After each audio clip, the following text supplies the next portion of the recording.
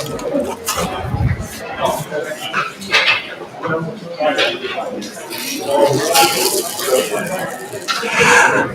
everyone! I'd like to welcome all of you to our UX German UPA room here at the Barcamp in Berlin, and I'd also like to welcome everybody who's watching us in the video stream online. All of that, what you see here and experience here, will be transmitted into the internet, so behave a little. And yeah, that's it from me. I wish you lots of fun here in Berlin and also online with our first session from Peter. Thank you. Yeah, thank you for sponsoring the room. So, I wasn't sure how many people would show up, and I announced this as a workshop. So I brought Post-its and Sharpies and cookies, and now we're sitting here sort of lecture style, so it's going to be interesting. But if you feel the need to grab a Post-it note or a Sharpie or whatever, do that, and maybe spread the joy, because it helps if you write some things down, probably. Okay? Actually, I'm going to just hand out some of these. You distribute them amongst yourselves, okay? Hop. Who's good in catching? Hop. Here you go. And one more. I won't throw the pens. Actually, I'll hand out some pens. Yeah. It's pens. Here. All right.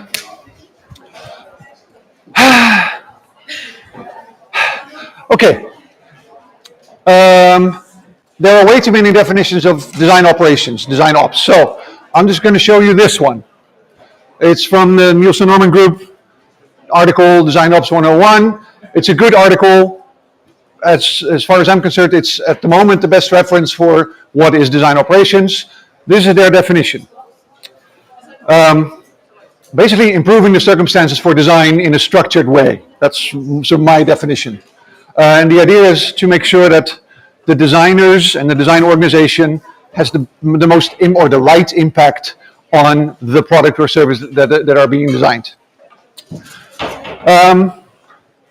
But the title is how to define and maintain a roadmap, and that means it's not just doing the work, it's taking a step back and thinking about how the work is organized, the work of improving a design organization.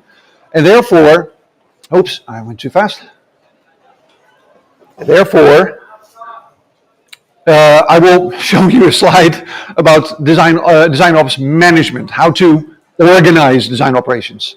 But first, I'll show you some examples of what design ops is, just to get a common feeling. These are mostly from what I did at Nero last year as their design ops manager. Design processes. Who here is a design process freak like me? Thank you. Yay. Defining design processes, standardizing them, documenting them, evangelizing design processes amongst others, measuring whether they're effective is all part of design process stuff. So that's an example of activities that are considered part of design operations. Collaboration. It could be tracking work. So whenever you do planning of work, maybe every quarter, or every half year, or every year, or every month, or every sprint, planning the work, assigning designers to work, tracking progress of design projects is all part of design operations. Determining when design needs to be reviewed and by whom and how that reviewing works. So making sure that the quality of the work is the right quality, making sure that the right people see the design before it goes live or before it gets implemented or even after it's implemented. Reviewing work can take many shapes and many forms, many sort of groups of people joining review sessions. It could be just designers or designers and researchers or designers and product managers or different combinations. It could be every other week or twice a week. It could be every quarter when you do a big review. You can build guidelines for when you do what kind of reviews to help your designers and others do it the same way every time, so you build up the muscles. At Miro, at some point, we built a bot that would track bugs that were being reported internally by designers. So this is Slack, the Miro Slack. Someone could post a message saying, "Hey, if I click on new board, it takes the new board takes on some standard. What is it? Has already been started. If I was on a board that was favorited, and I say I want to start a new board, it also gets started. Is that a bug or a feature?" Our bot would say, "Hey, you may have just been reporting a bug, so tell me which part of the product this is about, and if you've done that, which team or which exact component of the product this is about." And then a design manager who's responsible for that piece of the product would see it appear on this dashboard, where the dashboard will show how many bugs were being reported, how many are resolved. So this is the how many are reported and how many are resolved chart. So keeping track of bugs in a structured way is an example of design operations. Inviting presenters. I'll do this. This is Peter, and this is Peter Merholz. I'm Peter Boersma, so we do this. Inviting outside presenters to share their knowledge with your design team, so that everyone has shared experiences, shared terminology, and builds up a culture of shared experiences, shared terminology, to sort of make the team tighter, is part of design ops. Okay? All examples of design operations.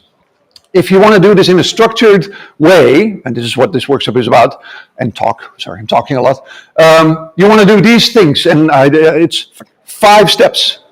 This is when I announced there will be 5 steps. These are the 5 steps. And I keep pointing there because that one went blank. You want to do an inventory of the potential improvements that you can make. All of them. Long list. And it's a continuously growing list. And hopefully you get to execute some of these initiatives. But you want to have a long list of problems and potential solutions that you then want to prioritize. Step 2. Prioritize. Make sure that important work gets done and urgent work gets done. And if it's both important and urgent, you probably want to start working on it today. Then you want to make sure that you're not the one just doing it, and that the right people are working on the initiative. So you need to distribute the work. Make sure that the right people who have some time on it, are on it, who have the right skills on it. If you're a process freak, you probably want to have process freaks, fellow process freaks working on the process definition. If you have like Excel wizards, you may want to have them working on the tracking bits. If you have someone like a nerdy type, a technologist, you may want to have them build a bot. So the right people on the right project. And then because it means a lot of people are potentially doing some of the design ops work during their time, you may want to coordinate it again. That's step 4. Coordinate it, make sure that they report progress, that they meet each other if they're working as a small team of volunteers in their couple of hours a week that they may be doing this. So you want to bring them back together, also to be able to show progress, and that's number 5. Measure whether the work actually has impact. Does the fact that the design manager knows how many bugs were reported about his piece of the product or his or her product, does that make them more effective? Does it raise the quality? Does it make the designers happier? So measuring stuff. And these are the 5 steps we'll be doing with 4 exercises in the next 35 minutes. Yay. So I've done the introduction to design ops management. Let's start with the inventory. And this is where I was hoping we would be sitting around tables and people could talk to each other in small groups. So I'm going to give some people cookies so they have their mouths shut so others can talk. Here you go, cookies. Pass them on to the back as well. Some. There's 4 more buckets coming. Here you go. Next one. Feel free to just take a cookie and then pass it on. Some to the top right there. Some to the top left there. Please take a cookie and pass it on. Whoop. Or throw them around. But the idea is to like even if you don't do it now, to start a long list of potential problems that need to be solved. What are the things that need to be solved in your design organization? How might we solve them? If you're interested in design operations, you maybe already have ideas of how to improve the situation, so you may have solutions. So come up with a long list, come up with potential solutions, and ask around. There's a whole design operations community by now. The biggest one is the Design Ops Assembly. They have a very active Slack community where people like us who want to improve the circumstance for design come together, ask each other questions, share resources and stuff like that. So that's this explore the design ops community because they may have ideas for your solutions, for your problems. Think of solutions and try to add a little bit of structure to it. And typically, and this is why there's the 3 Ps, typically it's like people, process, and something else, another P. We're not sure, but there's supposed to be 3 Ps, and these are how some other design operations people group their initiatives. I had 5 Ps, I think. Where are we here on the top right somewhere? People, process, practice, and promotion. Okay, promotion. Practice is like, how do we do this? Do we get training in what we do? Do we use the right tools and stuff like that? So different people have different groupings because the groupings match with their organization. So here's the first exercise, and this is why I've handed out the Post-it notes. Whoops. Try to write down a couple of issues that your design organization has. Maybe discuss them with your neighbors, and suggest initiatives that would solve those problems. I don't know what your problems are. I cannot solve them for you. Sorry. Maybe your neighbor knows something, or maybe you have ideas how to improve the situation for designers. If like cooperation with engineers is sucky, it's a real mess. Sorry. If cooperation with engineers is sucky, then maybe you want to start an initiative to invite engineers to your design reviews, or have beers together, or read books together. Those may be initiatives that hopefully improve the circumstances for design and designers. I'm not playing music, but I'd love to just play some music while you're doing this. So think of some problems, discuss them with your neighbor, and think of solutions, and see if you can add some structure. Like, is it a people problem? Do we suck at onboarding, or do our designers feel that they don't have career opportunities or stuff like that? Then it's a people problem. Is it a process problem? Is everyone doing things differently? Is no one aligned on how to do this? Do your product managers not know when to engage designers, or do they? So is it a process problem? Maybe it's a practice problem. Like we don't have enough people who can create animations. How can we fix that without hiring an animator? I'm going to just shut up for a minute or two and make you do this. Sorry, people streaming, watching the stream.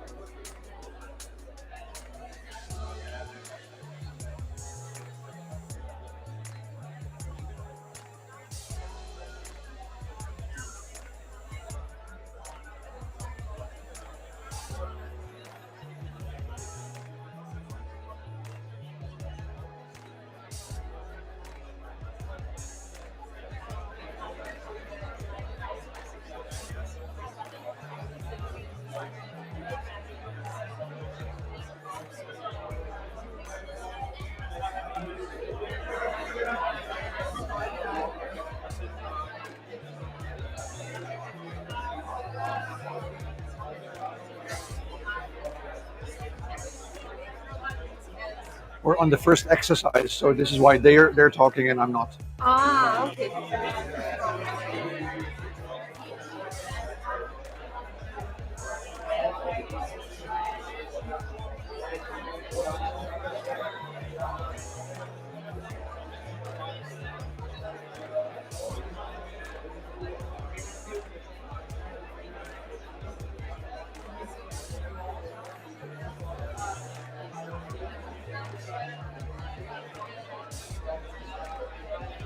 One more minute.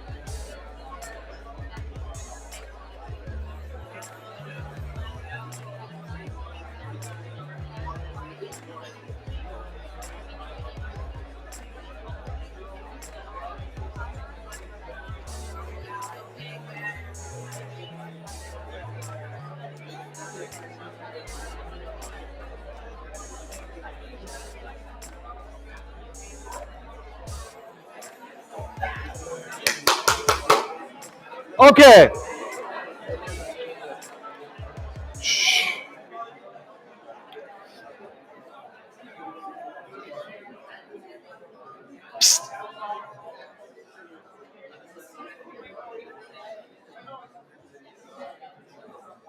Okay.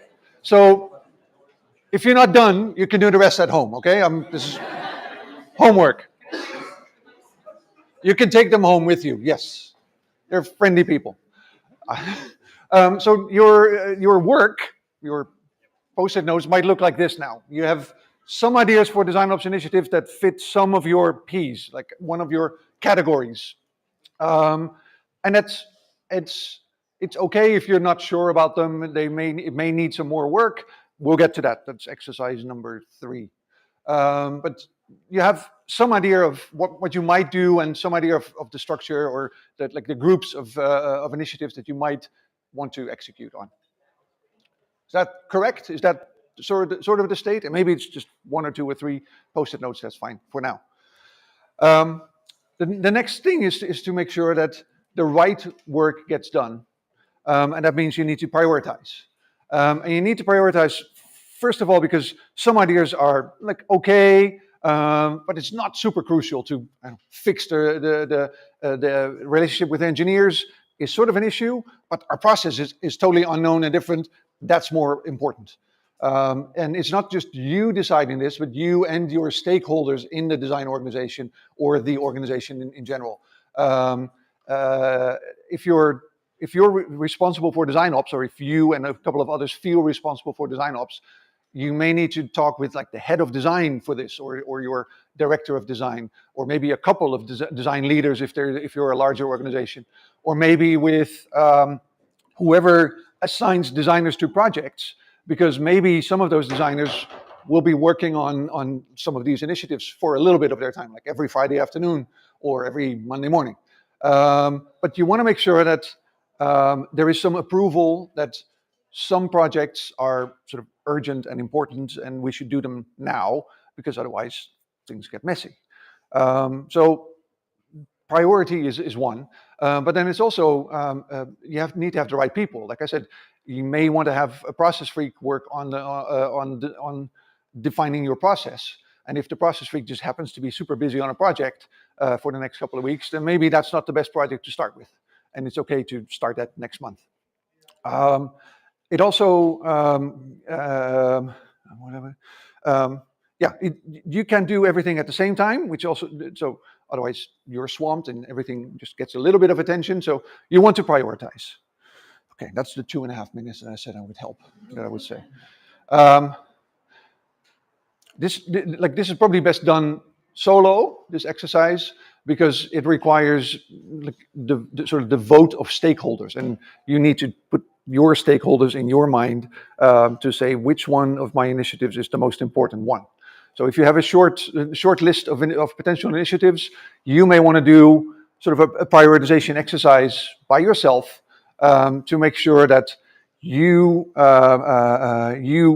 fix the problems in your organization, and like fixing those problems are your goals that I mentioned there. Fixing certain problems in your organization, certain types of problems, is your goal. So think of those goals, assign those initiatives to the goal. Like, does it support this goal? Does it support onboarding? Does it support building culture? Does it support improving the quality? Does it support speeding up work or something like that? Those could be goals. Do the initiatives that you have support those goals? Yes. If one initiative supports all three of your goals, it's a good thing to start with. So you may want to do something like this, where you have your initiatives that are part of the P's, and the P's don't matter at this moment, so the groupings doesn't really matter. But it does matter whether they support the goals that you have for your design organization. So you want to check, does this initiative support goal number 1? Yes. Does it support goal number 2? Does it support goal number 3? Yes, yes, yes. Good. Then it ends up at the top of the list. If it just supports one and not the others, then it ends up lower on the list. This is just a rough prioritization exercise. I'm going to give you a couple of minutes to do that, even if it's in your head. Thinking of the goals is already half of the exercise. But then, if you have time left, you can do something like this. Say, okay, which are the ones that we really should be starting with? And ideally, it's the ones at the top that you want to start with. Sometimes you just can't start with them. You may have to wait until IT does something so you can do your thing. Or you need to wait until a new head of design is hired, and before you start defining your process or something like that. So some you may want to do now, others maybe soon after that, and then there are ones that can wait until later. And later could be like in 3 weeks, it could be 3 months, it could be 3 years. That depends on how fast you can act. It's sort of the rough Kanban type prioritization. So if you can do this with your initiatives, first mapping them to goals that you want to, that you have, like larger goals that you want to have for your design organization. See which ones support those goals best. They end up at the top. And then say, well, I think we can start with it right now, or maybe we need to wait a little bit. How many minutes do they say you have? 7.5 minutes. I think I'm going to cut it down to 5, and you can do the rest at home. Again, okay? So try to come up with something like this first. What are the goals in my organization? Oh, sorry, step 1. What are the goals of my design organization or your larger organization? Rank the initiatives based on whether they support those goals, and then see if you can start building a sort of rough timeline of this. We can start right away. Some things can wait a little bit later, and some can wait even longer. Okay, you end up with something like this, and this is why the post-it notes and the paper and stuff like that are there, or there's no sheets of paper. So you may need to do some of it in your head or on your phone in your notes, or on a small new post-it note. There's more post-it notes. Start, go.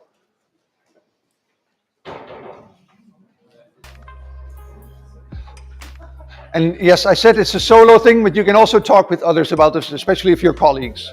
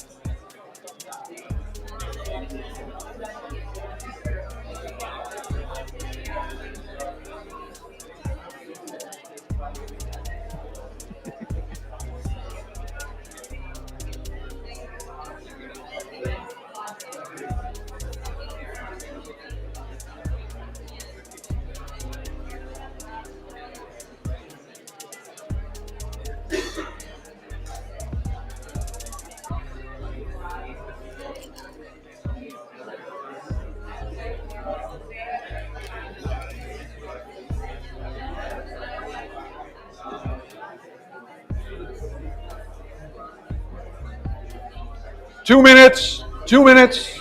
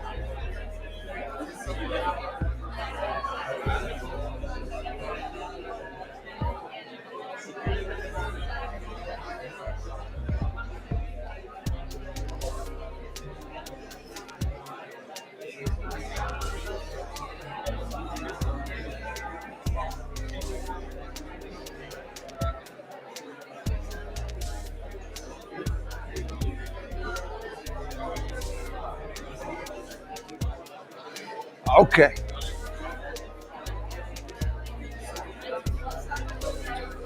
Okay.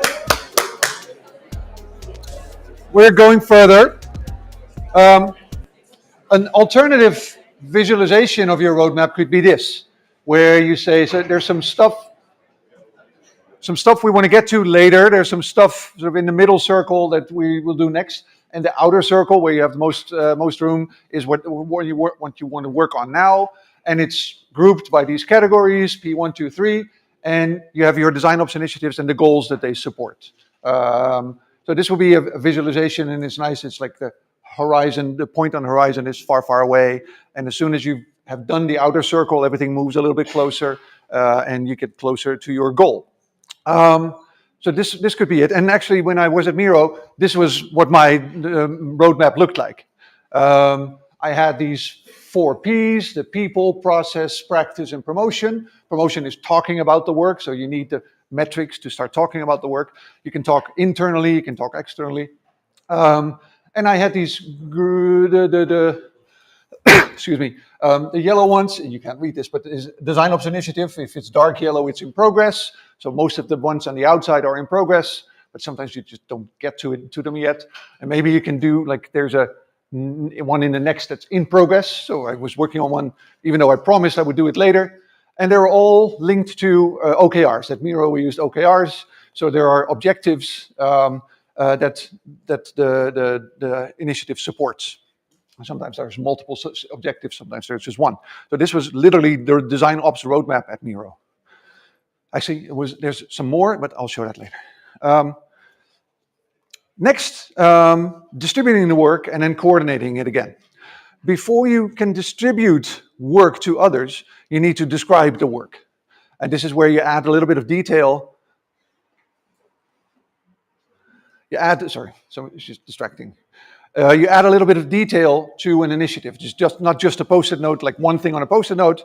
You describe the work a little bit better, so you can tell others about it and get the right team involved. And to get the right team involved, people probably need to volunteer, and then it helps if you have a description of your project. So you need help. You want to also give others a chance to contribute. Maybe it's part of their development project to start working on some initiatives for the organization.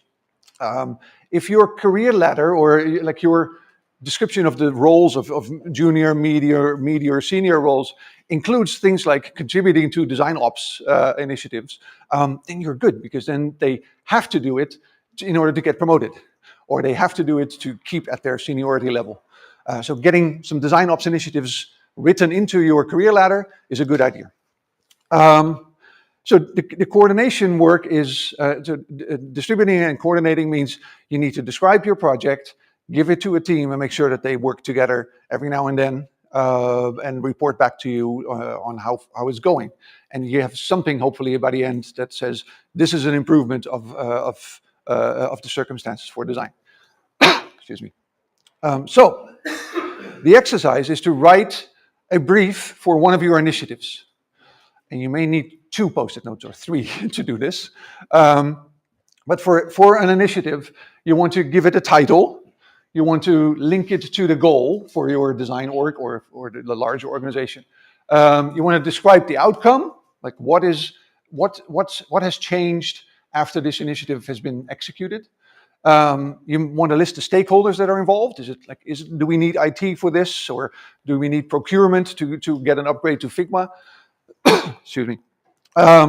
You may want to suggest a team already, or at least roles that you want to have involved in this initiative. But probably you already have some people in mind. And then, as the design ops coordinator, you may want to suggest how often they meet, or how much time they have, and stuff like that. So a little bit of expectation management of how the project is going to go. Here's an example. Sorry. The bugs thing that I mentioned, like the idea is to route design bugs to the relevant team. The goal is to improve recovery time. Recovery time means we made a mistake, how soon can we fix it? And bug reporting helps you with discovering that there is a problem, and routing it to the right team means you can recover faster. The outcome is that the design team can fix bugs in their designs faster. That's a change in the behavior of the design organization. The stakeholders could be design leaders and maybe the quality assurance team, because they may have ideas on how to report bugs or deal with them in general. They may already have a system for this. They may want to have the design bugs in there as well. And maybe you need IT to help you set up a bot if you think that might be the way. It means you already have an idea of how to solve it. Ideally, you don't, but okay. Let's say you do. The team could be Tom, Dick, and Harry, and the coordination is this team meets every Wednesday morning. Morning? Yeah, every Wednesday morning. Done. So pick one of your initiatives, try to add a detail like this to one of your initiatives, and you're basically writing a brief for the team that you think could be solving your problem through this initiative. I will give you 2 minutes. Chop, chop, chop, chop, chop. There are more post-it notes if you want. Who needs more post-it notes? No? Good.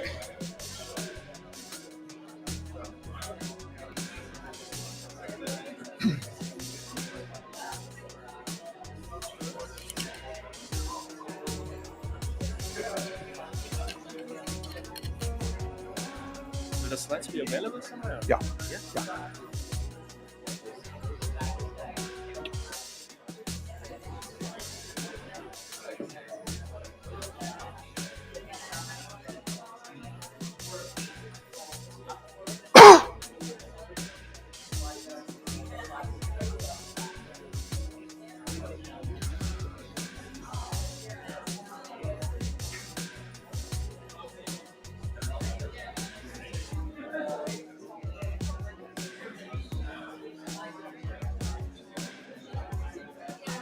1 minute.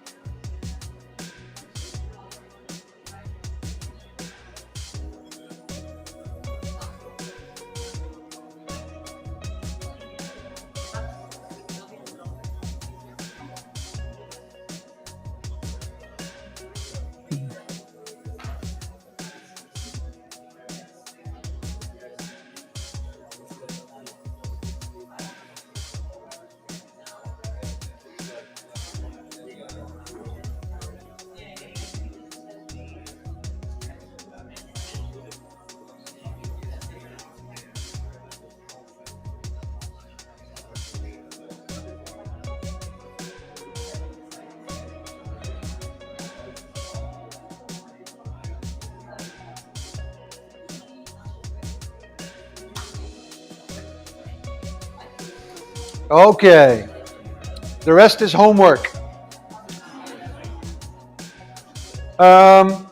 Step number 5 is measuring impact and also talking about the impact that you've created by executing design ops initiatives. There are 2 types of metrics that you may want to be working with. One is metrics for your design organization, for the team.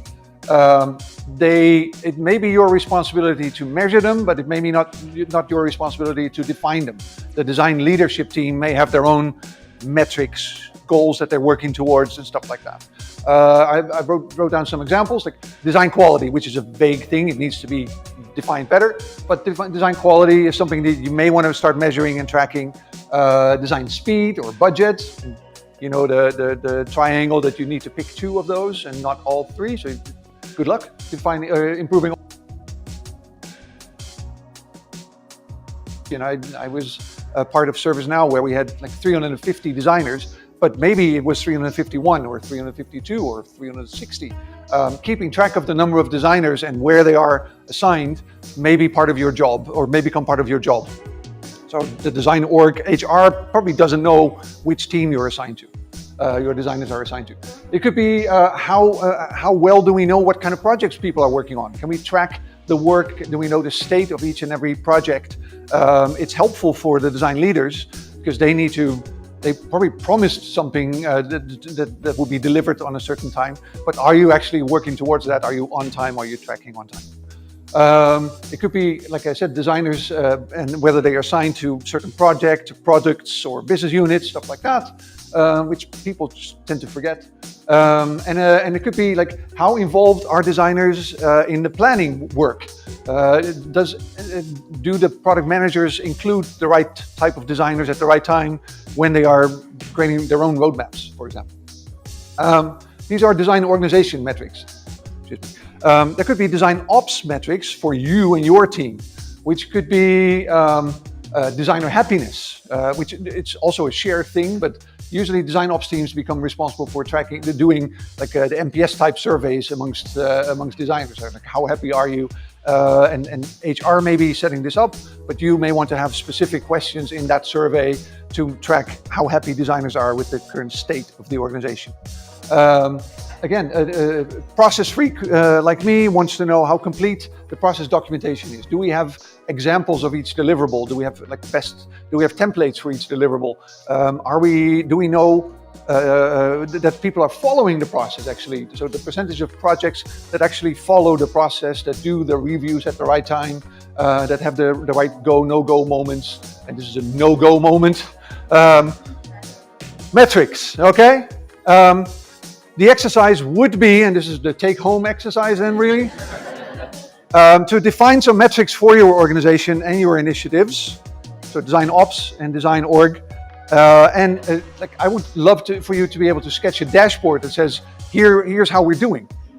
And the dashboard could actually look the same as, or it could be something like this. Which metric are we tracking for which initiative? And it could be, you could reuse the same thing, but then the pink ones are the metrics and maybe even the state of the metrics. So 50% of all of our projects follow the process. But we want to get it to 75% in the next 3 months. Is our initiative actually helping there? So it may look like this again. This is what it looked like at Miro. I think there's very little time officially for question and answers. If someone has a very urgent question now, oh, you.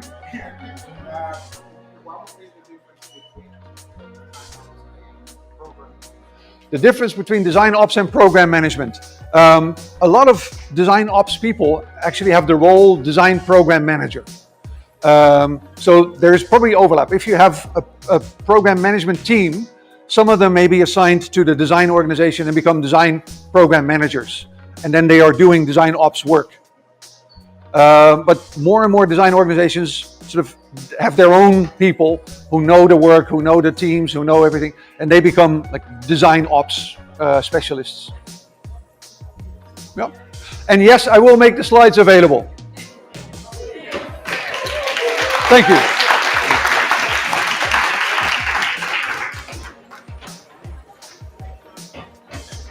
You're welcome. Pens, post-it notes, pens and post-it notes. They're not free, people. Thank you.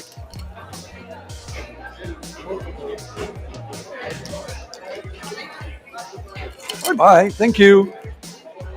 Thank you, sir. Yay. Hey, good te zien. Ja. Goeie talk. Dankjewel. Dankjewel.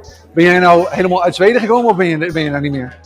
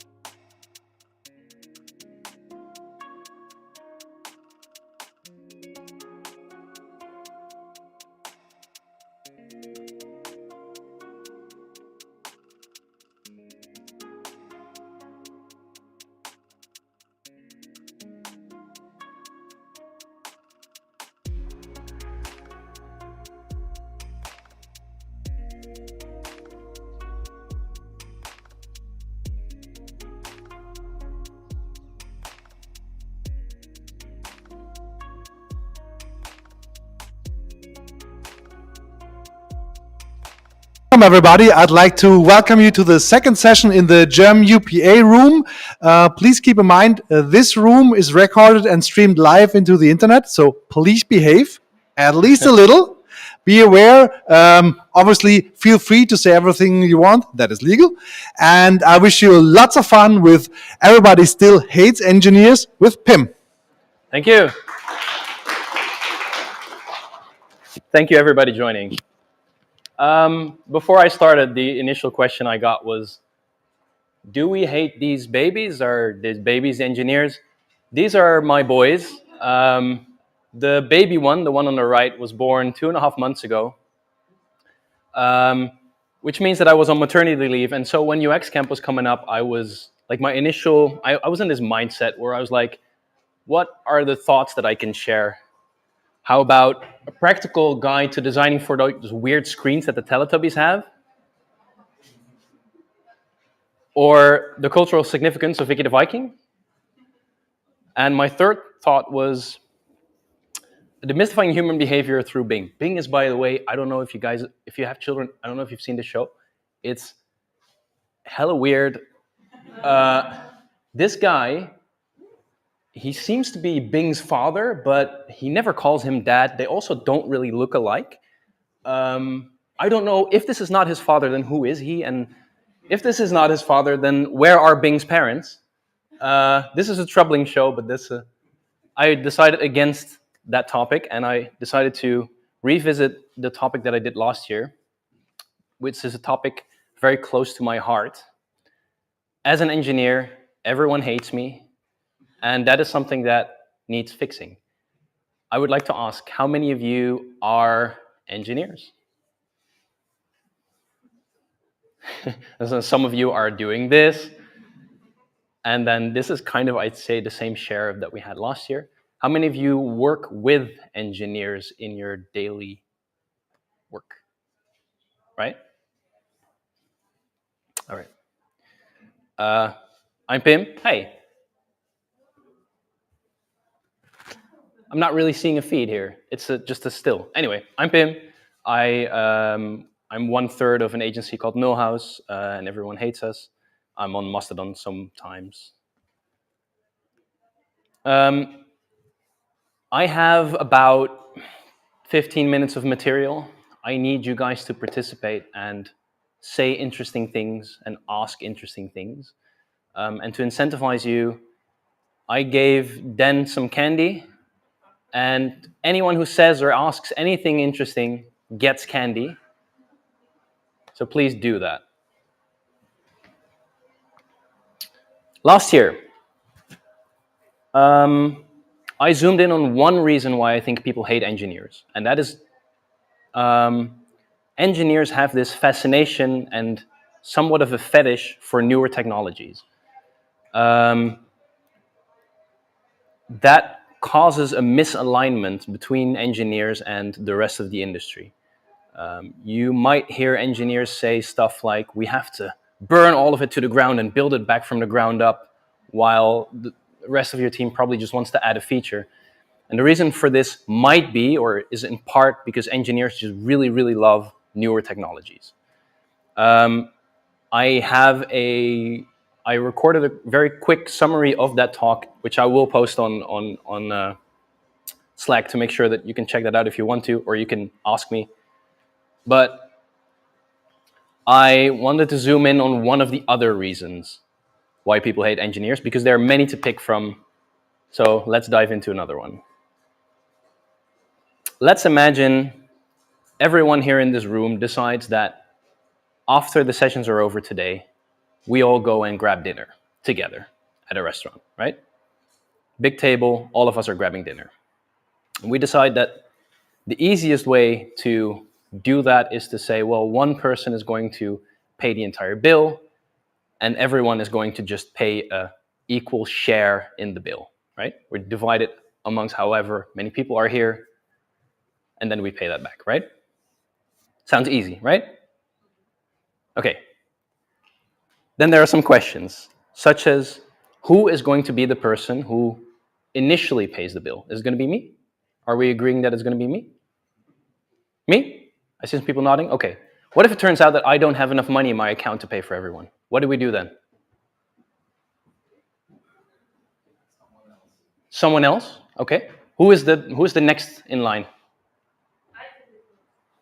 Okay. You'll be next in line, right? Another question is, we have quite an international audience. For Germans, if I pay up front For Germans, it's going to be very easy to do a bank transfer to me and pay their share. But what if there are people who don't have like a euro bank account and perhaps it's more difficult for them to transfer money to me? How are we going to solve that if that is the case? In cash, okay. Do we have a backup for in case that person does not have cash? PayPal, okay. PayPal has fees associated with it. So who's paying those fees? Am I paying those fees, or is that person paying the fees? Is that person paying €2 extra because they're using PayPal? Okay, that's a good one. So what if we use a different payment method that does have a fee attached? Who is paying that fee? Is that the person who is using that payment method is paying that fee, or are we all sharing that fee as well?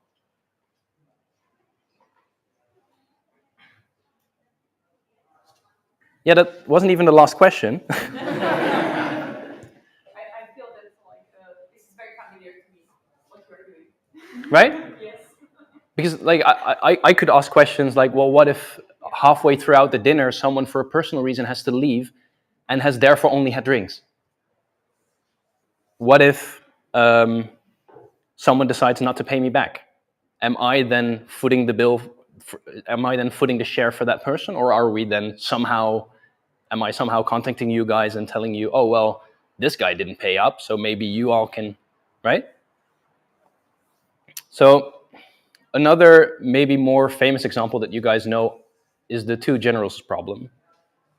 The situation here is there's a fortress in the middle and there are two armies on each side of the fortress. Those two armies are combined strong enough to take the fortress, but individually are not strong enough to take the fortress. Individually, an army attacking the fortress would lose, right? What naturally needs to happen is those armies have to coordinate on when they are going to attack the fortress so that they can attack it both from both angles and they win, right? So how would these two armies coordinate if they're in this kind of situation where the only thing that they can do is send over a carrier pigeon to send a message to the other party? What do? We have two armies. All that they can do, they have to coordinate their attack together to make sure that they're successful. All that they can do is send a messenger pigeon to the other side. So what do? Come on, guys, candy.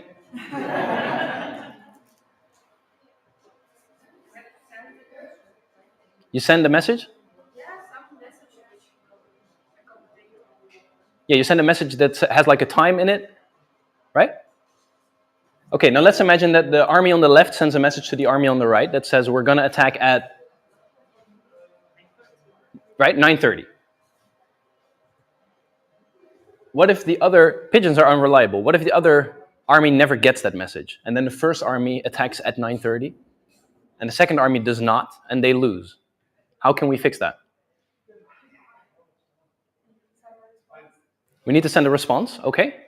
So the second army sends a response back that says, I've received your message and we will attack at 9:30, right? But what happens if that first pigeon makes it over, but the second pigeon does not? What happens then is the first army says 9:30, the second army says, we agree, we'll attack at 9:30, but the first army never receives the response. What will happen is the first army will go, we don't know what is going on, so we'll hold, while the second army says, we agreed to attack on 9:30, so the second army will actually attack and lose. So how do we solve that? What do we use? Multiple pigeons? We send 5 of them, yeah. That mitigates the risk of them getting lost a little bit, but there is always the scenario where all of them get lost. Yes, it's becoming less likely if you send more pigeons, yes. Dan, give people some candy, man. So my question is, great attempts should be appreciated. Yeah, definitely.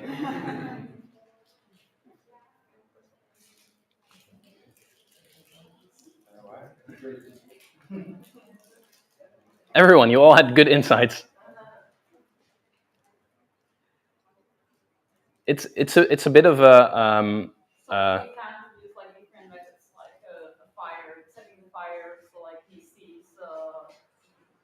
Right. smoke or something. Problem persists though, because problem persists because you don't know whether the other person saw your smoke signal, the other army. Unless they send a response, but then again, you don't know whether they actually received that response on the other end. I feel like like you need to accept some risk. You need to accept some risk? Yes. All right.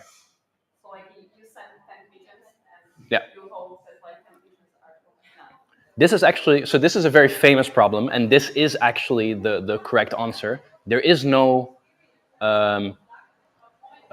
protocol that you can do here that will mitigate all risk. You have to accept some risks. And there are different solutions to this problem.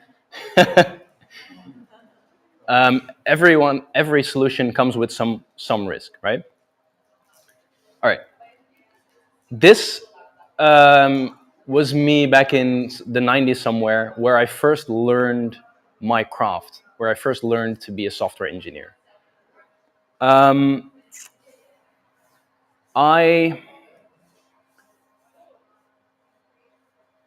The first thing you learn when you become a software engineer is to write code, right? And writing code is what some people think is all that engineers do. And it is what I thought is what engineers did when I was this age. It's the first thing you learn, and writing code is what you're actually doing by writing code is you're explaining the rules to the machine. Writing code is explaining rules to a machine, right? What I found in my career is that actually that's a very small fraction of the job. A much larger part of my job is figuring out what the rules are, is solidifying rules, right? The thing is, the two thought experiments we just did, where we all went on a dinner and then we all tried to take a fortress, right?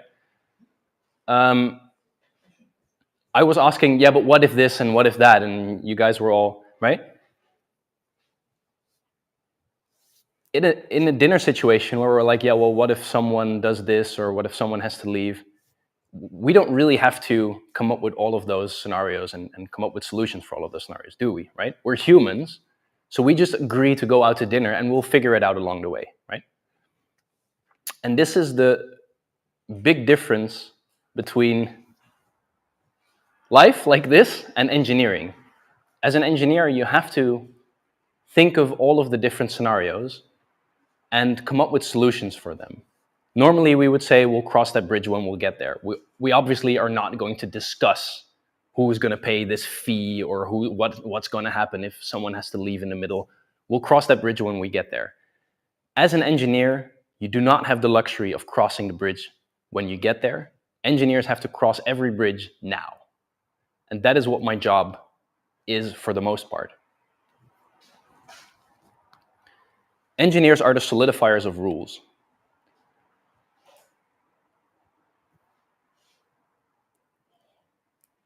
If you're dealing with machines, you don't get to be vague. You have to be extremely specific. And that is what our job is. To take the vagueness that we have in our normal human interaction, to take the vagueness that we get from designers, to take the vagueness that we get from business and everywhere, and solidify them into very specific and concrete and testable rules. And so engineers love rules. I think this is very, this comes very natural to me. If you don't learn to love rules at least somewhat, you're not going to become an engineer. You're going to make a career switch. Being an engineer means you have to learn to love rules. And engineers do love rules.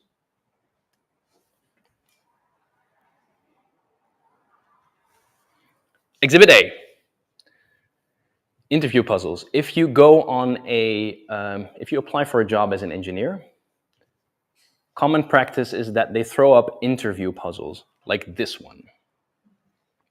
Write a function to detect cycles in an undirected graph. Now, I think these interview puzzles,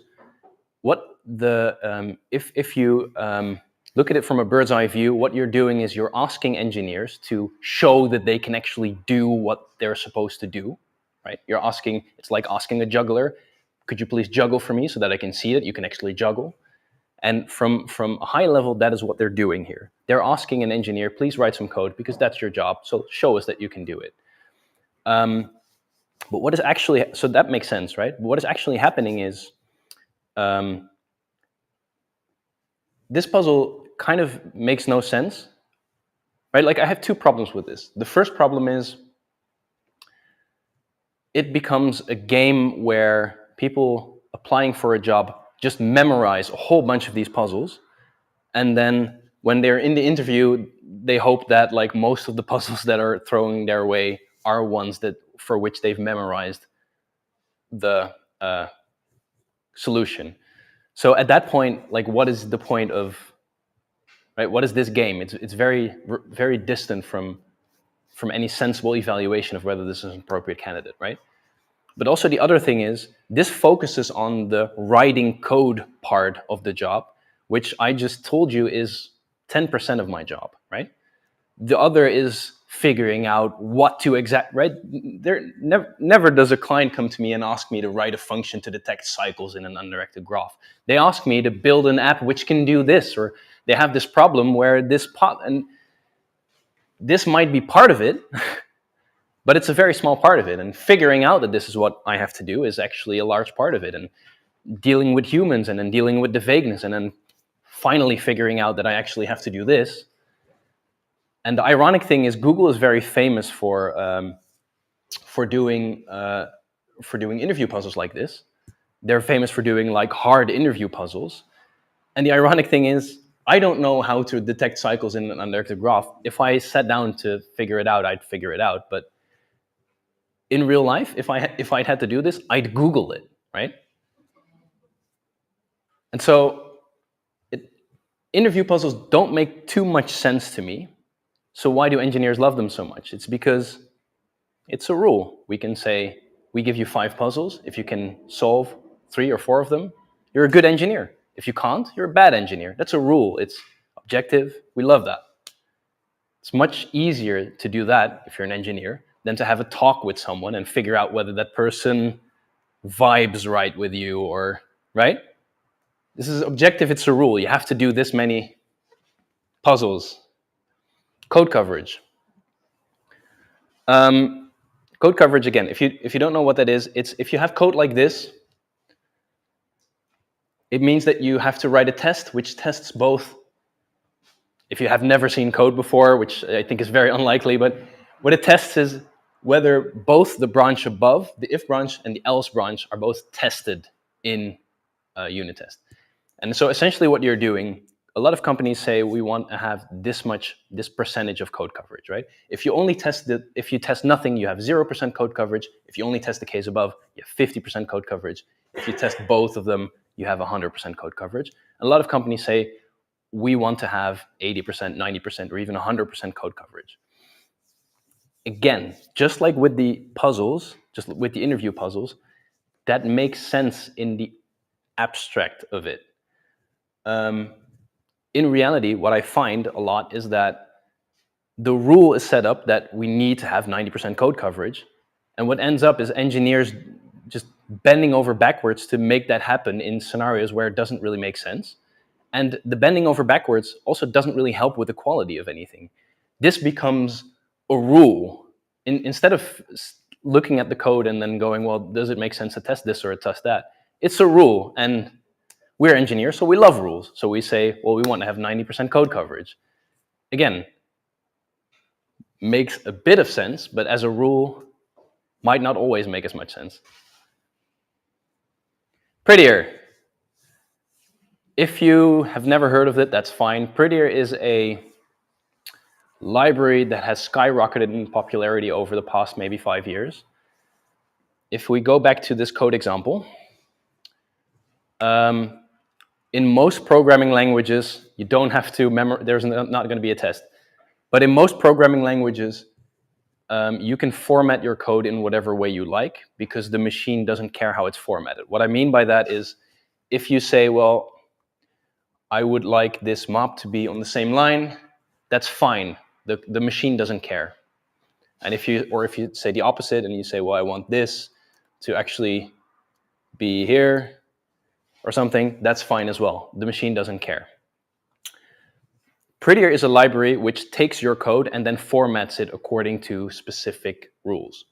And some engineers love that because they don't have to think about, well, would I rather have this on a new line or not, because it does the thinking for you, and that's fine. However, a lot of projects now have branch protection. Again, it's not going to be on the test, but a lot of projects have branch protection, which means your code must be formatted according to the rules of Prettier, otherwise it gets declined automatically. Makes no sense, because there's no loss in quality in formatting your code differently, but it's a rule, and engineers love rules. Last example that I have is Bitcoin and smart contracts. Now, there are people interested in Bitcoin and in cryptocurrencies and smart contracts for a variety of reasons. But one of those reasons is that they are like regulated by rules. The idea of like Bitcoin and a lot of smart contracts, like the idea is that complicated financial systems and essentially a central bank or mortgages or insurance policies, the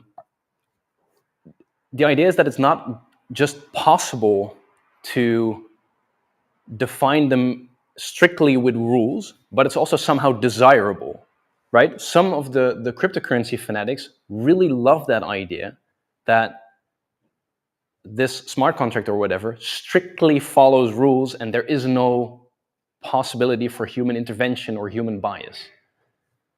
Having worked in the financial sector, I think that's a very bad idea, but this is what, for some engineers, what draws them into Bitcoin. It's that it's strict rules, it's strictly non-biased, and it's predictable.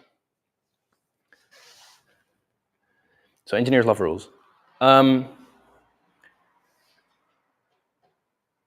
So in a way, this is an asset, right? Like in a way, over the past 16 years that I've done this work professionally, I've learned to ask questions like I did just now, where I'm like, yeah, but what if this and what if that? And that is my job, to ask those questions, to figure out all of those scenarios.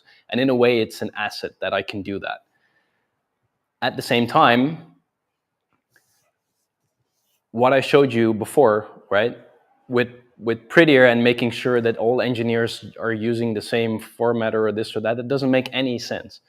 But what happens is, because engineers because engineers love rules, because we're good at that, we try to bring that over into other aspects of our work. We try to come up with rules where if we just abide by these rules, then our projects are going to progress in the correct way. We try to come up with rules, and then if we just follow those rules, then this process is going to, like our communication with this party is going to go well, or that there are going to be no bugs, because if we just follow those, and we're trying to come up with rules even though we're humans and we're supposed to be able to cross the bridge when we get there. Engineers end up tending to see the world in the terms of rules, which again can be an asset, but it's very often, I think, one of the reasons why people hate engineers. That was my material, and there's a lot more candy to be earned. Any thoughts and questions? Let's go. Yeah, I have to do it objecting against Yeah. your case study with the Prettier. It absolutely makes sense. I tell you why. Because you just take, before there were these libraries which could format the code. Yeah. I've been through that the team always is not on the same page on how to format the code, and then you get you always have this discussion, and you have edit wars, and you lose a lot of energy just discussing this petty thing. Yeah. At the moment you say, okay, you just format the code like this standard that Google came up with, or whatever. I don't care for it. Just say, okay, we don't have to discuss this anymore. Just now we can concentrate on what really counts. We don't have to discuss the petty things. Yeah. So and I see, and the point here is, this rule is reasonable because it prevents you from wasting energy on stuff that is just unimportant. Like you mentioned, the format of the code is unimportant. So Yeah. let's not discuss it. Let's just fix it and then now go on to the things that really count. Yeah. So because you have no microphone, I'll try to repeat what you said and check whether I'm saying makes sense. So what you're saying is that Prettier works because before engineers were wasting energy discussing formatting of code, whereas with Prettier there is no option to argue over the formatting of code because there are rules for it. I've never really argued with people over the formatting of code, even before Prettier. And we're getting a little bit sidetracked now, but in my opinion, if you find engineers who will argue over stupid things like this, you should fire them. I really mean that. No, I really mean that, because the thing is, if you have engineers who fight over trivialities, over nonsense, Prettier takes away one thing that they can fight over, but they can still fight over other stuff. If you really have engineers who will waste that much energy on formatting, those are not the people you want to have working in your. Those are not the people I want to have working in my company. So, if you really need Prettier, I feel that you have a serious problem in your company culture. No, I don't think that you have the serious problem. I mean, you still have the thing that you have a team of multiple people. They are working on that stuff, and I have to format my code somehow in my editor. But what I don't want to have is this unintentional edit war that each time someone opens some file and then you have some arbitrary formatting rule in this editor, and then the code changes all the time only because the formatting changes. And the moment you fix this, you don't have this problem.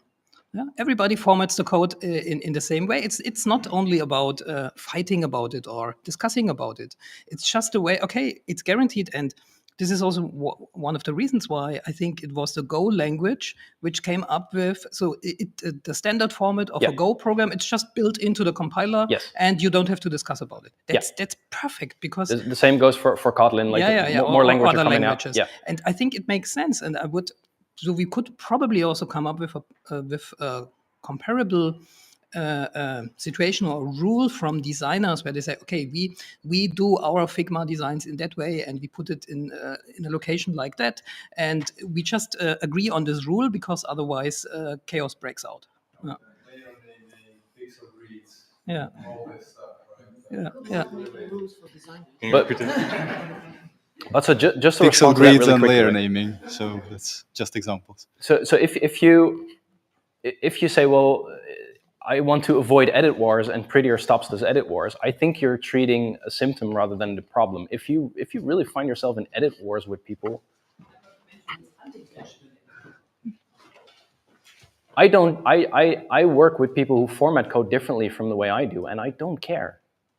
I'm trying to build apps that work and that continue to work and will still work under load. That's what I'm focused on. I really don't care how people format their code. I'm never going to edit your code because it's formatted differently from mine. I don't care.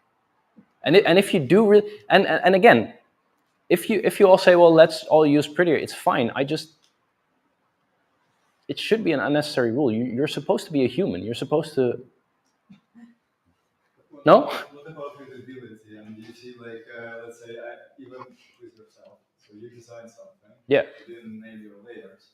Few months has passed, you come back to it, you're like, what have I done? You know, some kind of common decency or hygiene. And this is really good, and you should have some candy. So yes, so this works the same if people are working in Photoshop and they're naming their layers, right?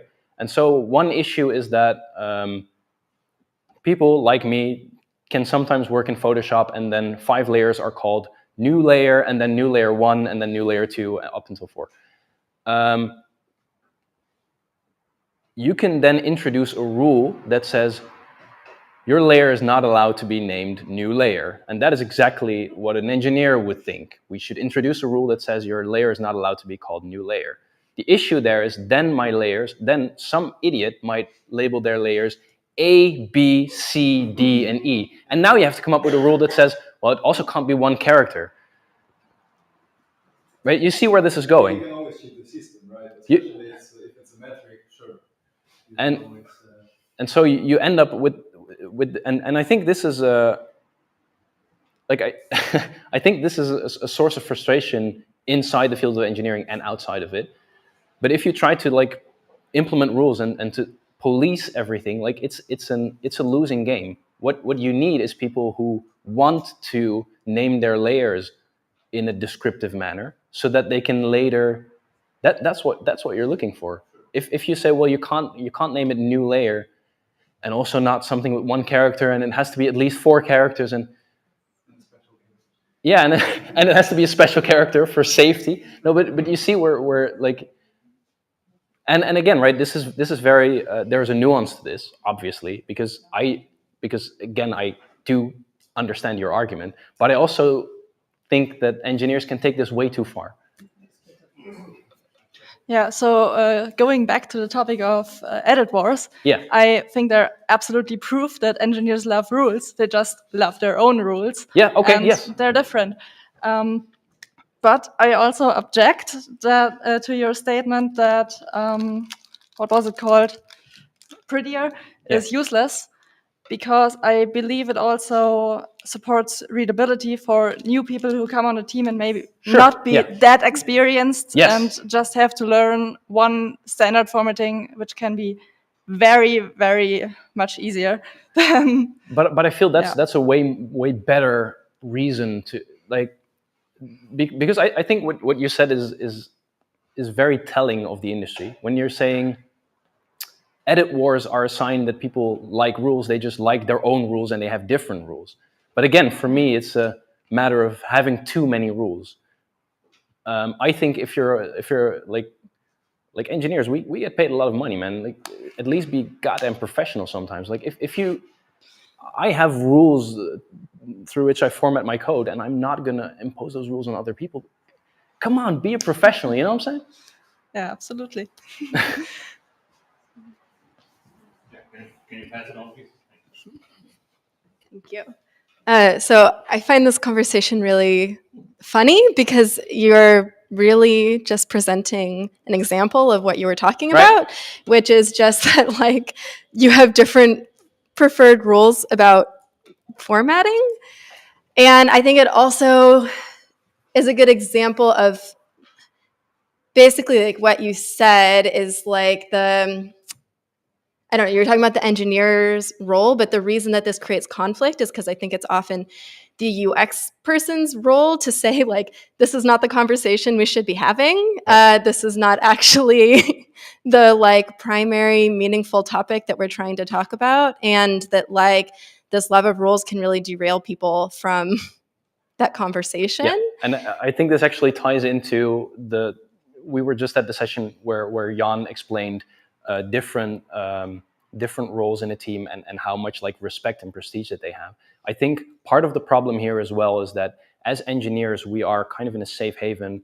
We don't really get objected to that much, so we often find ourselves having edit wars without people complaining about it because we have that level of respect that we don't really deserve, but we have that level of respect where people are just like, okay, well, if they're doing that, apparently that needs to be done. Does that make sense? Yeah, I do think that's part of it. But my question, or the thing that I wanted to ask or say, I don't know, I had a conversation sort of about this with one of the most difficult developers on my team, I'll say, because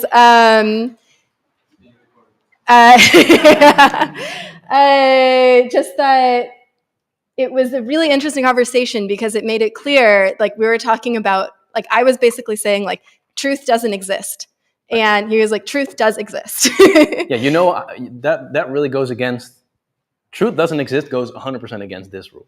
Yeah, right? Exactly. But like, I think that UX people generally really love systems, and there's a belief that things can be incorrect, but there isn't really a belief that things can be correct, right?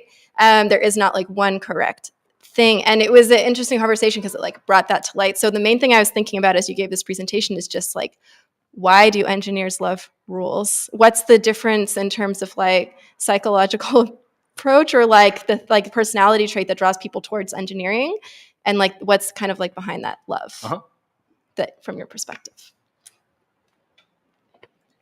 Thank you. I want to add something to this. One thing about rules is not that I'm an engineer, by the way. It's not that I love rules. It's about I get designs and I have to implement them. Yeah. And they have no error cases. And I have to ask, what if there's no internet connection? What if the user makes a mistake, etc.? And I have to make clear, thank you. And I have to make clear to the designer that if I implement it now and you are changing it this later, you will throw away money. And you have to tell the product owner that you throw away that money because you didn't want to think of the error cases now. Yes. And this is pretty important for us. Yes, and this is also this is a problem. Last year I was discussing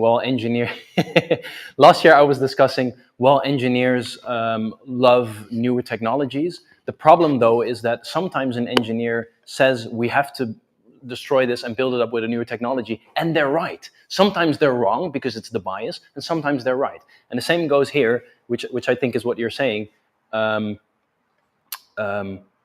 Sometimes as engineers we come up with silly rules that are not really productive, but at the same time we have to, like, at the same time coming up with rules and solidifying them is our job. So, right, and we have to figure out when we are making up rules that make sense and when we are making up silly rules. But so that's the problem. We can't just say, well, engineers should not do any rules because it's a job. I agree. That's the hard part. Let's go. Talk, people. Yeah, I would like to get some positive outcome of this discussion. Like, you already have some candy. Go. I have a lot of candy, and a lot of what you said is very familiar. And I have the feeling I hate engineers most when they're right. Like when I say I should have thought of this, and I was wondering what can we do to make them more lovable. I think it's not all their fault. Do they need to change? Do we need to change? Do you have any thoughts on that? I honestly feel that. So it kind of touches upon what we said. Like I feel one of the problems with engineers is that we are. It's great that engineers hardly ever get fired, and that's good because constantly fearing that you might get fired sucks and it doesn't make you productive. At the same time, engineers sometimes are just too comfortable, and one of the things that I feel like engineers don't do enough is to kind of respect that you, like, come on, you're getting paid 150 euros an hour, do your job, and mull over nonsense in your spare time. And I feel that that's something that engineers are not really, like, yeah. Does that make any sense? Like, I feel like a lot of engineers are just, and this is also partially because, did you see the kid that on the screen just now was like 7 years old? Writing code was his hobby, and now it's my job. And that's great, but like the pitfall there is that you continue to treat it as a hobby. So, right? Whereas you should become a professional. You should, right? Does that make sense? Yeah, I guess it does. But I think there's many different types of engineers, and there's also many different types of designers, and some are also very difficult to work with. So I'm not sure it's like the general problem with engineers or culture problem, for example. If you're too comfortable in your job and have to do it, I think a lot of these rules, they don't even come from engineers, they come from management, and then they do their best to make these rules foolproof. So I don't think all the blame is on the directive. Thank you. So I'm a UX designer, and I actually really enjoy working with engineers. Nice. Because you have always so great insights when talking to you when reviewing any wireframes or something like that. And I'm wondering, what's your number one tip when working with engineers? Finding the right ones is the number one tip, I would say. There is definitely, I feel that I'm just more palatable as an engineer now than I was 10 years ago. If I look back at my career, I'm like, well, I got into fights that made no sense. So I would really hope for people to work with the me now rather than the me 10 years ago. So that would be my number one tip is find the right engineers. What can really work is if you have engineers who find it difficult to be palatable, pleasant engineers. In some companies, there's the one engineer on the top who is good at that, and there are engineers at the bottom who can be managed by this engineer. But if you have an engineer that you really detest working with, right, it makes sense to kind of maybe shield that engineer a bit and maybe give that person different responsibilities. Because I feel like it's a personal growth thing, and I don't think you can force that out on someone from the outside. Yeah. For me, it was a personal growth thing, and I just needed the years. Go, and Candy. Yeah, can I? Oh, go. Yeah, sorry, I have questions. So, like, I have two questions because when I mentioned that I can relate to what you've been doing during the dinner example, Yeah. That's something like we are having all the time, like solving all the issues up front. Yes. And coming up with all the minor cases that are possible. Yes. But in the end, like, okay, so we are having these complicated discussions. We are overcomplicating the original solution because of like these small cases that like might happen, but maybe not. But what if? And in the end, like the solution is complex, bad, and when they like launch it, I find another really huge mistake. Yeah. Because like we didn't think about all the ifs possible in the world. Yeah. And like maybe like if they would launch it much sooner, we would find that one thing and not like and not overcomplicate the issue. But but you mentioned that like you need to do that for the machine to work. And the question is like, where is the balance, and like what can we do? So I think like, for example, maybe agile is a response, I don't know. But like really these discussions about like what if in the smaller cases, I am like, that one is not very probable to happen, and if it happens, I'm okay to accept the 404 for this case because I need that work for majority. Yeah. So I don't have an answer to where is the balance, but I agree that there are pitfalls on both sides. As engineers, we try to figure out what are the rules. We try to solidify this because we want to avoid the case that you just mentioned, where we build something that works for 80% of the cases, but then the 20% means we have to change everything that we've built before. Mm-hmm. As engineers, we try to avoid that. We try to go, well, let's at least think about that 20% in advance so that we can, while we're building the 80%, take into account the stuff that needs to happen. So there's a pitfall in not thinking ahead. And at the same time, as you mentioned, there's also definitely a pitfall in thinking ahead too much, because then you sit in a room with a couple of people and you come up with this product, and then you launch it into the world and it doesn't work in the real world, even though you've thought of every case. But again, in the real world, it works, but it has another bug. Yeah. Like a normal if bug. Yeah. That someone didn't think about.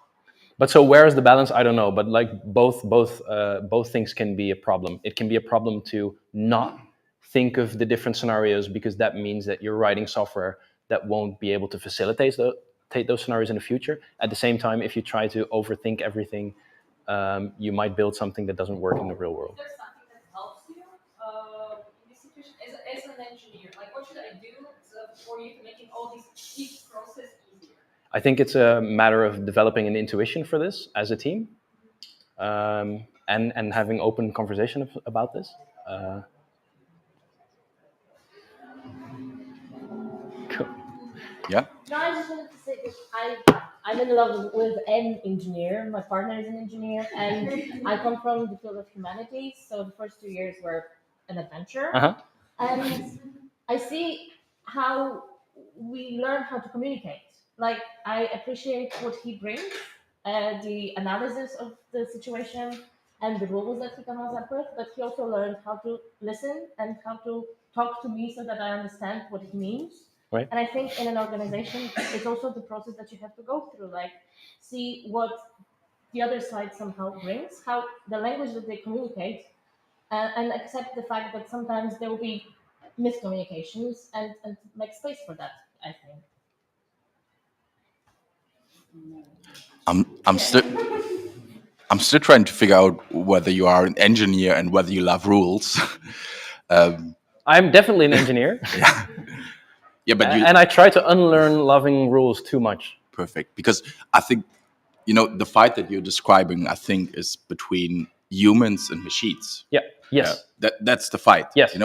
As humans, we don't need a lot of rules to function, to work, and machines need every rule. Otherwise, they can't actually work with us. That's the thing, and I agree. Yeah. Yes. So it's a human machine thing, and then as an engineer, you are in the middle of those two. Yeah, and I hope the point was to, okay, a good system is always a system that is described with less rules, right? Yes. Yes. In general. Yes. So, okay, thank you. Go quick, last one. I work with engineers who love rules, but I work also engineers who doesn't love rules, and this maybe sucks sometimes.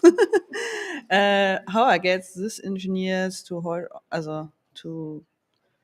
be aware of the rules, because when we make a QS and see, there's a mistake and there's a mistake and some funny mistakes, how can teach the developers and engineers to take these rules. I don't have the answer. I think what you said is, I think the answer we're all looking for kind of hints towards what you said, where you said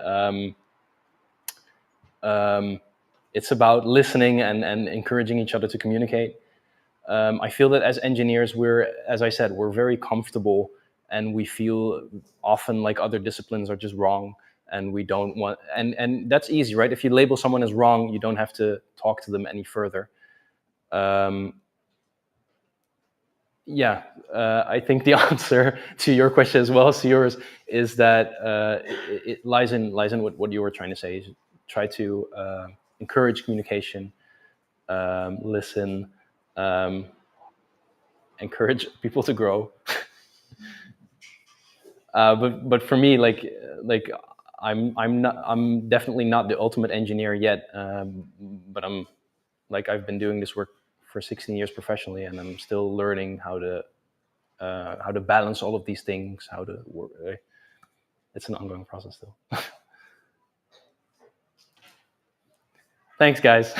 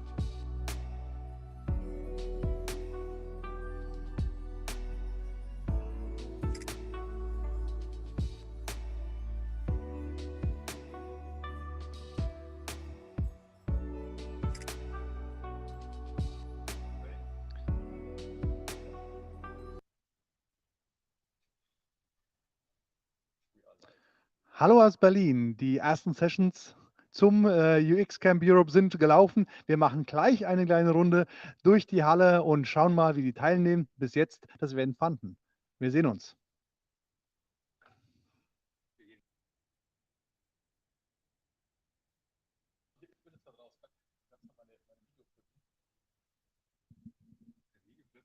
Also wir sind ja live und deswegen noch ein paar kleine Anlaufschwierigkeiten hier, wie wir den Live-Check kriegen. Also. Ah, das Spiegel. Ja, Spiegel kriegen wir doch auch noch hin. Nee, das Spiegel kriegt bei dir nicht hin. Also, Thomas ist gespiegelt, alles gespiegelt. Oh. Okay. Nice thing is, you can remote control Thomas. Maybe if you can see the. Oh, perfect. Great. So. Write down your who should Thomas to talk next to write it in the chat. Okay, so just follow me and we'll take a tour through the auditorium.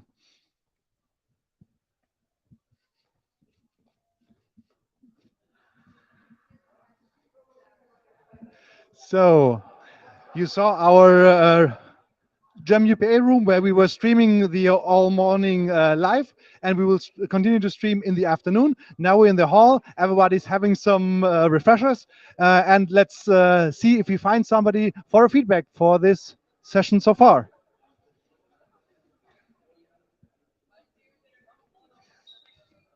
So just trying to grab somebody. Hi all. Would you mind if I just disturb you for a second? I hope you had fun this morning. We are streaming live now in the German UPA. So just asking for some feedback. What did you attend, and what do you think was about the event so far? So if you may. I attended the screen reader session where we just experienced like firsthand the screen reader experience on iPhones. Was super cool. I mean, also pretty challenging. And then SEO keyword thing, also super cool. I was surprised how much knowledge these people share. Just like here, there for us. That was pretty cool. So found similarities between UX and SEO. Yeah. Right. Yeah. Wow. Yeah. Awesome. Great. Sounds interesting. Thank you. Then over to you. What's your name and what sessions did you attend? I'm Zuzia, and I was on ritual designing. That was so fun. That was about the value of designing the rituals, and also in Word, but also for users. So that was really interesting and fun, as I said. And also I was in the talk about sci-fi interfaces and how they impact on our current designs, and that was really also fun and interesting. Yeah. Your first time at the conference? Yeah, I am. This is my first time. Okay. Thank you. Enjoy. Thank you. Enjoy. So next up. It's also my first time, and I would like to say that it's amazing. I'm like surprised. Even food is amazing, and thank you very much. And I was on a session about artificial intelligence, like ChatGPT, using it in user experience. It was really interesting because I think that I finally understand how the AI works. So Okay, yeah, great. because it was really well explained. So good start in the conference then. Okay. And then I was in session about sustainability in UX and how could we apply sustainability in our work, and it was really practical. So I'm really excited about other sessions. Sounds awesome. So enjoy the rest of the conference. Hope to see you in a session, and we'll continue our tour. Thank you. Enjoy your lunch. So I think we'll have to look a little bit outside, because due to the great weather, people are standing outside. You can see our the sponsors booth. There's IBM. Hi. And yeah, we'll just take a tour. As you can see, food was there, but everybody grabbed some, so nothing left anymore here. But the outside area is awesome. So let's have a look if we find somebody there, and I hope you can follow me. I try to walk backwards without falling over. So, and let's have a look. And I think I saw some people. Follow me, yeah. Hi all. Are you okay with just having a short interview for our live stream? How awesome! Thank you. Just wanted to know, yeah, what did you attend? What did you find good? What did you find maybe not so good? So just some open feedback. Feel free to, yeah, say everything you'd like about the sessions. Okay, so Oh, okay. we were here last year, and it was we never been barking before, and it was like a very nice experience. So what makes us coming again? And we thought it would be like totally disorganized, but it's really very well this the structure and how everything works, and like the designer way of saying just trust the process, and it's gonna be fun and nice. Great. Maybe your name for everybody in the stream. So. Simone. And you're from? I'm from Brazil, but I'm working here in Berlin at Zatu. The video streaming TV thing. Yes, awesome. We are all from Zatu. You're all from Zatu? Oh, okay, great. So thank you for the feedback. Enjoy the sessions. So maybe as people are queuing up for the food, they can't run away from us. So I'll try to find the next one to talk to me. Maybe just your name and where you're from.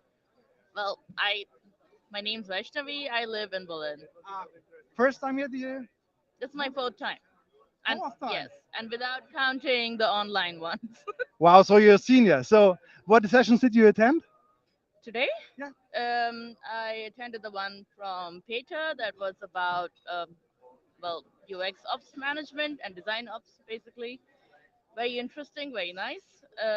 After that, I attended a session on UX management, and that was also a good discussion. Thank you. Thanks for the feedback. Enjoy your meal. So, and have a nice day. So, and we'll continue having more people there in another queue. I think it's the same one. Everybody's looking for food. So maybe this time we pick Arbor, right? We're live on YouTube with the German UPA channel. So maybe just introduce yourself and yeah, what have you attended so far? I'm Abror. I'm a UX designer from IBM iX, and I attended really interesting talks about, first of all, UI in sci-fi movies or books, and gaming. Okay, so gaming, what do we learn from games? So you're here for the fun stuff, right? Yes, absolutely, absolutely. It must be fun, right? Okay, awesome. Like fun and learning. Okay, great. So thanks for the feedback, and yeah, enjoy your meal. So, and we'll continue from here. So maybe we'll switch over to the ice cream van. That's always good. So, hi Kilian, what else than ice cream did you have today? I was listening to two talks, and I was pitching my own presentation. That's going to happen later today. So now I'm just watching and listening to talks. Okay, great. When will your talk be, and what will it be about? What will it be about? It will start at 5 p.m. and I will talk about an AI decision support system for stroke patients and how UX can help with that. Okay. Yeah. Sounds awesome. So enjoy your ice cream and have a nice day. Bye. So, and just follow me. Oh, the queue, that's a queue.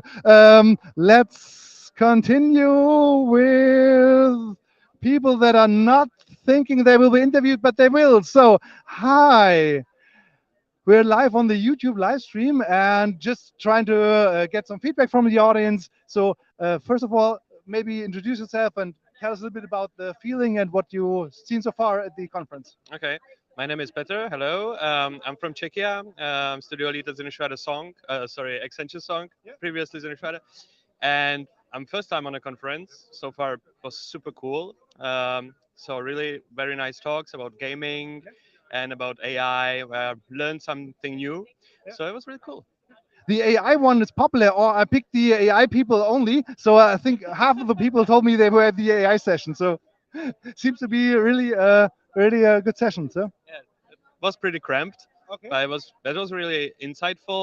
It was lots of things we kind of like also know, but they were introducing also some of the kind of like really methodologies how you find out in your company the ideas which could be leveraged by the AI. So I found this really interesting. I find this great.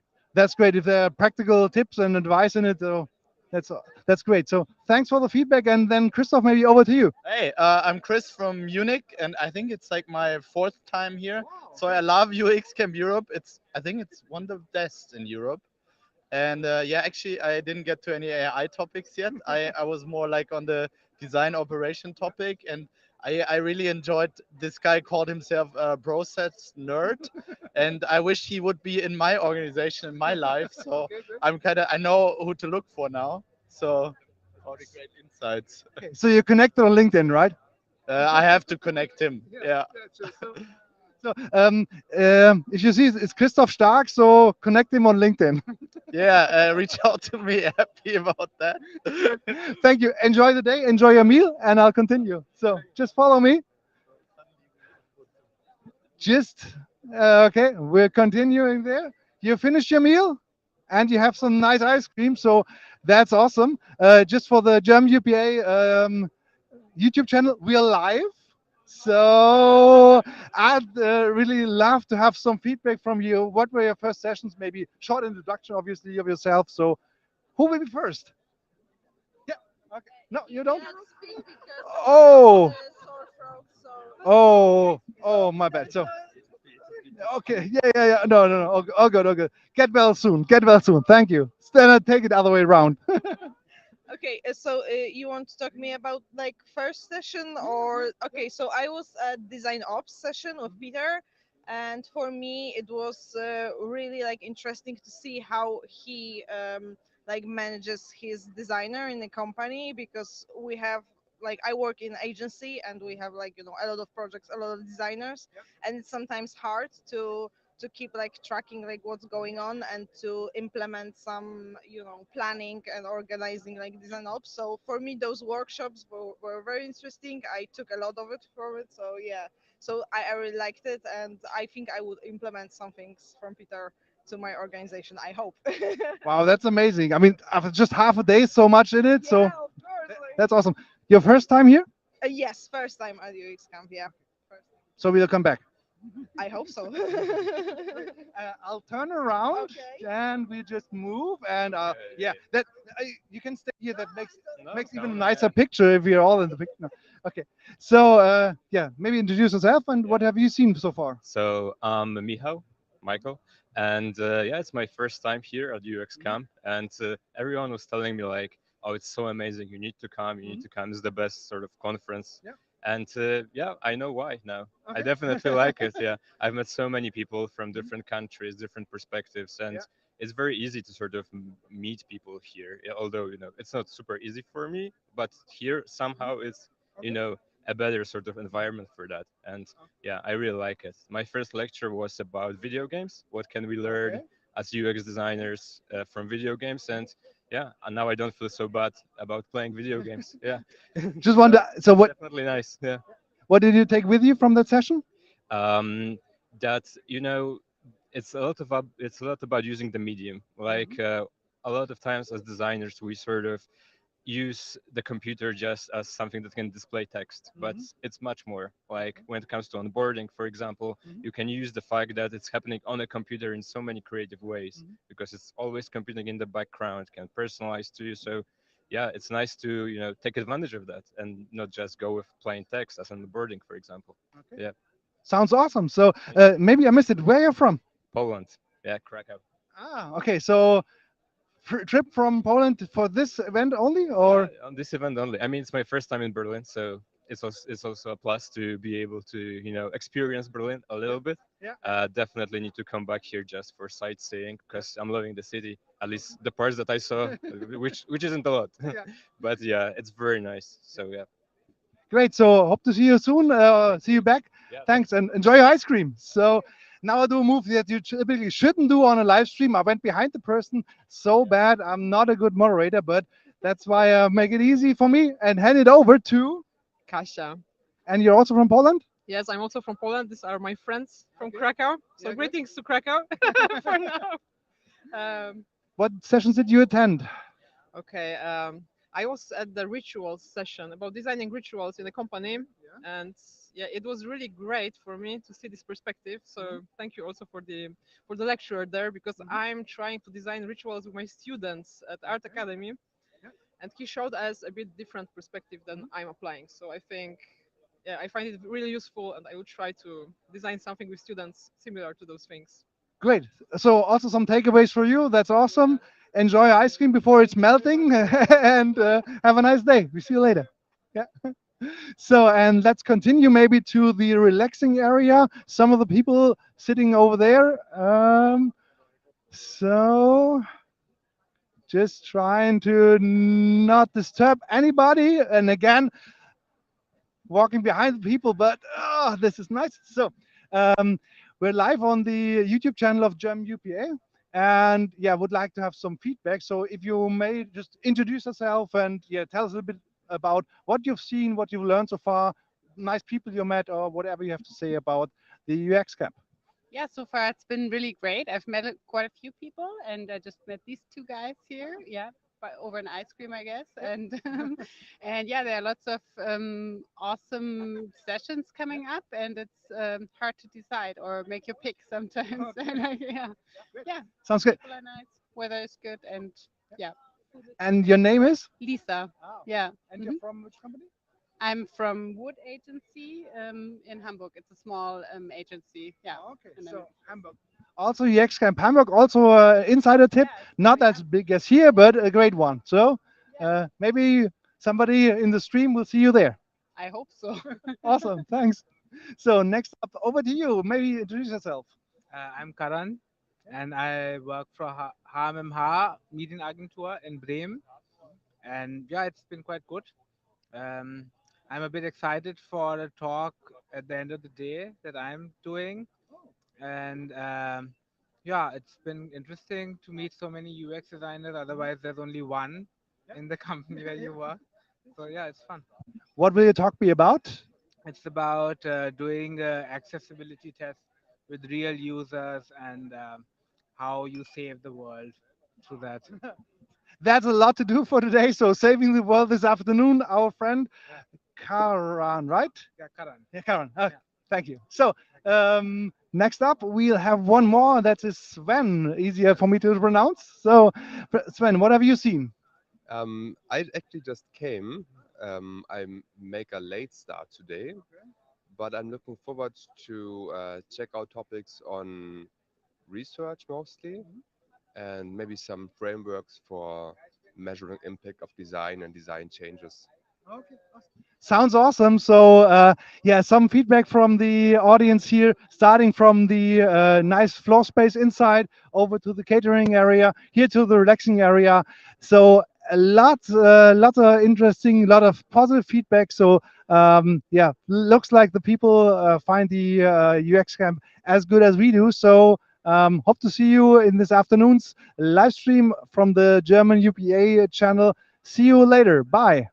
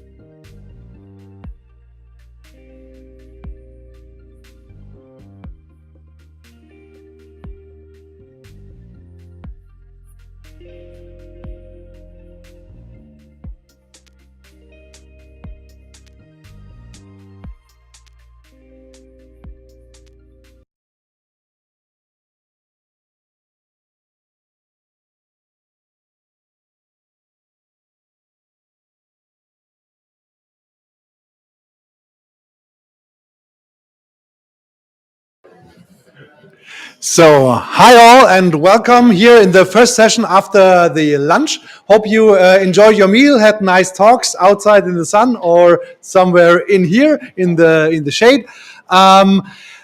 Next session also will be streamed as the ones in the morning here in this room live on YouTube. So if you're here, please keep in mind this is all streamed. So if you ask a question, mic will be handed over to you, or question will be repeated by Andreas, who will have his session about how to create an interface that everybody hates.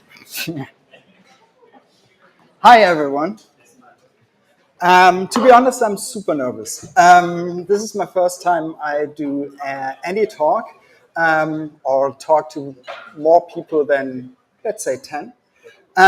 But let's go through it, and if I mess up, I will have a topic for next UXcamp, how to mess up any talk. A bit about myself. I claim myself a digital creative. I do UX design. I have started my career in advertising. Then I thought, okay, I need to do something that is more, this is what is more, I missed the word about, doing all these campaigns, hundreds of campaigns I've done, and they have got a time period of, let's say, a couple of weeks. So I got into product development 10 years ago somehow. 5 years ago, I founded a digital agency called Hello Digital, and there is where we are right now. A little bit about Hello Digital. We are digital innovators helping great companies to build better products and services. Round about 20 people, but I don't want to stress this a lot. I would like to talk about all my experience and everything I have learned in the last couple of years that leads us to how to create products people will hate. Before you start, I have to switch on your mic. Okay. Excuse me. Because otherwise the people can.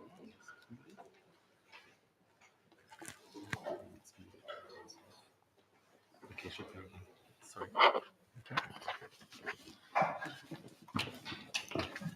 So I collected and I call it now the expert guide to create awful products.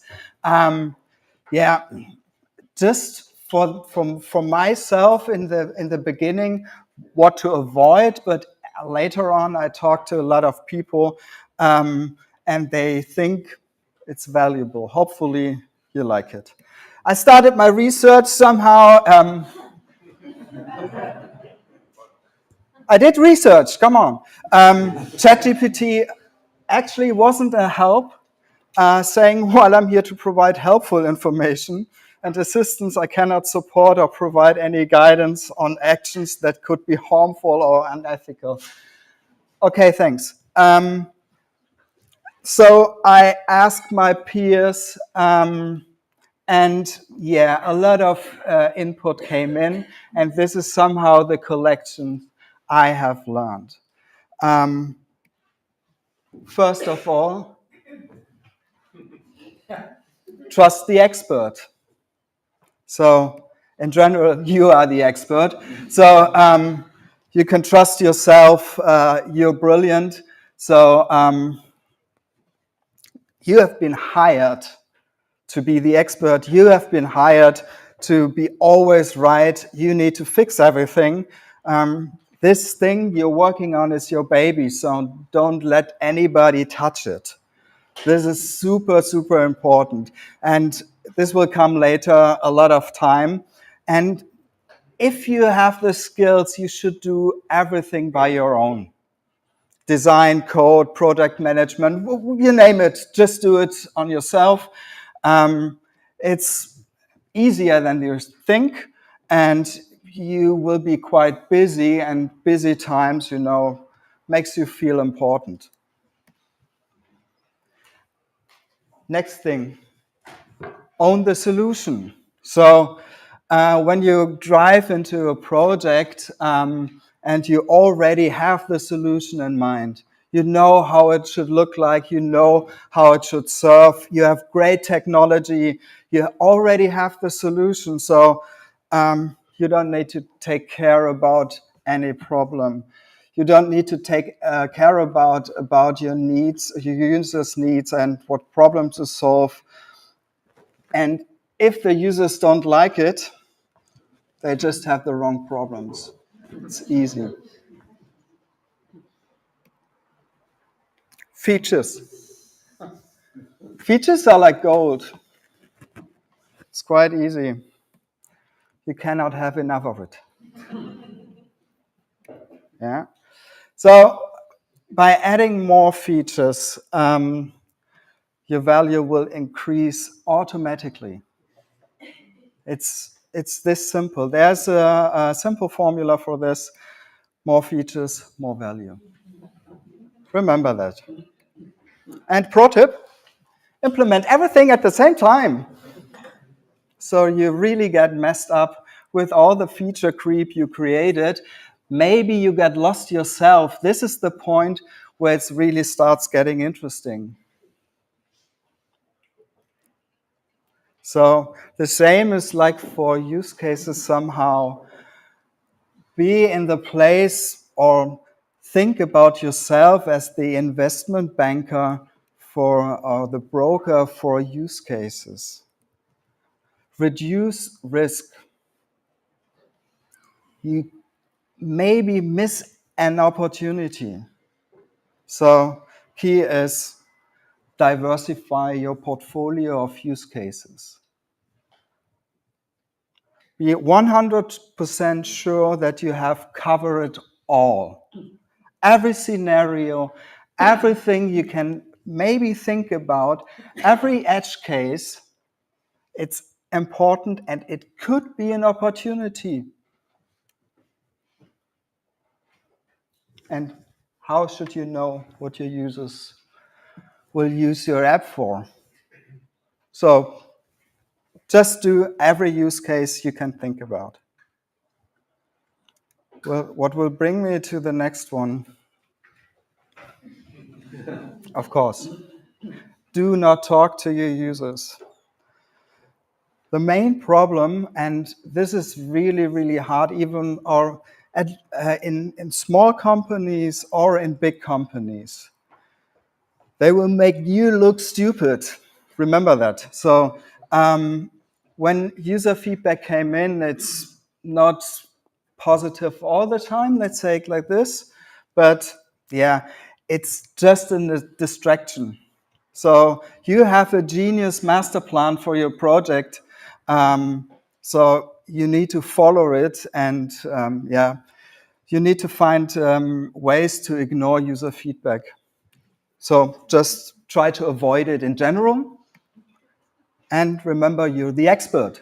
So why should I ask any users? They have no idea about your product. They have no idea what you're aiming for. How could they help you develop a good product? A bonus. What happens if you already have user feedback? You come in a project and there is maybe a research team. Good.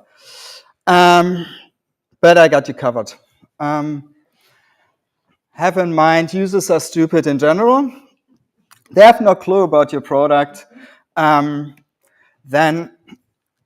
there are strategies to go around it. So if you have quantitative feedback, question it. If you need at least 1,000, maybe 10,000 interviews to be done to be validated user feedback. Otherwise, it's depending on the recruiting, and there are like things, it's not relevant in any case. What do you have with quantitative research? So you have a lot of numbers, but you're too busy to read all the research things. So it's not just for you. Just ignore it. And always remember, you're the expert.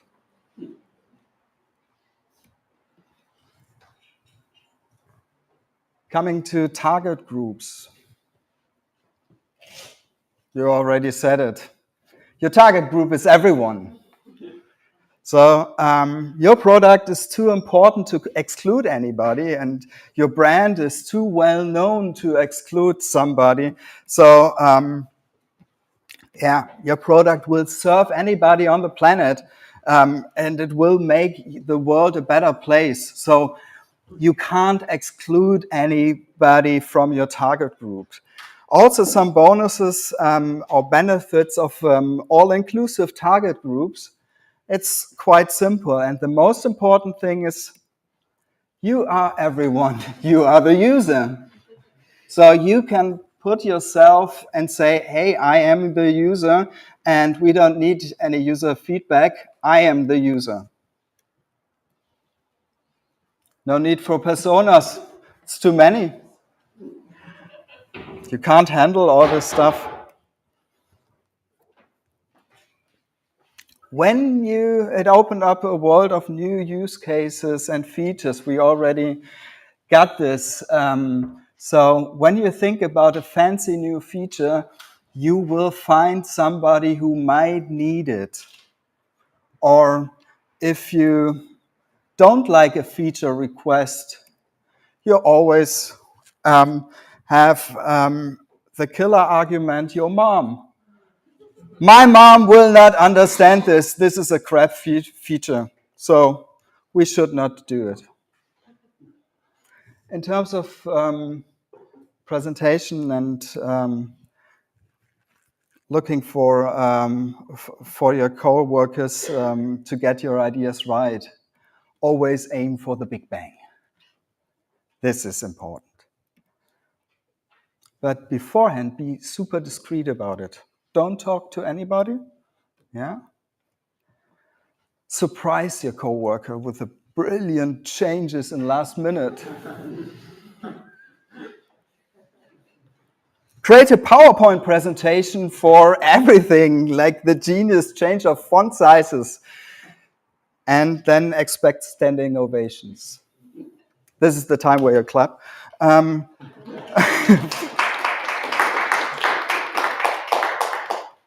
And if you start changing a product, change everything at the same time. It needs to be a big bang. It needs to be version 2.0, 3.0, whatever. So don't rely on what is existing. Redesign everything. And while redesigning everything, always remember, be unique. Like your application, your service, your product is like an empty canvas you can fill with creativity. So every problems need a tailor-made solution. So you can be creative in anything. Every button, every slider, every checkbox, every input field can be awesome and unique. Avoid consistency. Find new creative solutions for things that are already there. Your product is meant to be a better one. It needs to be unique, and therefore avoid common patterns. Your product needs to stand out from the pack. A whole thing about product management. I think this is a great opportunity to mess everything up. Brilliant masterminds don't need a plan. They just do it. They deliver. Of course, always be late in meetings, deliverables, alignments. This will make tension. And with tensions, diamonds are made under pressure. You know this? Keep the pressure high. I can't talk anymore without any water.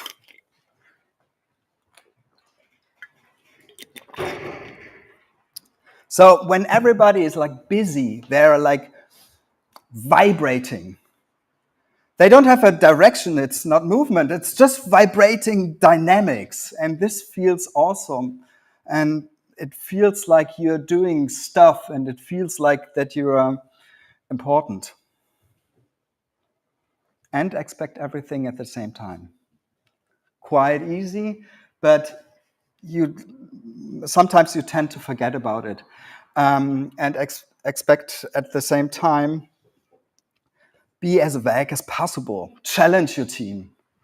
So when challenging or when creating some whatever, wireframes, UI design, don't document it. People need to invest time into your brilliant designs, and they need to be challenged, otherwise it's boring for them. And leave room for interpretation.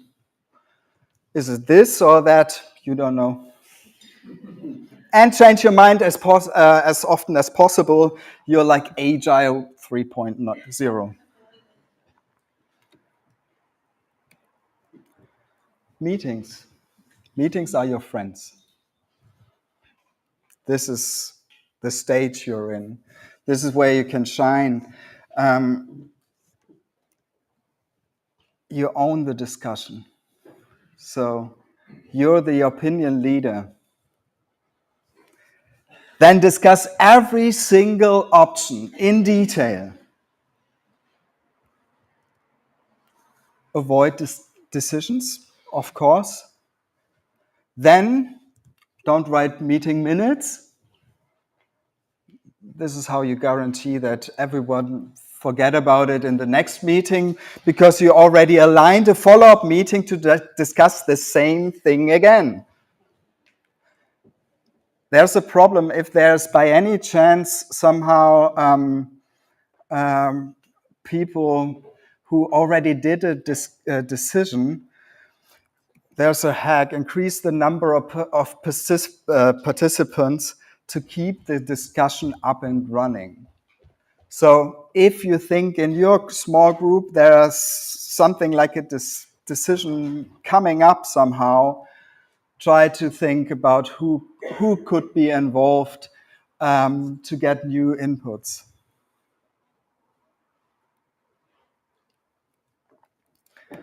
That's all. So in a nutshell, follow these instructions. Trust the expert. You are the expert. Own the solutions. Don't take care about the problem. Features are gold. You cannot have enough. Diversify your use case portfolio. You never know who will use your product. Do not talk to your users. They will make you look stupid. Your target group is everyone. Your product is too important to exclude anybody. Aim for the big bang. Surprise your co-workers and users.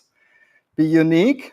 Try to, your product needs to be creative in every corner.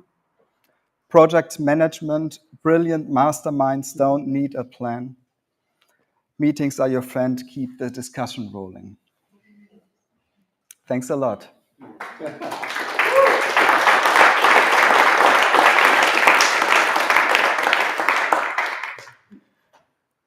this is the point, the time where I would like to raise the discussion.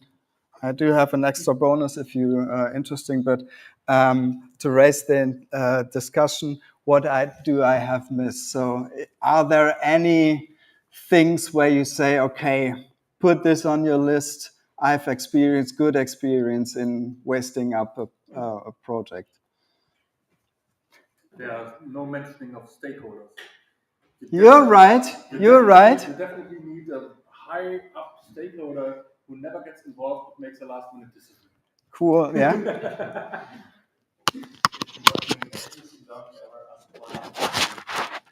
Yeah, I think this is.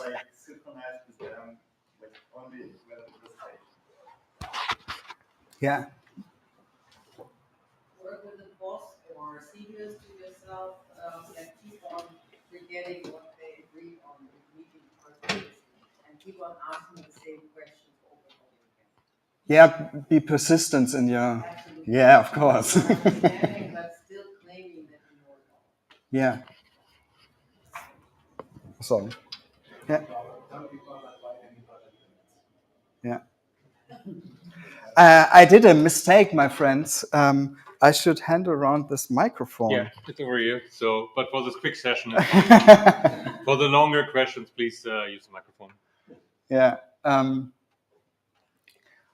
one. Yeah. If there's really a decision coming up, Yeah. and you feel that you can avoid it, plan an offsite with the whole team.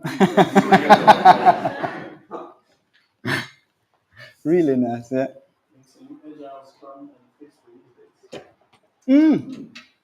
Good technique. Yeah. Let everybody work alone in their spot and not talk to each other. Yeah. Dangerous. This is also really, really important. Even I think Corona has made a good standing in this to give everybody somehow their room. Yeah. Especially don't let developers and designers talk. Yeah. Because you had this waterfall model, right? Yeah. You should stick to that. They do not distract the developers. They have to focus on building stuff. Don't waste their time on involving them in the problem discussion. Yeah. So I think this will be an endless list. Don't fix it. Just write another Jira ticket. Yeah, okay. Yeah, yeah. Or don't test your product. Never. Don't use it. Yeah. Don't write unit test or something. Yeah, right. Wasted time. Yeah. Extend your tool stack to a point where everybody uses track of information. Yeah. Don't do low fidelity mockups, just go to high fidelity. You need to have a really polished product in. Yeah, a forced paper and not skirt. If you have one product and two teams, you should get two product owners. Yes, of course. You need to separate everything, and they should not be allowed to talk to each other, so they don't bias each other. This is also quite interesting. If you have a deadline that you have to get to, documentation can be done afterwards. Yes, of course. Or why should you document anything? But you should document the time, especially designers and developers know how to track their time. I think my friends over there can. Yeah, time tracking is really crucial for the whole project. Yeah. Especially with developers, they have this tendency to self-organize in agile tools. Ah. You definitely need some Six Sigma guys. Don't do this. Don't let them talk. Yeah. Please find do it right the next time. Yeah. Yeah. Or you could fix it afterwards. Yeah, soon. Yeah, please. Oh, nice. Yeah, rising up somehow the participants in every discussion. The product itself is nothing without selling it, so you definitely need a good campaign for the product. Yeah, sure, marketing. Even more important than shipping it. Yeah, marketing is super important. This is also related with the Big Bang. Yeah. So if you have a good marketing Big Bang, your product will succeed, of course. Everybody will know it. You don't need the product to Big Bang as well. Yeah, right. Or at least you don't need to have a proper product anyhow. You need to have marketing, right? Concerning your point with the target group, everyone. I once was in a workshop with a friend of me hired me to for a workshop with people from the Deutsche Bundestagverwaltung. Oh, nice. So the administration of the German Parliament. Yeah. They wanted to revamp their website. And my first question was, so who's the target group of your website? Who are the people that really use this website and for what purpose? The answer was, look at the building. It says there. It's for the folk. Yeah. Everyone. Yes. They really meant that. Yeah. Anything else to add? I'll build the sales focusing roadmap with the features sales requested so you can sell the product. I don't get it. Build the features that sales is requesting. Yeah. Customer success. Yeah. Take them on, put them in the roadmap so they can sell the product. Yes. Sales knows the customer best. Yeah. Yeah. Yeah. Yeah. And another thing is your product will ship in the future, so don't look at platforms that are running now. You need to be future ready. Target a future platform and don't think about backwards compatibility. Yeah, and of course you need to leapfrog the competition in first place. Yeah. So you need to be better and more feature rich than your competitors. Then ship updates with on a CD-ROM. Yeah. Really nice. Not rely on any frameworks, build your own. Yeah, right. Yeah. Right. I think there's something about prioritization with product managers. I think the best method is to have Excel lists with all the features, right. Yeah. And then try to figure out the most objective prioritization method. Yeah. Maybe RISE, maybe something different. different. Yeah. And then get the ranking right for all of the features and then decide which feature to build. Yeah. And also have like the Excel list locally on your computer. Yeah. Yeah, right. Oh yeah, people get to upload in the company the feature they want to see. It started like a therapy round. I really enjoy this.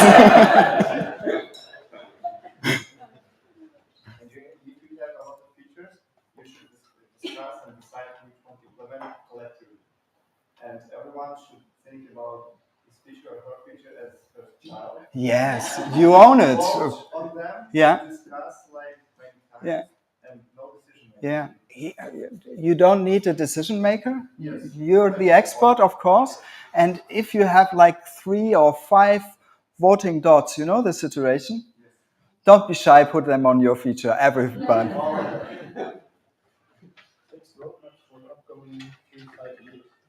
Yeah, it will not break. No. I have a little bonus. People to avoid. When you're interested, I would quickly go through it if you like. Developers. Don't trust them. Yeah, if they propose another solution, they're just too lazy to implement your idea. They, of course, lack creativity and only focus on technical things. They, we all know, have poor communication skills, what makes them handle easy, of course. And on the other hand, they create all the bugs.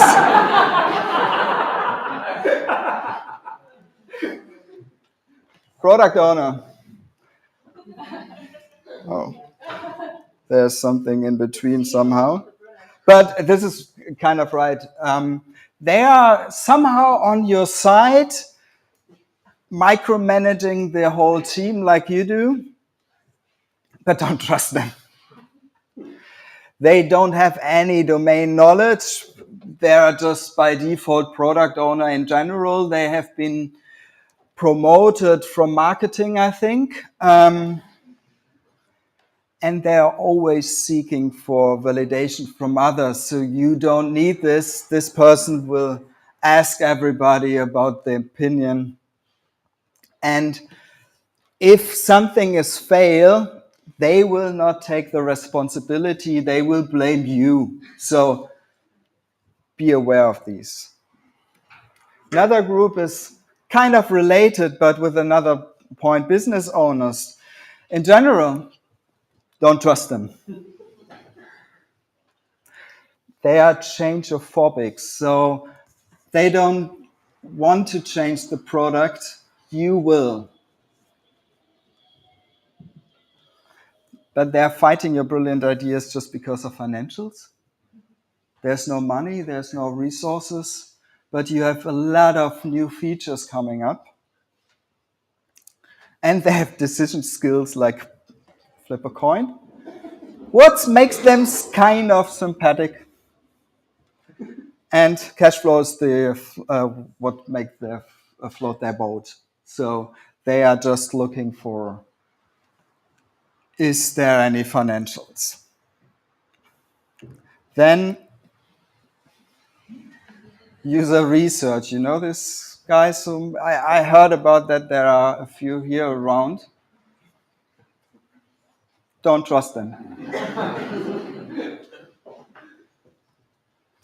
These are kind of hippies talking to actual humans, asking questions and how they feel and what they think about your product. They get all the insights you don't want to know because you need to follow your brilliant plan. And they'll confront you with negative feedback. You don't want this. You don't want any negative feedback. If it's positive, you appreciate it, but negative feedback. We already had this in a question. Other stakeholders don't. Come on.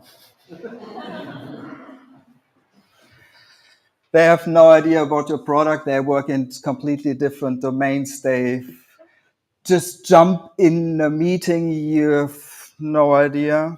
You don't know them. You have no idea who they are. You don't even know the names. Maybe they don't introduce themselves because they think you should know. Learn to ignore them. Don't talk to them. Last but not least, we already got this. If they don't get it, they are the wrong users for your brilliant product. You don't need to take care about it.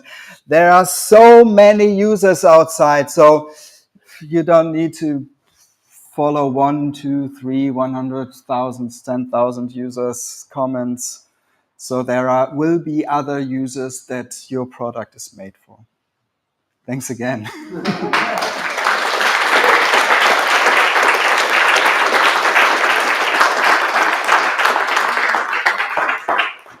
This is really now the end of the discussion, or the end of my presentation.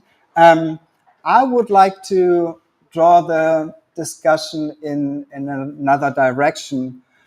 What do you think how you can solve these issues? Because I think if you are aware why bad products happen and bad product development is happening, and you are aware what's going on, then you can fix it.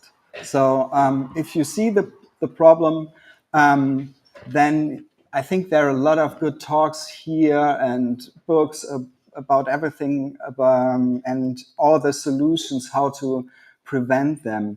But what do you think? How can you avoid these kind of things? I will quickly jump back to the list so you have it somehow here. And please be free. And now we try this microphone thing.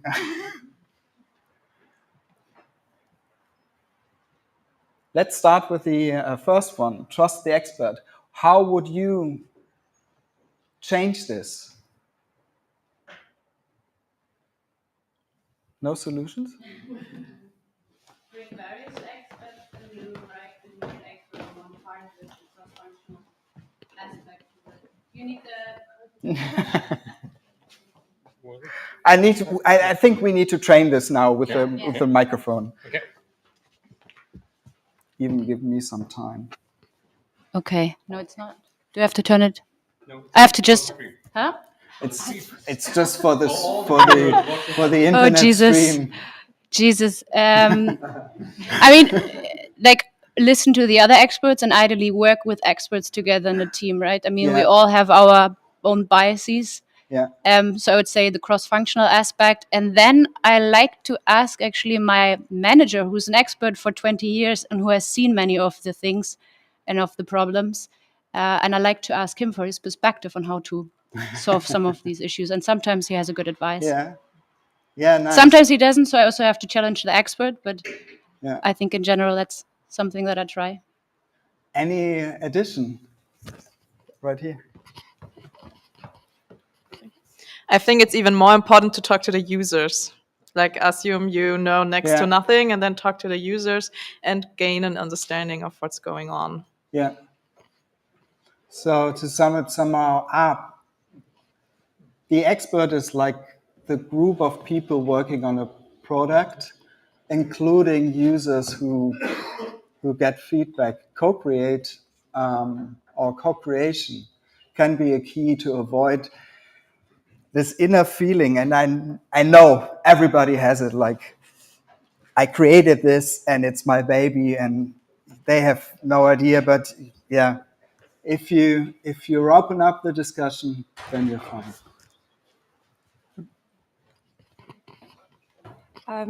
Yeah, I'm gonna go a bit wild here because for a lot of those points, not all of them, I think you have to leave your ego outside. Right. Because I think admitting that a single person cannot build a successful product and you need a team and you need collaboration and lack of ego, no toxicity, like this will translate and I think solve quite a few of those problems. And also when you have that environment, it invites people from the outside, not just your team. So that would be those stakeholders and those horrible users. Yeah, so that's like a food for thought. Happy that you pointed this out. I think leaving your ego is first thing you can do. But it's also when it comes to the internal stakeholders, which are actually the biggest hindrance in order to, say, for example, conduct research, listen to feedback and stuff. And in big corporates, to my experience, it is to help them overcome the fear or the misunderstanding from their side. It is their way of understanding that this all just eats up time because they have to do their actual work for to make them understand that this is the best way to save time. And in startups, it's that they are too much falling in love with their idea. Yeah. So in both cases, help them to actually understand it's in their best intent to actually invest the time in doing all these research or talking to others, basically talking to others. And then on the other hand, the second thing is I have to get this out, otherwise I forget it again. I know this. I feel like it's so important to share. It is once they understood. Okay, it's important, for example, to do a research to get insights to help them how this could be done, to have them to get an idea. Because even if they said, okay, yeah, let's do it, but how? We don't know. So then they might leave it. Yeah. How would you do it? So how would you get internal stakeholder management to get user feedback or research somehow on their list? I mean, it's like there's a German saying, a steady drop hollows the stone. It is to make it tangible. For example, one relatively easy thing is to get them watching videos of actual users or customers or patients or whoever to get a first touch. It doesn't hurt that much than just really going outside or doing a research, but to get them a first idea of that there's a different world outside of the product thinking. And so with these little things, it could help them to even if there's no user interviews possible, just show them some recordings. This is a first step. I would go one step further to include them into your interview sessions. Maybe do their interviews themselves. From my experience, every time a stakeholder who doesn't have a chance to get into user research or into qualitative interviews, after a day, I know this is a lot of time for big, important managers, but after a day of user research and interviews, they are enlightened. So they are delighted by, oh, I had no idea what people think about my product. And hopefully then they will value all the work that is behind. There's one question and then... Yeah.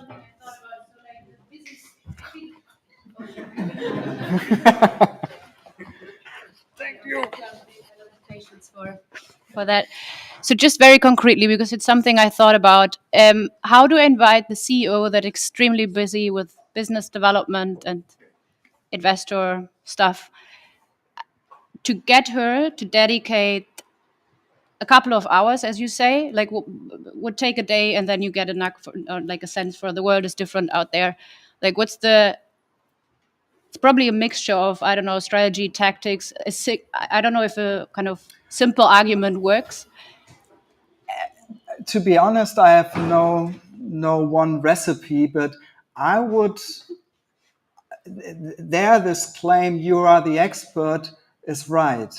So you have been hired to lead or to participate in user experience, and you need to be aware that everybody has got the same somehow at least opinion about the impact. And if they don't follow, maybe it's the wrong company, maybe it's the wrong client. I know this is likely to say, but if you don't have a stakeholder in your back that promotes you and the way you work, we have the list here, so your product will fail. I think this... He's the boss. Okay. You already had it. Just since this is obviously a therapy session, thank you for that. I just wanted to share my depression with me being 10 plus years in user experience and still finding this list true. Yeah. And it's like from every project, every new job, you start from scratch, like again, like on hamster wheel. But I guess this is the deal. Like that's what we do. We teach people how to. I guess so. Yes. Avoid these. Is that if it's not is true? It, like that? It wouldn't be any valuable or even funny. It's funny because it's true. And you start from every. It's like always the same. Yeah, it is. Sorry, guys. It is, but as I said, if you are aware of this and then you somehow see these things happen, you will find your strategies to get it around. And some companies or some projects are better than others. That's just the business. When you ask why it's still true, sometimes it's just like, it's not about the fancy stuff. Look for something where you can really save a problem, and then it's not so hard to convince people. So sometimes you just need to be true. World doesn't need another 1,000 features. World doesn't need 50,000 new fancy things, try to solve real problems, and then it's way easier. And yes, it's not ego-driven. It's like really dedicating yourself to something. So, yeah. There, right behind you. Oh. Yeah. Thank you.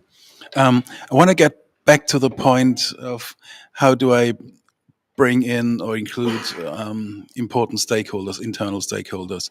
And I was working in marketing, product, and business roles in different environments. I think. Yes, I think user experience, user research sometimes fails from a business point of view in making or in translating their findings and research issues into business objectives. So if you speak with business people, speak their language, so that they get to the point to recognize what's at stake. It's not about user research is important or you're important or whatever is important, but the company's success is at stake. And in every company, I think, the larger, the more likely, in every company, there's example of projects or products that utterly failed, where money got burned, and if you can relate to those experiences, to those loss of creativity, effort, money, I think it's easier to get to the point where you get heard. Yeah, right. I think I would like to add something. You already said you're nearly in a depression about your job somehow, but don't make yourself hurt. It's a normal process.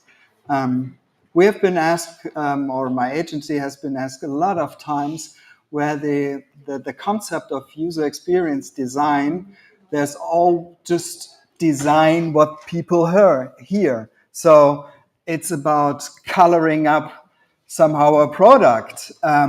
We have been asked for a product where there were like 40 pages wireframes of a login process. Every single corner was been covered, but they had no idea about users' roles and rights management. So they could not solve this thing before with all this login. He's smiling, I know. And I think to get the whole picture, and you don't need to be perfect in every discipline, but you need to get everything somehow together, and you need to decide what is important right now, what's the important steps to do right now, and maybe focus on those and kind of ignore maybe the things that are not important at the moment. Yeah. Answering or tuning into several aspects meant as the last three. First of all, I think we need to get rid of our own jargon, starting with the word design, because it's completely misunderstood. And I just did it took us several weeks with a team to prepare a presentation for the so-called leadership team, before we get buy-in to be able to invest in to improve the contact possibilities for customers for that big corporate company, because they ran against walls every time, because it's just not regarded as being important. And it was, although we even prepared some real cases to make it tangible, Yeah. this is not what they're interested in. They want to see, okay, there's a real business issue. There we can provide value, and we generally know how, that they can say, okay, it's safe for them to give us time and money to do so. Yeah. And there's no CX or UX term or anything inside, or how we do research as such. It's simply hardcore translated it into business. Yeah. So use your stakeholders' language to get your ideas across. Thanks a lot. I think we need to close this. I'm super happy that you have been all here. I hope you enjoyed, and see you there. Bye-bye.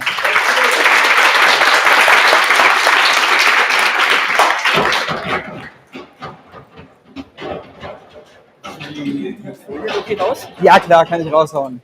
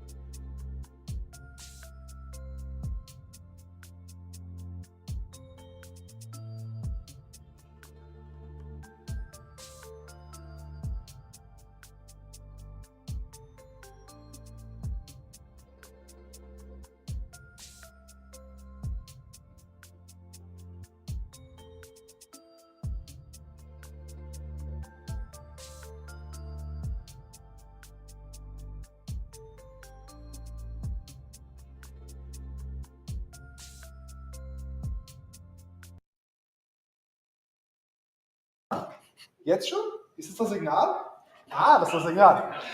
Dann hallo zusammen zu unserer, switch to English. Hello and welcome to the next session in the German UPA room. As all of these sessions are recorded, this one is too. So please keep that in mind. If you ask any questions, you will be handed a mic or speak loudly, or Adam will repeat the question so that the people following it in the live stream or re-live after the conference can have the chance to understand what you were asking for. That's about it from me, and now I wish you lots of fun, and I don't want to make you wait any longer because Adam has a lot prepared to you, so I'll very quickly, I'll hand it over. Have fun. A question from the beginning, yeah? When you say that it's, well, live streamed or we could watch it later, we could actually also watch it later? Like sessions that Yes. It doesn't? Does it? Yeah, the mic is for the stream. But I can speak like this so you can hear me. All of you can watch this session and all the others re-live on the German UPA channel on YouTube. So you can view all the recordings later on. Yeah, so you can have all of that, what you've seen And here. now I already missed one person. Yes. Someone left already. But stay here, stay with Adam, enjoy the session. All right. Hello, everybody. I didn't expect to see so many people interested in the topic. I can see many queuing nerds joining me today. So my name is Adam. I come from Poland. Now I live in Denmark. And I might actually close that one first.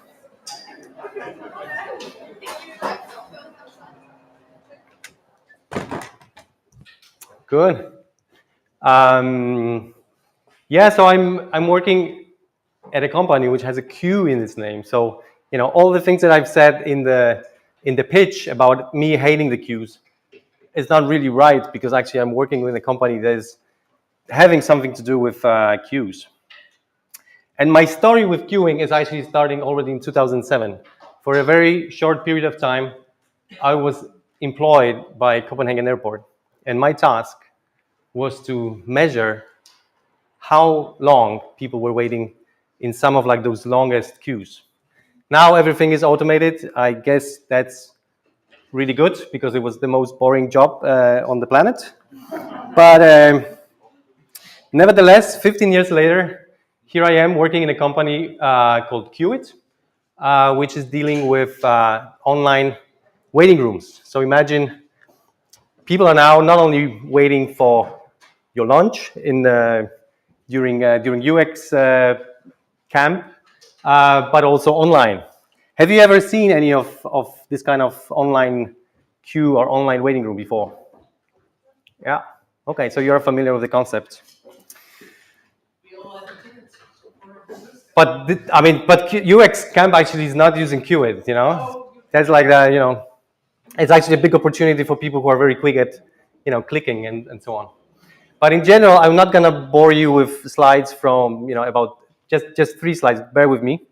So Qt is a company which is one of the biggest companies actually in this very niche business, who are helping brands and helping companies on their busiest days. So when many people are coming at the same time to, for example, buy tickets for, I don't know, like a music concert, or want to have a COVID vaccination at the same time and so on, then they're landing here.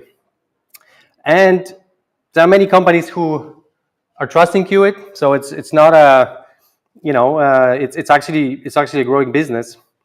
And there are many use cases for that. Think about the Black Friday shopping events. Think about the product drops, for example, when there's new sneakers, or I don't know, Sony is introducing a new PlayStation. Think about the Taylor Swift concerts, or vaccination registration. I already mentioned that, or tax filing, or tax returns in some countries. The man works in Denmark. He apparently does not pay tax in Denmark. Well, it's one of our clients, by the way, the tax authority. So, anyways, so how the virtual waiting room works is that when you have many people coming to the website at the same time, things can get messy. And I don't know if you've ever experienced this situation where the website can suddenly crash and you will not be able to purchase, you will not be able to go through, and then everybody gets a very bad experience. So instead, people are getting in this kind of like virtual line, and one by one, slowly, everybody gets a chance to do what they need. So enough about Qt. It was just to give you a bit of a background of where I come from. Now let's move back in time, because queuing is not a new phenomenon. It has been around with us for many years.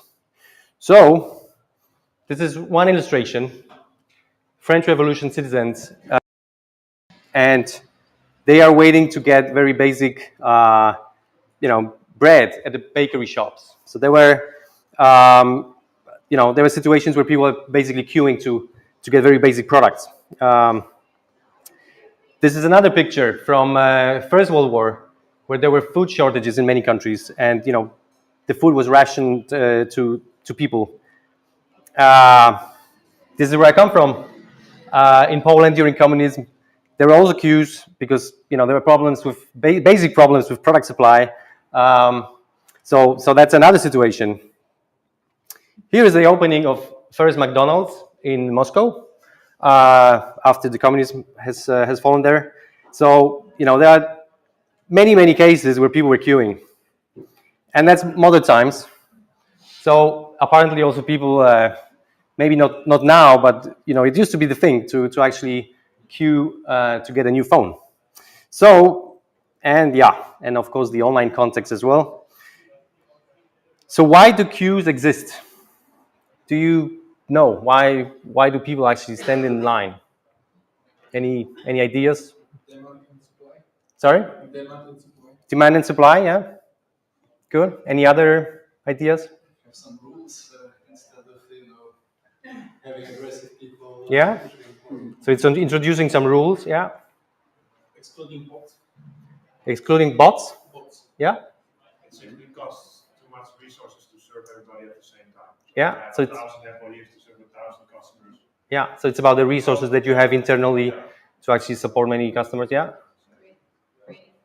Sorry? Creating hype. Very good. I have listed in the next slide the things which already has been mentioned by you. So just to kind of reiterate that. So the imbalance between the supply and demand is one thing. So that's probably what you've seen in like the French Revolution, the war.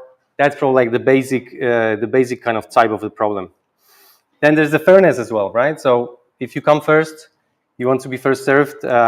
It's kind of like a natural thing in many cultures that should be this way. There's the optimization thing. So about the resources that you have internally to serve people. This can be also about the capacity control. So imagine people trying to get to the same building in the same time. There's basically no way you could contain them. So that's also about that. So can a queue be actually, and sorry for the mistake, can actually queue be something good for the business? Do you have any ideas? If you see a queue in front of a ramen shop, it's a good sign. Sorry? If you see a queue in front of a ramen shop, it's a Yeah? good ramen. Yeah, and that goes straight to my next slide. That's an assumption.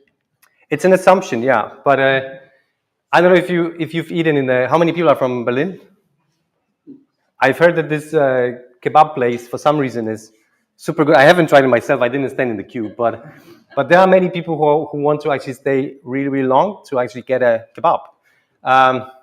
So there's this thing about proof of quality, specifically about some types of places, right? That you see the queue, that means this is a quality food or quality product. And when you see an empty restaurant, then probably this is not the case, right? Maybe you should avoid that.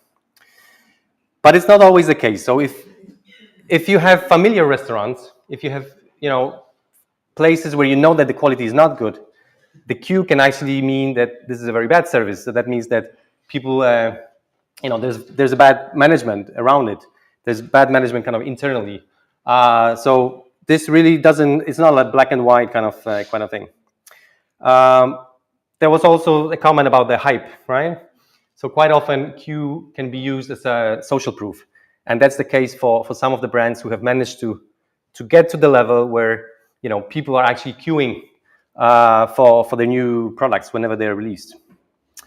But some companies can take it too far. There was a case in Japan where McDonald's have actually paid people to join the queue. So they made like this artificial queue just to, I don't know, for some reason, make a hype around their burger, which they admitted afterwards that it was actually, made on purpose. So, yeah, this can go a bit too far for some companies. There's another interesting case. Can you imagine an amusement park without any queues? Have you ever been to an amusement park where there was no queue and you could just enter and, yeah? Very early, yeah, you have to wake up very early and, yeah. So queuing can also be a part of the business model of the company because the amusement parks can sell you, for example, priority passes. So, hey, jump the queue, pay extra, then you will be able to get in. Stay longer in the amusement park, buy an additional drink, get an additional lunch for your family and so on. So, I mean, if an amusement park was operating in a very too efficient way, then it means that they will probably lose a lot of the business. So they need to kind of optimize how the level of how long people are queuing in order for that to be a good experience, and it's also good business for them. And Disney is a very good example of how they managed to use the queue also as a part of the entertainment.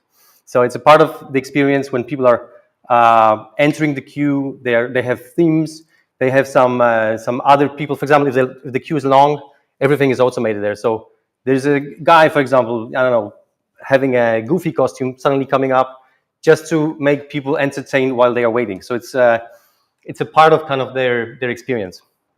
And what is interesting is they also have this time of how long the waiting time will be, and they always overestimate it. So that when you actually get there, you say, okay, there's 10 minutes waiting line. If it's 5, then you're positively surprised. So they also try to kind of manipulate it a bit so that people also feel that they get better experience. So I said during the pitch that there will be some UX tips. So now they're coming. So tip number 1 is that if you can estimate the waiting time, then you should do it, because the uncertainty makes waiting seem longer, and that's something that you probably recognize, and probably you can recognize it from this picture. I don't know if you ever seen this picture before. So imagine seeing that you have to wait for 39 years to download something, or to, I don't know. That's probably not a very positive kind of message. So you also want to give the confidence that the system is running. So try to give some kind of visual cues, and so that it's not stuck. Something is actually going on. That's good for the user experience. And if you know that the waiting time will be longer, give also something for the people that are waiting, because if you stand and just have this unoccupied time, it actually feels longer. So I don't know how many people waiting in the queue for the lunch barbecue today. Have you been talking to other people? Have you been standing alone? Yeah, I mean, you're trying to occupy your time to make it go faster, right? Otherwise, it would be So provide explanation for the wait. That means, for example, if you just say to someone you have to wait for 5 minutes, but you don't really show the reason for that, right? You don't see that something is going on. You don't understand that there's some good explanation for that. That's obviously, not good. There's a good example from the physical world. about letting people get started with doing something before they actually get the experience. So imagine that you go to the restaurant, even though you are not really getting anything yet, but the waiter is going to come and will give you the table, and maybe the drinks will come first. So even though in the background, in the kitchen, nobody's really working on anything for you, you already have an experience that, okay, things are going on, and it's easier for you to accept that you will be waiting when the experience has actually started in even like a small way. And that's the tip, probably also very important. The unfair waits are much more aggravating than equitable waits. That means if something seems unfair, if you can, for example, see that some other people are getting in the line before you, or you don't understand why, for example, I have to wait and other people don't, then it's actually really bad. Imagine that, for example, you're waiting in the line for in a supermarket, and then there's a new what do you call it? Like a new cashier is opening up. Check, yeah. So, and there's some other people who are just jumping straight, and you're waiting in this queue, and you're like, oh shit, like I have been waiting for this time, and someone is going in without. That feels kind of unfair.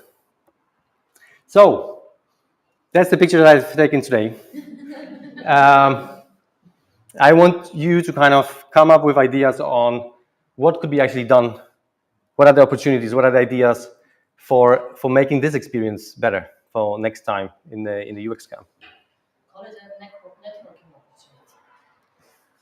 opportunity. Calling it a networking opportunity. Yeah. I think the guys who gave all some ice cream appeared a little bit too late. Yeah. They are little ice cream. Yeah. So giving the ice creams for people waiting. Something to buy waiting in line. Yeah. Okay. Inform people about the time. Inform people about waiting. Yeah, waiting time. Show where the queue starts. Sorry, show where the queue starts. That's very good. Has anyone tried to jump the queue and say like, I know someone and yeah. They could also offer like a few more food stands so you can split up. Yeah. So like splitting the queue into two, yeah. Reassure that there is enough food even at the last person of the queue because there was not enough food. No, the buyers went yeah. So I thought I'm gonna have the same faith. Yeah. Waiting. It was not the case. Okay. But who knows? So assuring people that there's enough, enough. Yeah. Also putting the plates earlier in the queue. I always feel also at work when I have my plate, I'm getting closer to the food. Yeah. Okay, so you're already like, oh, I'm almost there. Great. I don't know who was first here. Thank you. Also letting people know kind of close to those plates, like what's for dinner, Yeah. like what's for lunch so that you can maybe start thinking So you can start thinking about it, yeah. Cool.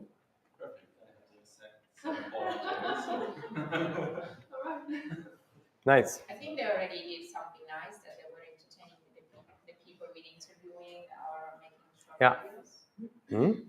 So they were using the opportunity also to say like, oh, now someone is not doing anything. They will, yeah, great. That's what I heard them say that I was standing with them and these people are not going anywhere. Let's talk. Yeah. Let's occupy their time. Yeah. Yeah. Imagine if it was raining, right? Yeah. All right. So another example. Taylor Swift tickets. And how many are into Taylor Swift or have tried to get the tickets for their? Yeah. Okay. But imagine like any kind of music event, and thinking about its online context. Right now, this is only a bar, like showing your position in line. But what can be done to make it more, make the experience better? Maybe have like an reassurance message that there's still tickets left. Mm-hmm. So people know that their wait is gonna be worth it. Yeah. What type of tickets are still? What type of tickets are available? Yeah. It would be great if we can during queuing play some music. Yeah. Of Taylor Swift. Yeah. Playing music of Taylor Swift while waiting in the. Yeah. And then you're like, no, I'm not gonna buy that. No, shows the estimated time. The estimated time? Unless the time doesn't make sense, as you showed with 39 years, yeah. That doesn't make any sense to present to the user. I mean, she might be still around in 39 years. That's a design mistake, yeah. Or a developer's mistake. The developers were told just show the time, yeah. So they did, and nobody thought about that. That doesn't make sense to show to the user that it takes years. Yeah. I'm not really. I don't know who was having the hand first. Yeah. If you have the time that's given to you, I think it also is really nice to have some kind of a visual or auditory or some kind of message that says that you're closer to, because you could be doing something else on the computer. Yeah. But having some kind of notification would be very helpful for me. Yeah. To give me a trigger. It's going to happen now. I'm going to go back to the Okay, so getting a notification. Yeah. I wanted to add on to that too, as the Danish tax authorities, you know them. They say you are now number 2,847 in line, which is kind of unhelpful. It's like 39 years. Just tell me, is this going to take 10 minutes? It's going to take half an hour. Yeah. So, I mean, even though it's trying to create a shared frame of reference, it's not very helpful information. Yeah. Yeah. That's what I do when I go to the doctor and ask at the desk how much time would it take, and they tell me 20 minutes. Okay, I'm off to go to the next cafe and be back in 20 minutes. But then you're missing, for example, because I think one patient takes 10 minutes, the other one takes only 2. It usually works. Yeah. I think now I need some kind of solution to make a queue of everybody. I don't know who was first, so there's some software to do. Yeah, maybe you can. Yeah, I saw some people taking pictures of them holding a piece of paper or like a linear to see if this one is moving. So maybe also visual indicator. Yeah, it's like the progress that it's actually. Choose a different one, like the Yeah. estimated position. Also maybe inform of what is the next step. Yeah. What have you have to prepare, or like any kind of prompt or card or maybe right there. Yeah. So like informing about what needs to follow afterwards and what to. Yeah. Okay. It would also nice to connect the different peoples randomly maybe together in Yeah. a chat or something, because they have all the same interests and they have a lot of time right now. So. Yeah. So like connecting people together who are waiting for the same kind of event. Maybe they're having the same interest. Yeah. What I experience not usually at ticket shops, but some of making use at games is that you have like simple mini games that you can, I don't know, kill some time with. Usually they are very good, but it's at least something. So providing some entertainment while the people are waiting. Yeah. Just a thought basically. What if, because it's digital, because it's online, why would you not have multiple queues? Like if I have tickets and I know there are different ranges of tickets, Yeah. and I know this is my affordability, this is what I'm going to buy, Mm. each ticket will have its own queue instead of Okay. everything being on one queue. So like making a selection of the ticket as a first step, and then kind of getting. Yeah. Interesting. So maybe for the entertainment, it could be cool to have like facts or like, as in video games, when you have the waiting screen, you have tips. If you could have maybe like little messages like right now in your area, there's 5 people waiting for these tickets, or from this area, the tickets are like the view is the best, or something like that. Just like to entertain the people a little bit, that would change the messages. Interesting. Every once in a while. Yeah. Thanks. Or like if you can choose from different types of tickets, then like let people know like what are those types of the tickets. So like you can choose in advance the pricing, or like and check like how the audience looks like and what will be your view, etc. So entertain and like make the choosing quicker. Yeah. Make visible information behind this info icon, like to avoid extra clicks. Yeah, of course. And I mean, on purpose, I took away some of the stuff here, right? I just left the white space, but. This one is a little bit dirty. Thinking about the. You remember that it's recorded, right? Well, I was thinking about giving users the opportunity to skip it. And Yeah. Make money. Yeah. I'm not a fan of the idea. I wouldn't click the button, but I'm sure some marketer somewhere. Yeah. That's some business opportunity here. Yeah. I'm not sure about the fairness though, but yeah. Great, many good ideas. Cool. And to your point now, yeah, imagine that someone asked you to cut in the line. So imagine someone is coming, approaching you. For example, you're waiting for the vegan lunch today, and someone is coming and saying, "Hey, you know, can I jump before you?" Like, what do you think you would do? It depends. Yeah, it depends on what. What this person says. Yeah. If I find this reason reasonable, yeah, maybe I let this person go. Yeah. So imagine a situation: someone is coming and saying, like, you're waiting to copy something in the copy machine. Any reason is better than any. Yeah. Imagine that someone is coming and saying, "Excuse me, I have 5 copies to make. May I use the Xerox machine?" How would you react? It is said that whatever reason you give, people will let you skip. Yeah? In many percent. Damn it, you know too much, you know? You know too much. So what is the difference between those two questions? Like, what is the difference between saying, "Excuse me, I have 5 copies to make. May I use the Xerox machine?" And, "Excuse me, I have 5 copies to make. May I use the Xerox machine because I need to make copies?" What's the difference? There is some reason. What is the reason? I don't see difference. Like, Yeah, you don't see the difference. Okay. Yeah.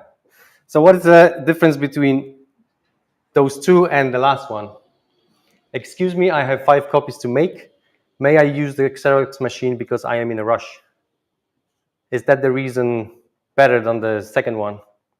It's only slightly better. It would be better to say why they're in a rush. Yeah.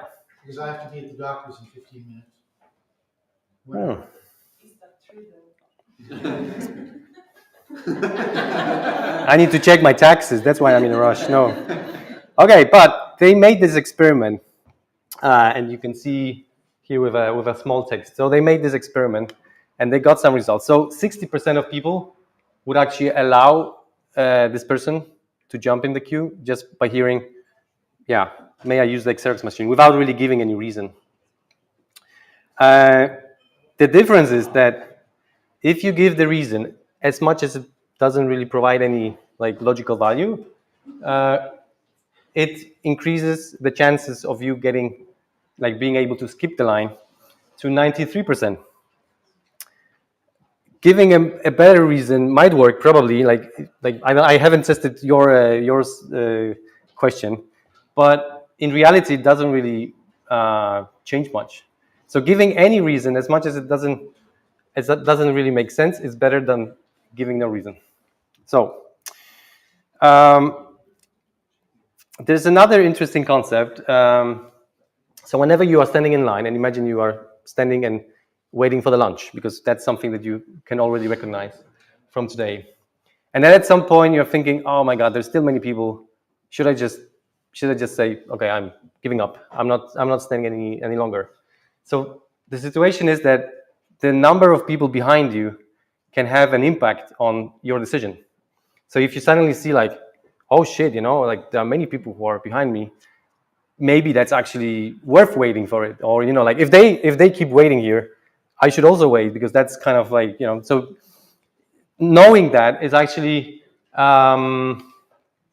you know, making you more probable to stay in the queue, because then you might also think that's maybe a quality that is good and I need to get there. Or, you know, if I later want to join, hey, you know, then I will be at the end of the very long queue, so I would rather stay here. So we talked about, you had the idea about, you know, no, that's a very good idea. I mean, you're not the first one who had that, right? So, you know, in principle, queuing is about fairness, right? The first in, first, you know, getting the service and so on. But you probably recognize many situations where this is not the case. So imagine you pay extra for your flight tickets and you will be boarded as the first person, right? That's not really fair. It's also not true. It never actually happens like this. You pay, but everybody just gets in at the same time. And you're like, well, what? But I mean, company is making money on that. I mean, flight company. You wanted to make a comment? Well, I also don't really get the concept, because the plane will still leave at the same time. Yeah. I mean, it's just an example, right? But of course, you can. I think, however, like keeping this example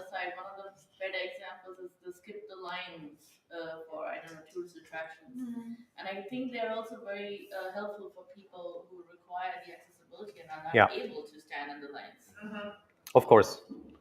Of course, that's a bit different case, right? And also, I haven't put it in the slides because there was not enough time, but in many cultures, it is actually, like this first in, first out approach is fighting against this more kind of empathetic way of approaching the queues. So people who are, I don't know, coming with small kids, they will go first. Or people who are elderly, they will go first. Or maybe they are not kind of moving as good as the others. People will be more willing to actually allow them. Not the same in the same, like in different cultures, but it's also a concept. But my point with this is that rich people can actually avoid the queues. So there are certain examples of people who are actually making money on queuing for other people.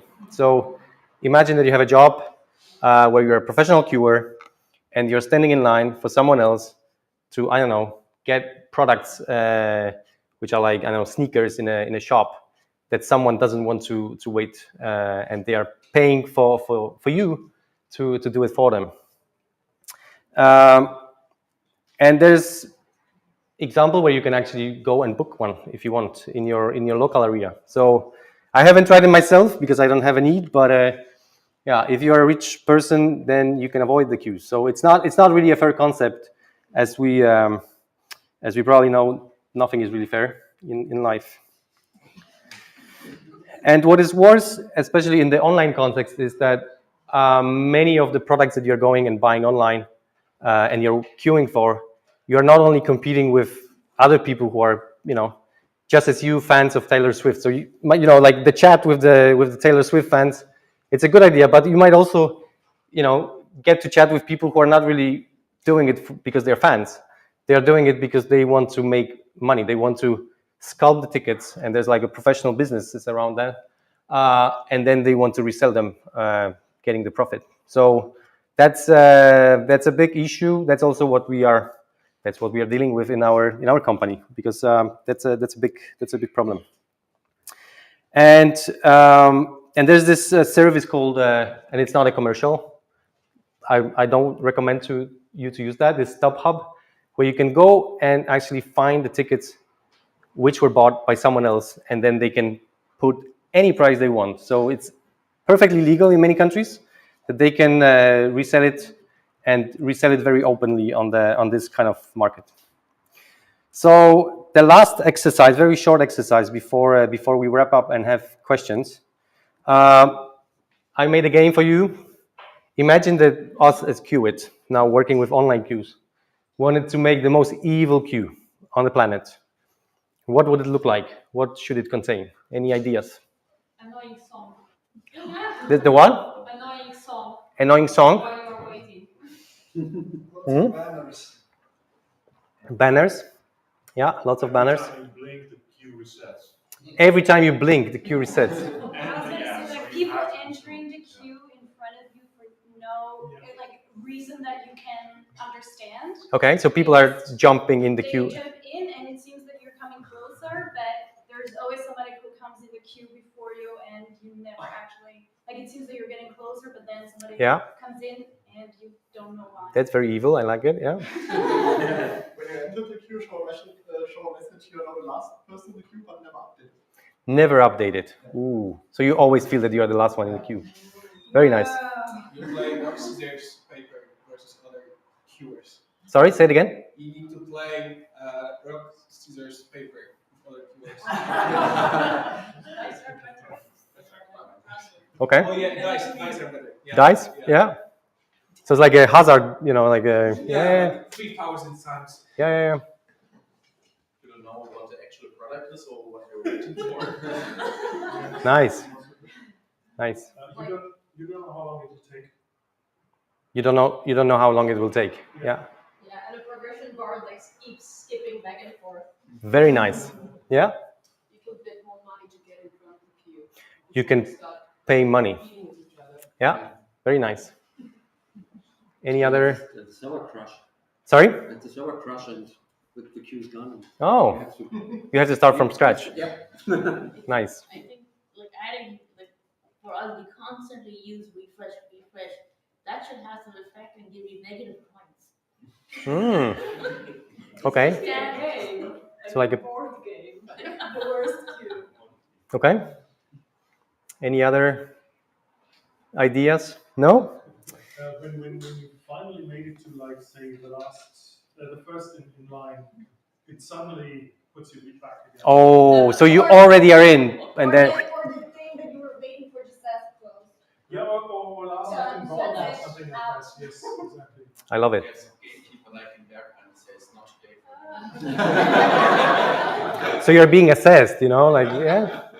It's like the blinking one. You are not allowed to change the tabs, then it won't give you progress. So Okay. with ads, they don't. They never. They never finish if you change the tab to different. Oh, so you have to keep staring at this. Yeah. Like first you need to fill in the long form, then you get into the queue, and then it crashes, and you need to fill it again. Long forms. Everybody loves them. Yeah. It's very trace. So the closer you are to venue, you are getting the longer queue. So you have to go physically as far from the venue as possible. I'm not sure if I'm fully getting it. We can discuss that maybe afterwards. Cool. Great. One last thing. The line you're queuing in suddenly changes because the counter is closed and another one is open with a completely new queue. Great. Crash the computer when you get to the front of the line. So, crashing the computer of the user. No games, yeah. But where's the waiting fund then? Well, you're going to sell this fantastic gaming concept. It's just that there is no game because the computer crashes when you get to the front of the line.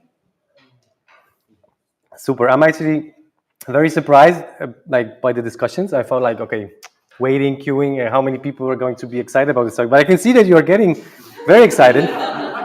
Very nice. So, for all you beautiful queuing nerds, there are some resources if you want to get more. I based a lot of the presentation actually. Sorry? Choosing the wrong queue. Yeah, I mean, there are many good examples and many good things in those. No matter how fast the quickest. Oh, you are still in the brainstorming. But Go ahead. That's real life experience, and that's based on my evidence. It always happens to me. Even if the moment you change to the fastest line, it becomes the slowest. And if you change back, you screw up both lines. Yeah, exactly. I can see some very experienced queuers here. Yeah. Good. So there are some resources. This is a very small book, the one on the left. This is an article with. It's actually available online. Yeah. Thank you for coming. Thank you for being very active. Do you have any questions or comments? Just wanted to know if there's a really cool podcast episode over it's called Radio Lab, and they had this whole episode about waiting in line and how much people will pay. Yeah. Okay. I would be happy to hear it. Yeah. Thanks. That queuing study from 70s, do you know sample size? Because as far as I see, it's like 15 people or something. I don't know if you looked into it. I haven't. I mean, I think there were a couple of different studies. Yeah. So one was about the Xerox machine. Yeah. There was also another one where people were just kind of going in and jumping the queue without giving any explanation and trying to see what would be the reaction. I think it was Milton who made the study, and that was just to see how many people would react. Like in the social context, someone is jumping in the queue without saying anything. Will you say something? Will you react, or will you just accept it? And actually, many people were just like, okay, that was weird, but I'm not gonna. So there was one study, and then there was another one with this one. So I don't remember the numbers. There's a funny effect of queuing, physical queuing. Hello, online. There's a funny effect, just a fun fact in physical queuing. If the queuing is not guided with guide rails, or it exceeds a certain length, it becomes often just a perfect curve instead of a straight line, because everybody wants to look beyond the front person in front of him or her to see how long the queue is. So if you see aerial pictures of lines that are not guided, waiting lines, they usually become a bow. That's like today. That was actually a very round queue, you know. So you could see the food when you were on the back of the queue. I don't know. I think you were first. Yeah. First? Thank you. You mentioned that queuing may not always be the best solution to every problems we are having as users or as any other kind of situations. What I can think of, for example, for the Taylor Swift concert online tickets thingy, we can do a raffle. Is there in practice other kind of solution that it would be a better alternative for queuing? Yeah, I mean the raffles is definitely also another solution. So people are coming in.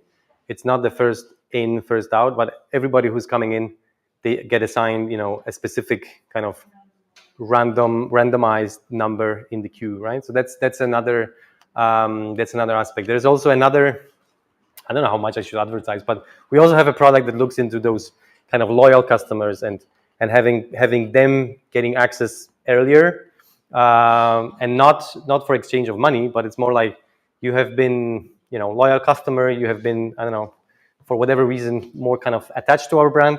You are getting better kind of place in line, or you can buy stuff before everybody else. I don't know how much this really answers your question, but like the problem of the capacity is the same no matter if it's a physical world or digital world. You know, we tend to think that internet is you know, like, yeah, having no borders and everybody who comes in, you know, should be having access to everything, like, you know, the Instagram kind of thing, you know, like give me everything very, very fast. But it's not the case, and especially if you are buying something which is actually physical, it's also you know, how do you make sure that you actually have the capacity of the tickets or sneakers for all the people waiting in line before they even entered your shop and so on. So there are more aspects of that for companies to think about. There's a question, yeah. Yeah, like actually it's very related to the question, and I wanted to share a story that I noticed when queues are not fair, or like they are fair but they are not a good solution. And I have experienced it in Slovakia during COVID when there were like COVID tests, and how the system worked is that you got a time when you should come there, and then like you got tested, and like usually it was like 10 people on the same time, let's say. Yeah. And there were places where they decided, because like Slovaks are very used to stand in queues, and we are like willing to stand there for hours. And people came sometimes 1 hour earlier or 30 minutes earlier and put into the queue. And because it was fair, because they came sooner, suddenly there were huge queues because of that, and you never got to on your time. But there were places where they really respected that, and they were like, I'm sorry, you came 1 hour earlier, but your time is not that one. That's why I will serve that guy who just came, but has this time specific time attributed. And the funny thing is that the places where they respected this principle, there were no queues, while the places where they were like fair, there were like terrible queues and people waited there for hours. So like sometimes queues are really not the best solution, and it's better, like maybe it's like even better for people not to respect this, that like we always need to stand in queues. But I mean, this is also, in a way, this is also a queue, right? Getting assigned a time where you can come, it's also queuing you, but in a different way, so that you don't have to stand physically there, but you also cannot just come in and get what exactly. you want. So but it's not kind like of smarter way of making the queue so that you don't have to wait physically somewhere. Yeah, exactly. And respecting the time and not the first came, first served. Interesting. Yeah, thank you. Capacity was down, and they were telling people, do not come to the airport too early because you're still gonna wait, and it will not catch your flight. So the earliest you could come was like 2 hours before, even though people were panicking, like I should come really early so I'd get there. But that was like counterintuitive. Yeah. So yeah. A last thing, like, would you think that you can use this online queuing method also in a physical space, like exactly instead of booking it online elsewhere, but you actually want to have ramen and you go to the restaurant, there's always a line over there. But if I can scan and be on the line and then walk around and see when my number comes, so I know that, okay, there's a notification in 5 minutes or 10 minutes, I will get a table. Maybe that makes my experience a lot better than standing in line for food. Yeah. But would this also work if you do it like not exactly online, but So like providing some solutions for the physical space as Yeah. well. I think there are some companies who actually do that, but Actually, it works like in Japan. You have a list. You put yourself on the list. You write how many people for the table, and then you wait. You can like if there are many people ahead of you, you can go whenever, and then they call your name, and as simple as that's that. the manual way where you don't know the time. But this True. would help you calculate when the tables might get free, and then you should just be there before. So I like any kind of solution that helps to avoid the queue itself. Like for example, often it's the reason for a queue is capacity. Yeah. So like assigning time slots is a good thing, or like in Scandinavia, it's common that to draw a rating number. Okay, that you can okay, it's this amount of numbers before me, so I can make at least some use of my time. Or if queuing is not avoidable, say for example, if people are queuing up at an office or a retail store, that you provide some value to those who wait in line, for example, giving preliminary information or something they can actually do that helps preparing why they're queuing, so that they can make, and all these cases where you can make use of the time rather than just uselessly waiting. Yeah, thanks.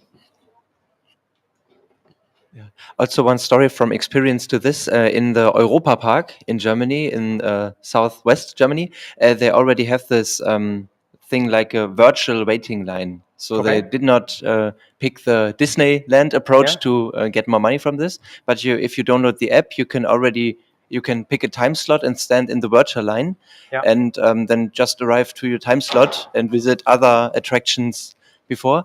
And it's working very good there, but they had to put on many signs to let the other users, the other people know that there is a virtual line, because they were standing there like, why does everybody get access and not me? So they have to communicate it a little bit better. I guess people are already going places. There's no queues for the coffee. No. Thank you very much for coming. Thank you.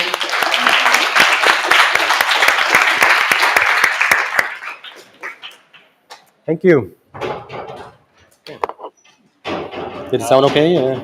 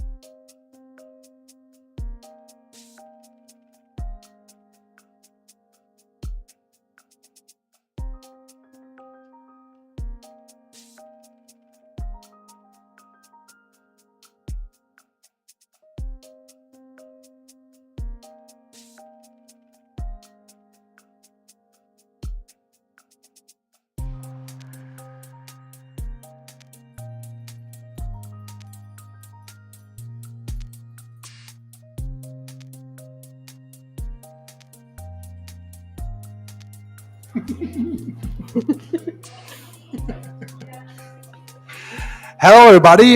This is the next session in our German UPA room. Again, all of these sessions in this room are recorded, streamed live on YouTube, and you can watch this session and all the other ones from this room also re-live. So all of the sessions will be on YouTube. So you here in Berlin can watch it. Obviously, you're the ones online are already watching it. But if you missed the session here in Berlin, or if you online missed the session, you can have a look at all of the other ones that happened in this room. So enjoy with that what we already had in here. And now I'm proud to present you the next session, which is the value of data in service blueprinting. So enjoy, and warm welcome, please, for the ladies. Thank you. Well, thank you, guys. So I was just checking in with you guys to see how the energy level is, because it's 4 o'clock. It's nice weather outside. So is everybody okay and energetic and keen to go? Yes? Great. So today we are going to talk about the value of data in service blueprinting, which is very important, we think. So we will talk about what is a service blueprint, how is it tied to a customer journey. We will show the importance of data within service blueprinting. And also we will give you some examples of how we have used data within service blueprinting and how that gave us more insight into what is really happening within your service or company. And also to provide you with some inspiration as well to really use data in service blueprinting. So that's what this session will be about. So first of all, this is us. My name is Mila, this is Chantal, and we are both customer experience analysts. Let's make it very clear that we're not designers, and also this PowerPoint might be, if you have any tips and tricks, if you are a designer afterwards, then please come to us. But we try to make the most out of it, and we have a beautiful rainbow overview and stuff like that. So a bit short about where we work for. We work for Digital Power, just to put it in context. It's a data consultancy firm, and we do have a lot of different data specialisms. We are customer experience specialists, but we also have a research proposition as well.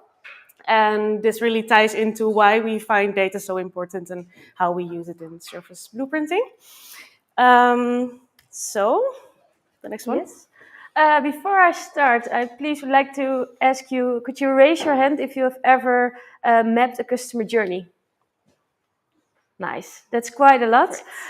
Today we want to show you how we create a service blueprint, and we would like to have as example the journey known to everyone, the journey to UXcamp.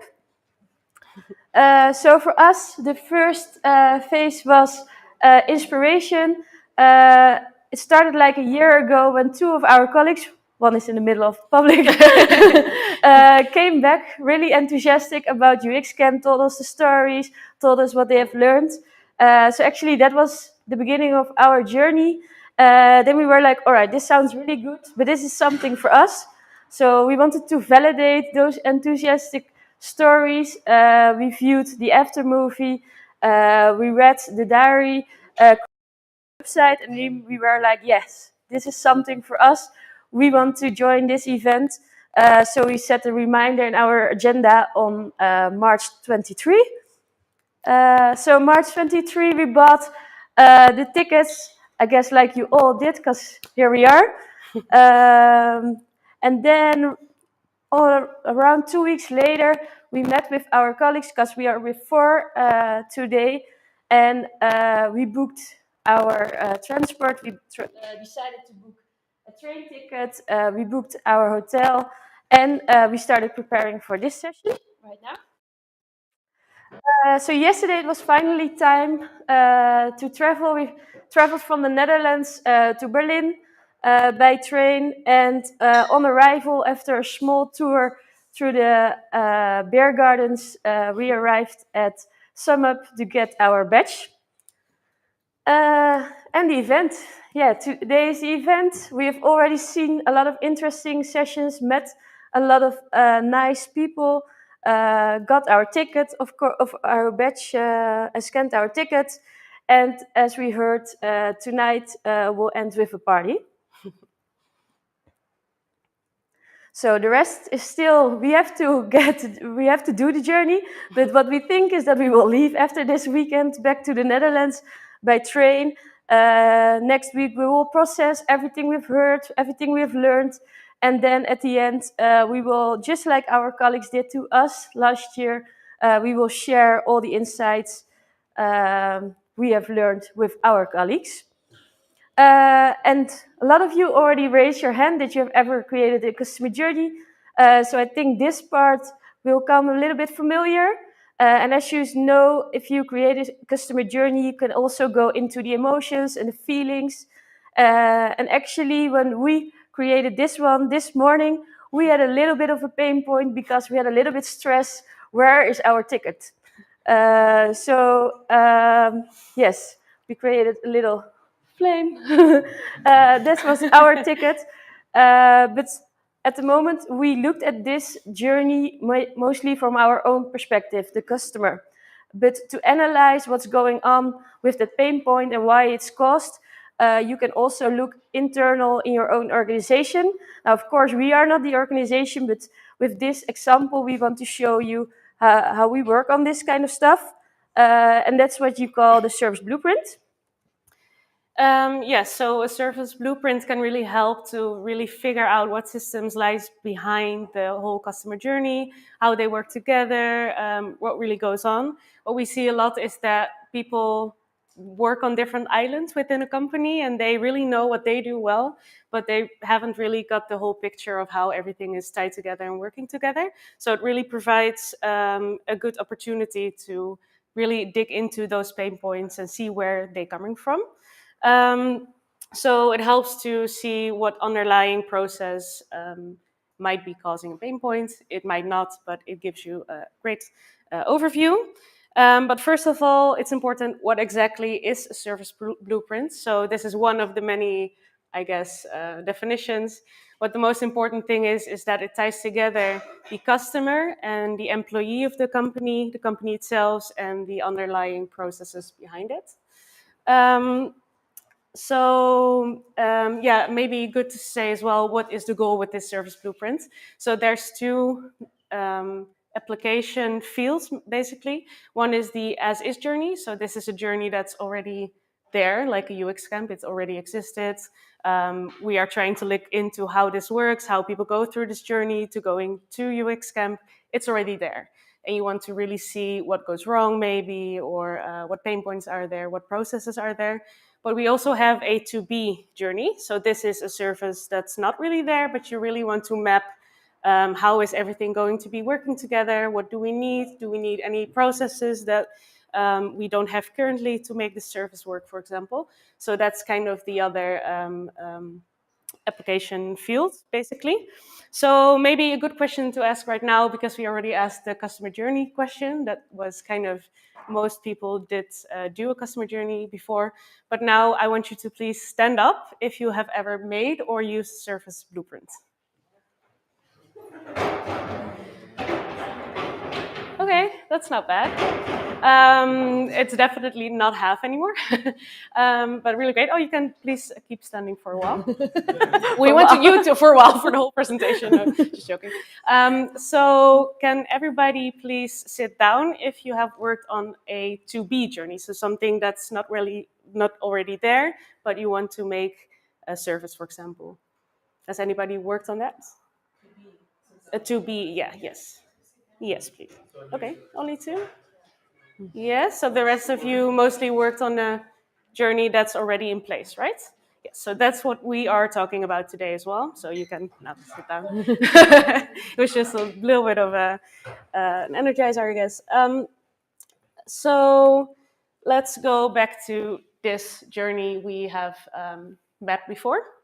With the customer actions. So the key components of a service blueprint are, first of all, the actions of a customer. Then we have the front end, which is everything a customer is directly interacting with. It could be an email, a website, an employee helping them over the phone, or something that they can see and are in contact with. Then we have the backstage, which are processes, systems that really help this to be there, the front end. Like it could be a CMS system, something behind this, something that the customer doesn't see, but it's really needed to have the front end in place. And then last of all, we have systems, which basically are kind of infrastructure, really the lowest level to help the backstage be there, be existed, whatever.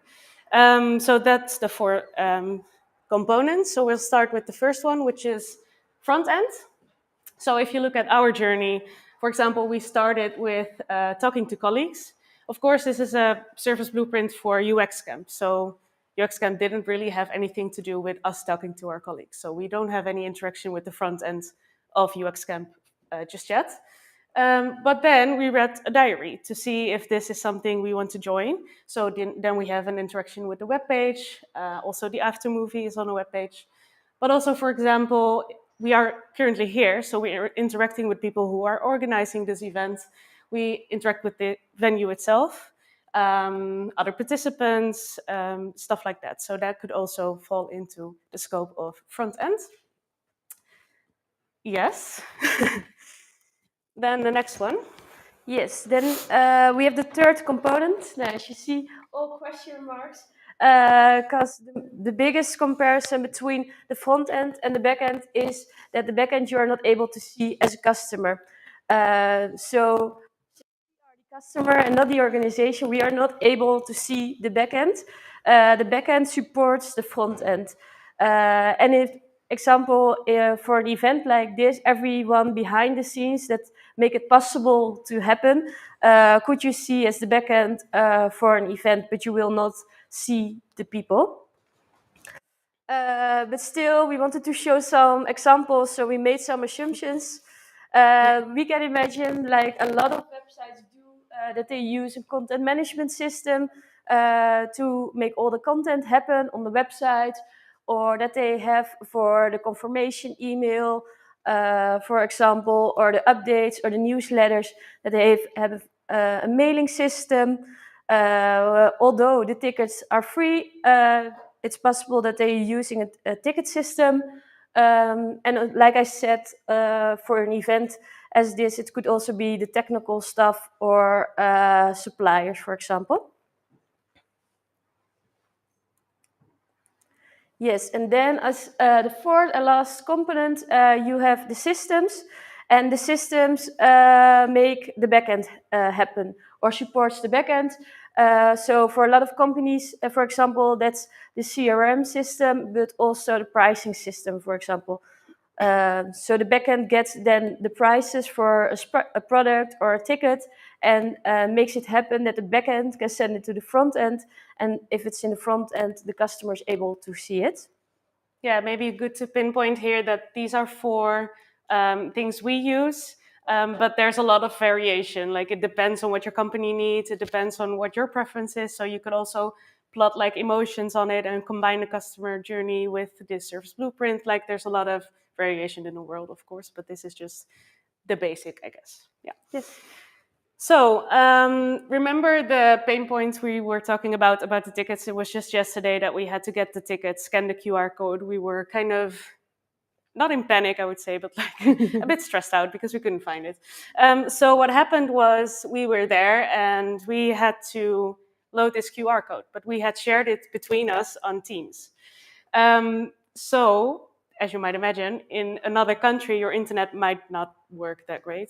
And also eventually it worked, or we were on Wi-Fi or whatever. And then we got this message which says in Dutch, you don't have access to this ticket. So then we looked into our mail and tried to search for this email, and then we found the QR code, but then I couldn't see it because the images weren't loading, and like it was a bit stressful. I wouldn't say that stressful, but a bit stressful. So when we go back to the journey and the service blueprint, we can see that the confirmation mail was sent way before, so way before in the journey. So you really have to go back into your own journey and search for this email. and find it, well, there is kind of a good solution. When I go back one, you can see there that it says add to Apple Wallet. So we could have done that. We would have had it, right? Simple solution. It's there. But you don't have anything for Android. I'm an Android user, so I couldn't do that. So I still had to look for the email. And she didn't. She just didn't see it probably, or she didn't use it. So something goes wrong there. What exactly this is, we're not sure. You have to kind of dig into the data as well to see what really happens, if people are seeing it, if people are clicking it, but it doesn't work maybe, or what exactly goes wrong that causes this pain point. So that ties into the whole point of today. What is the value of data within service blueprinting? So we're gonna do a little experiment again. So you can just raise your hands, you don't have to stand up. Who, like us, had talked to colleagues and learned about this venue or camp? Yes, who had talked to colleagues before to see if this is something that, like, to be aware of this conference? Quite a lot, not that many actually, just 5 or 6. Okay, so who came here by train? A little bit more, yes. Okay, so of the people who didn't come by train, how did you arrive here? Airplane? Who came by plane? Just you? What else?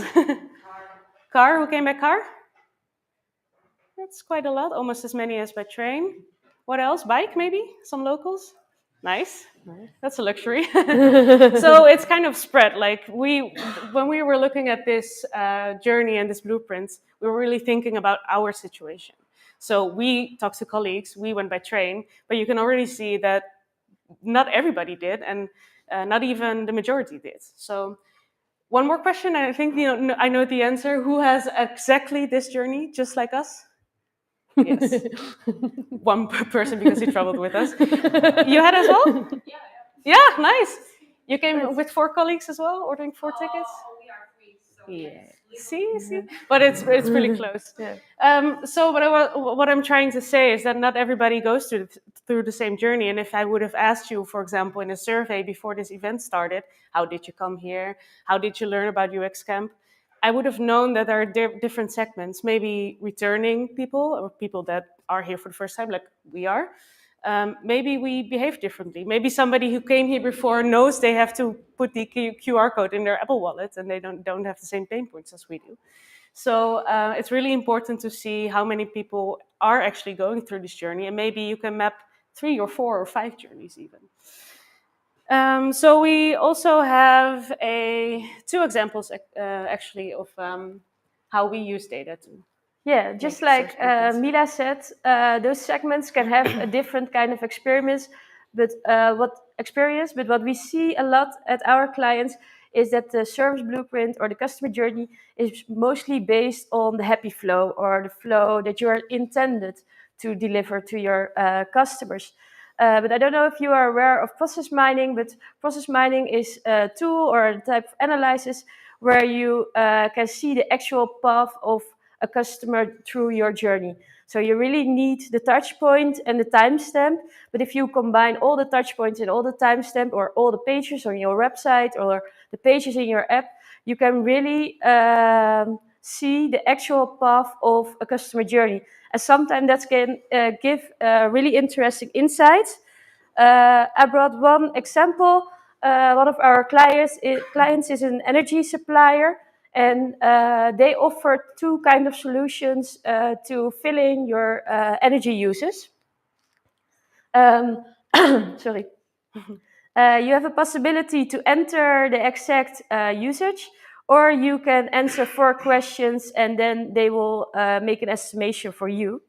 So we compared the paths of 2 segments. The first one is the least loyal customers. And what we saw is that just a little bit more than 25% uses the 4 questions to estimate their usage, but almost 75% was quite sure of their usage and filled it in exactly. Well, if we compare it to our most loyal customers, we saw that more than 62% used the questions, and only 38% used the possibility to enter exactly their usage. And for us, this insight was the beginning of a bigger research, because we created in total 5 segments. I only brought 2 to show you the difference, but we actually saw 2 different kind of segments, and not only just this example, because this is a really small part of the journey, but we saw that their marketing channel, how they came to the website, was completely different. But one group were seeing all the tips and all the articles about energy, while the other one was really to the point, wanted to fill in exactly their amount of usage and buy or not buy. So their journey was way smaller than the loyal customers. So that for us was a really interesting insight. And what I want to say with this is that although you think sometimes maybe that you have one happy journey, there are different kind of segments who have maybe different kind of paths in the same journey.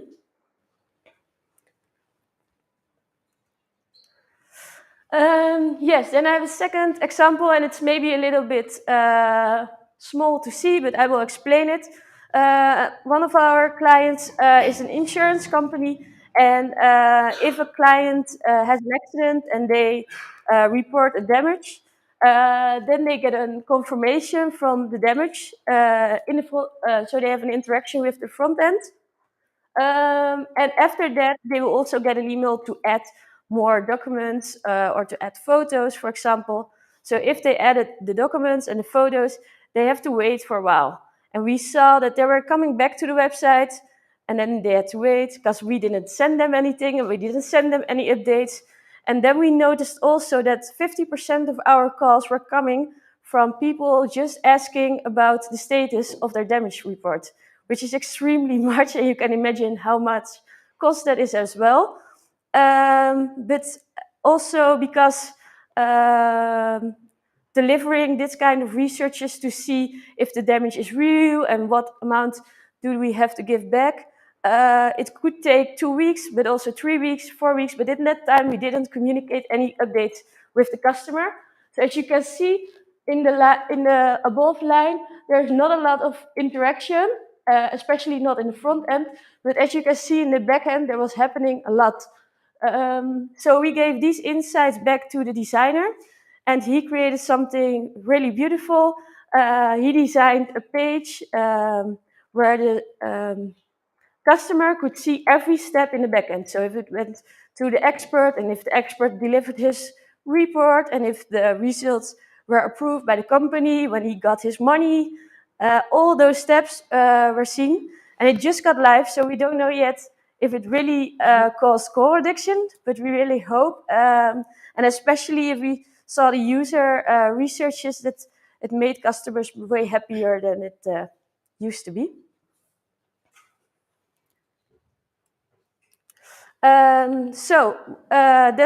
This are 2 examples we have, but the Norman group, if we didn't see everyone raising his hand who have ever created a blueprint, but the Norman group created 5 steps, which are really nice. But today we really focused on the gathering research. So we really want to advise you to gather your research before you create your blueprint, because then you're not searching for data to your happy flow, but you're really looking what the actual flow of your journey is. So we talked about surveys, about some call data, process mining that we are using to validate our service blueprint. But we are also really curious, what kind of data are you using at the moment to validate your customer journey or your service blueprint? Does anyone want to say?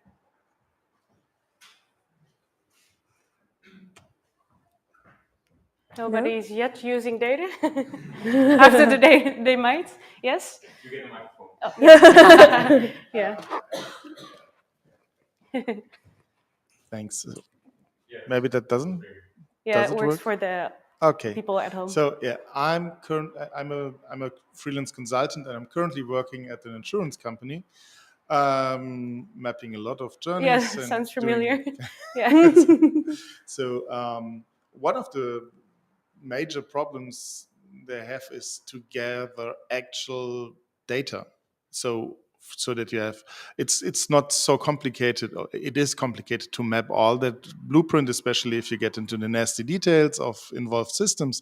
But having actual data on what processes are triggered when and to which extent, and that consistently across the journey is super hard. And one of the things that I've been facing before is I was introducing the blueprinting, and there was the value of it because it's just insulated incidents that I can prove, and in between it's still kind of guesswork, and that's where the credibility of the data is weakened. And I'm still figuring out how to solve this, usually through rhetorics.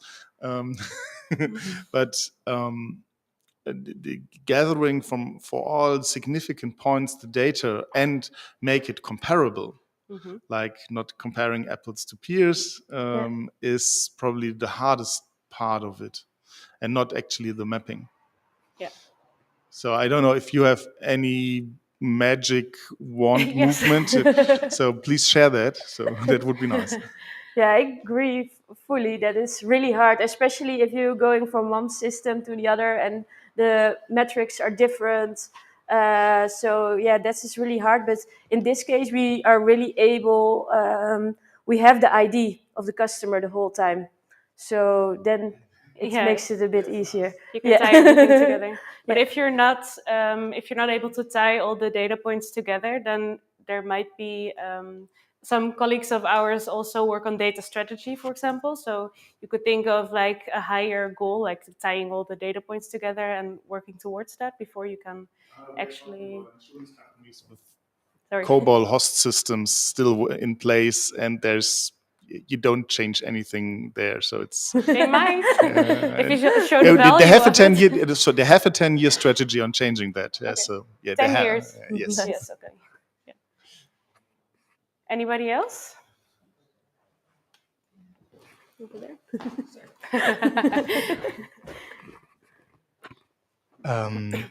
With a client that was not as advanced in collecting data, we're trying to tap into analytics from the front end to see their journeys, and we're thinking about what we cannot track everything on the site where a user clicks or is uninteresting, but what would they need to do to reach a certain goal, or what would it mean to kind of abort that.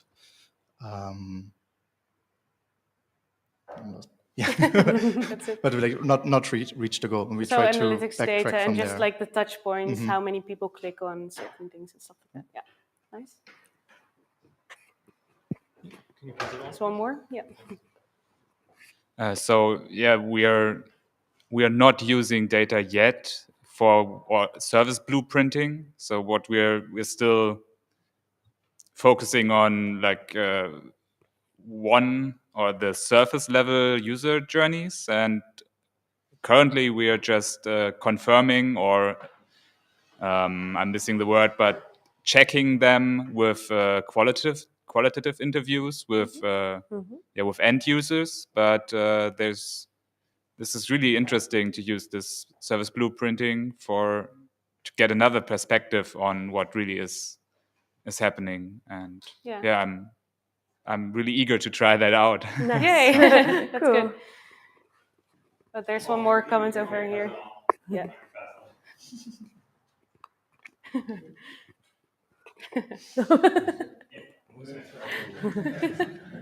I forgot one question.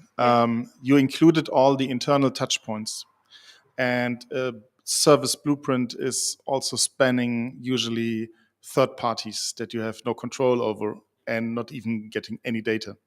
And it might be even someone who are strongly related, like insurance company. They have external counselors where the actual touch points.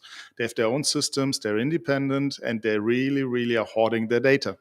Yeah. They're not giving it away, not for anything in the world.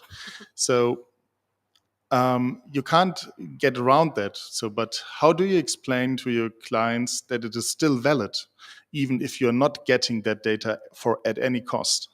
So we have crucial touch points in the blueprint. You won't get any data at all.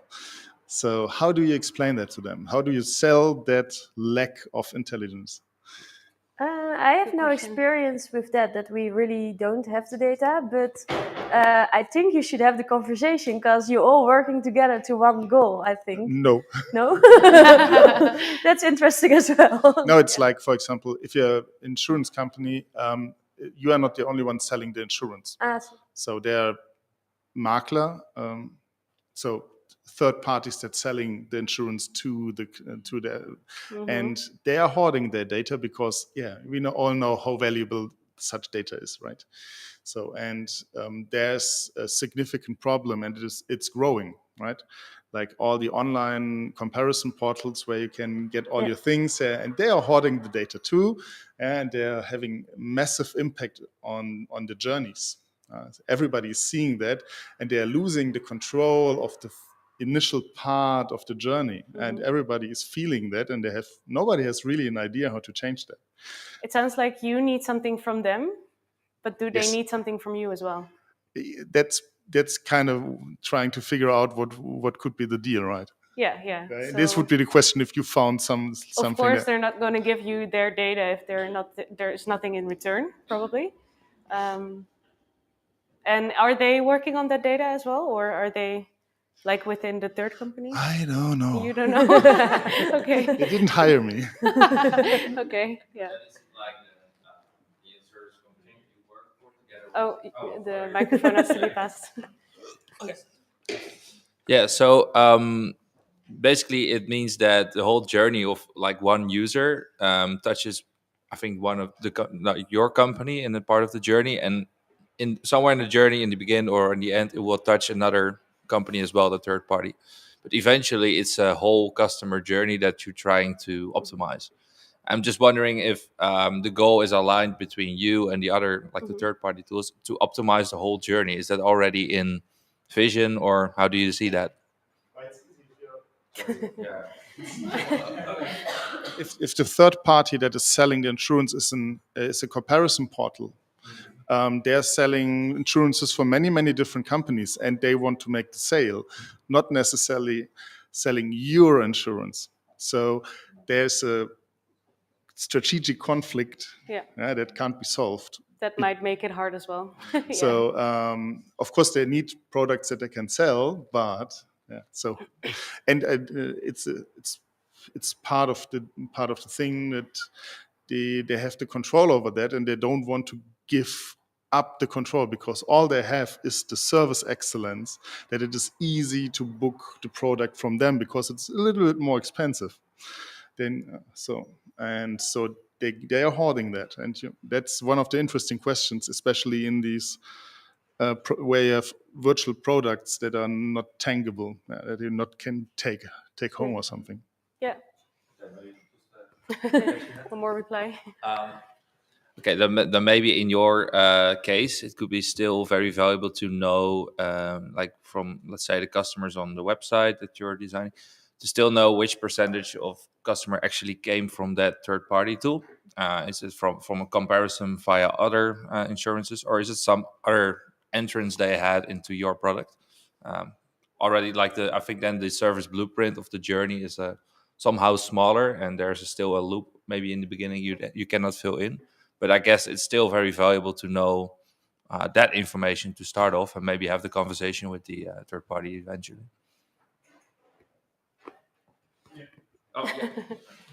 Yeah, in your case, I also think it's probably very valuable to compare service blueprint if the customer comes through your website, through the original kind of company who offers the product, or through the third-party website, and where's the difference and how you can, because I once worked for an energy company and had the same problem, and you pay like, you give the profit from 1 year to the third party.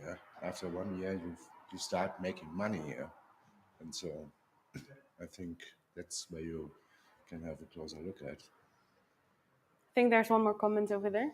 If you can pass it back. You're doing great, guys, by passing the microphone.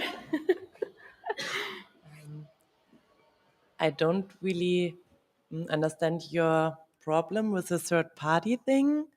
But if you want to compare maybe the service blueprint, as I understood you well, then self-ethnography could be one method. Like maybe you go through the journey by yourself.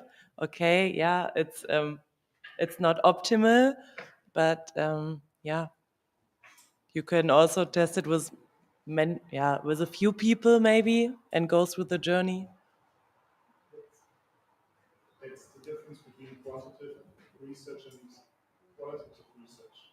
If you want to have numbers like, on the one hand, we have thousands of interactions or millions of interactions, and then we say, here we have asked 10 people, and you want to compare that, you're comparing apples to pears. Mm. So it's valuable, and of course, you're doing all of it. Still, talking about receiving interaction and transaction data and making decisions, basing decisions on that. Yeah. There are holes in the story.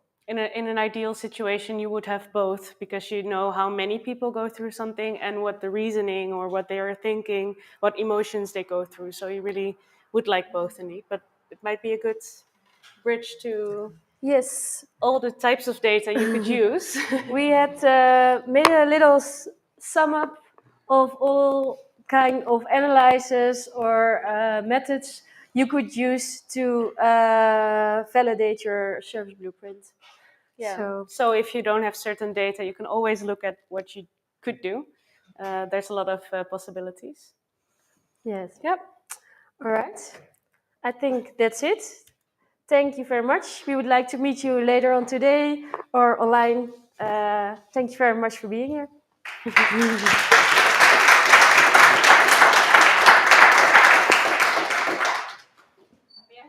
Yes, I think we have some spare time. Yeah. I don't know if the microphone has to be. I don't need it as well. Yes. How to map maybe the journey before they reach your data points. So like as you mentioned, like you talked to your colleague and you found out, and like for example, like how behind you. We do need the microphone. Do I need to repeat it? Very shortly. Yeah. So like how to validate or get data on things that happened before you are able to collect the data. So for example, before they reached your ad or your website. I think that's always a hard thing, especially when they're not on your own domain. So before seeing your ad, I think I don't know where they are at that point, but that's a gray area. Yeah. Yeah, a gray area. Yeah, indeed. To see you at you try to have your advertisement tools, of course, but with ITP, that's getting harder and harder. But I think most of the time when we do service blueprint, you really want to look into your own organization. So we have the most focus on our internal processes. So the marketing part is, of course, part of your customer journey, but during the service blueprint, we most of the time focus on the systems within your organization. Yeah, but if you really want to know, you could always do a survey and just ask them, where did you come from? Yeah, that's like usually what we do. Yeah, and like majority is like or... got referred from a friend, and that's like, are we doing a bad marketing, or if majority just is like word of mouth, or is it the thing they remember? Just like, yeah. But like from your point of view, it's okay to focus on the touch points where well, that it started. Depends. If you have, what kind of influence do you have on where people come from? Mm-hmm. So does it really matter? Because the people come from somewhere. If you do marketing, of course, you can do different channels and whatever. But before that, you don't have any influence on people. So what are you going to change there that you don't have any influence on? So people come from different, like talking to a colleague or looking online or in a newspaper, I don't know. Yes, they might have. Yeah, yes. Maybe because of segmentation then.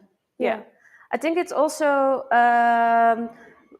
really good to know what is your goal with this, because we use it for multiple goals. So sometimes we really use it to optimize the journey, and then of course it can be interesting, especially with the expectations they are coming onto your domain. But sometimes we also use it just to talk to stakeholders to tell how the process is going, because like she already mentioned, most of the time, even within organizations, not everyone knows how every process is working. Yeah. So yeah, it's really we call it in Dutch praatplaat. I'm not sure if there's any Dutchies, but like something you can talk about, and you're all looking at the same thing, and you can really pinpoint spots on the map and stuff like that. So it really helps as well. Yeah. And maybe one more question. Like you mentioned that you had there the 5 segmented groups. Like one is the least loyal, then there is the most loyal. What is the between? Yeah, it's on loyalty. So there were 5 segments, the most to until the least, and then 3 groups in the middle. And what was it like the significant differences between the 5? Like, wouldn't it be like those 2 groups enough, or like were there huge differences between the 5 groups? Yeah, there was quite a big difference between all the 5 groups, and it's based on a machine learning model. So there were a lot of influences to create the groups. Yeah. Okay, so it was a machine learning model that defined those groups. Yeah, the segments. Yeah, and then we validated that the segments were really behaving different on the website, so that they really had another journey. Because the segments were created based on the data of customers that are already customers, and based on the data we have in our CRM system, but there was no digital data involved. So we really wanted to see if our marketing plan or stuff like that should be different for those groups as well. So therefore we validated with the groups that were already made if the online behavior was different. Good question. Nice. Anybody else? Nothing? Well, thank you for your time, and speak to you later. Yes, thank you.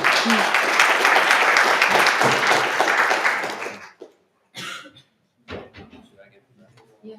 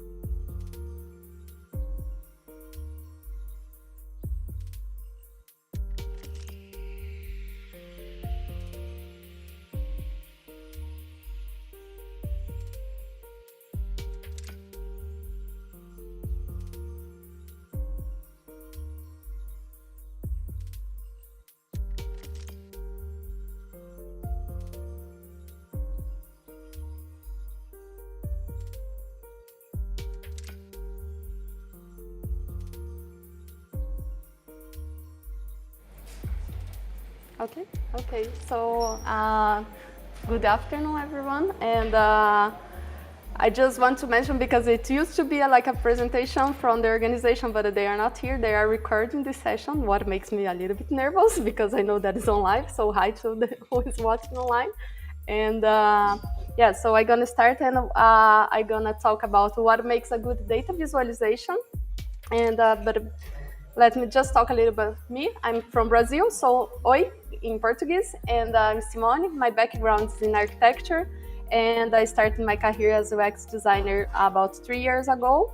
And I was working in investments and a credit bureau, and now I'm working with some monitoring services. What makes me work with a lot of like charts and tables and graphs, and I was also doing a postgraduate degree in UX, and I love maps. My thesis was about that, but I will not talk about that. What brings me today here is to talk about data visualization.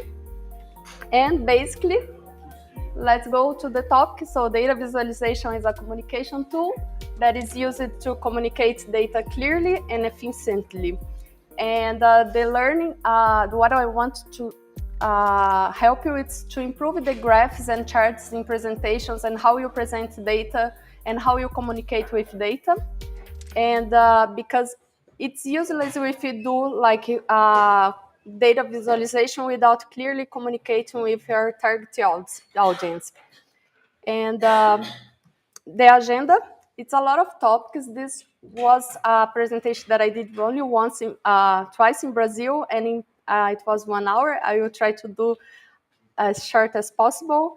But I want to show like all of the foundations of the data visualization. I will talk about pre-attentive attributes, visual perceptions, types of graphs and charts, relationships in graphs, and also the importance of the context.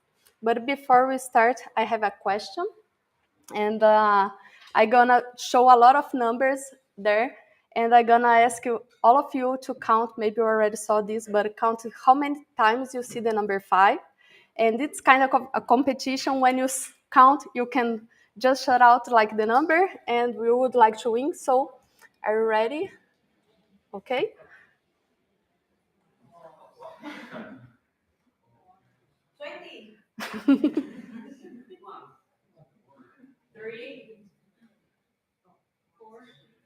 So it takes a little bit of time, right? So I'll do a small change, and let's see who is gonna be the first. Who? So it makes a lot of change, right? When I do this small like time change on that, and this is because we are using the iconic memory. So this is the one that we just like keep the short time information in our brain. And this is one of the pre-attentive attributes that we can use when we are communicating with data. And this defines how our audience is going to interact with the data that we present. So, for example, here, I don't have any of these pre-attentive attributes applying this bar chart. So it's pretty like you're going to try to read all of the information that are being shown. But if I apply, for example, color, it helps like to guide the eyes of the audience through the information that you want them to read. So for example, here I have the red color, and they start to read and following this information that is highlighted to them. We can also use it in color, we can use intensity. And in this case, we have light red and dark red, and what it's making like this guidance in the receptor eyes. Another one that we have in pre-attentive attributes that is important to know is the form. And I will not read them because probably your eyes is already going through the one that are different from each other in this example. And but we have like size, enclosure, shape. Okay, I will not read. And we have also the 2D position. And for us, it's easy to read 2D. Sometimes we see charts in 3D, but it's not that easy for how your eyes works, our visual perception, to read 3D. So when we have 2D, it's easy to find what is like out, for example, maybe outlier number or to perceive what is out of this vertical or horizontal position. And next topic, it's about visual perception. So I will talk a little bit about Gestalt principles. I imagine that most of here are designers, but I just want to show Gestalt applied in graphs. And I will show this 6, that it's proximity, that we perceive objects that are close to each other as belonging to a group. And we can see this, for example, in the second line. We have, for example, in tables, we perceive like lines and columns because of the proximity of each other. And it's nice when we understand that as designers, because it's easier to make decisions on the visualization. The other one that I want to talk is about the similarity, and objects that are similar in color, in size, or in shape. We also understand them as belonging together. And the next one is the enclosure. Those are used a lot, like when we have this kind of shade in the image. We use this, for example, in tables or in graphs when we want to highlight like one information to the audience. Next one, it's the closure, and that our eyes perceive as open structure, as closed and complete. And for example, this one in the bottom, what we can see, if you remove the borders in these bars, we still understand as belonging together because of the way that they are. We try to create this line that we are not seeing there. And we can also use that in line charts, for example. When we're doing continuity, we can also make use of this closure. And continuity is that we perceive objects belonging together as parts of a single whole.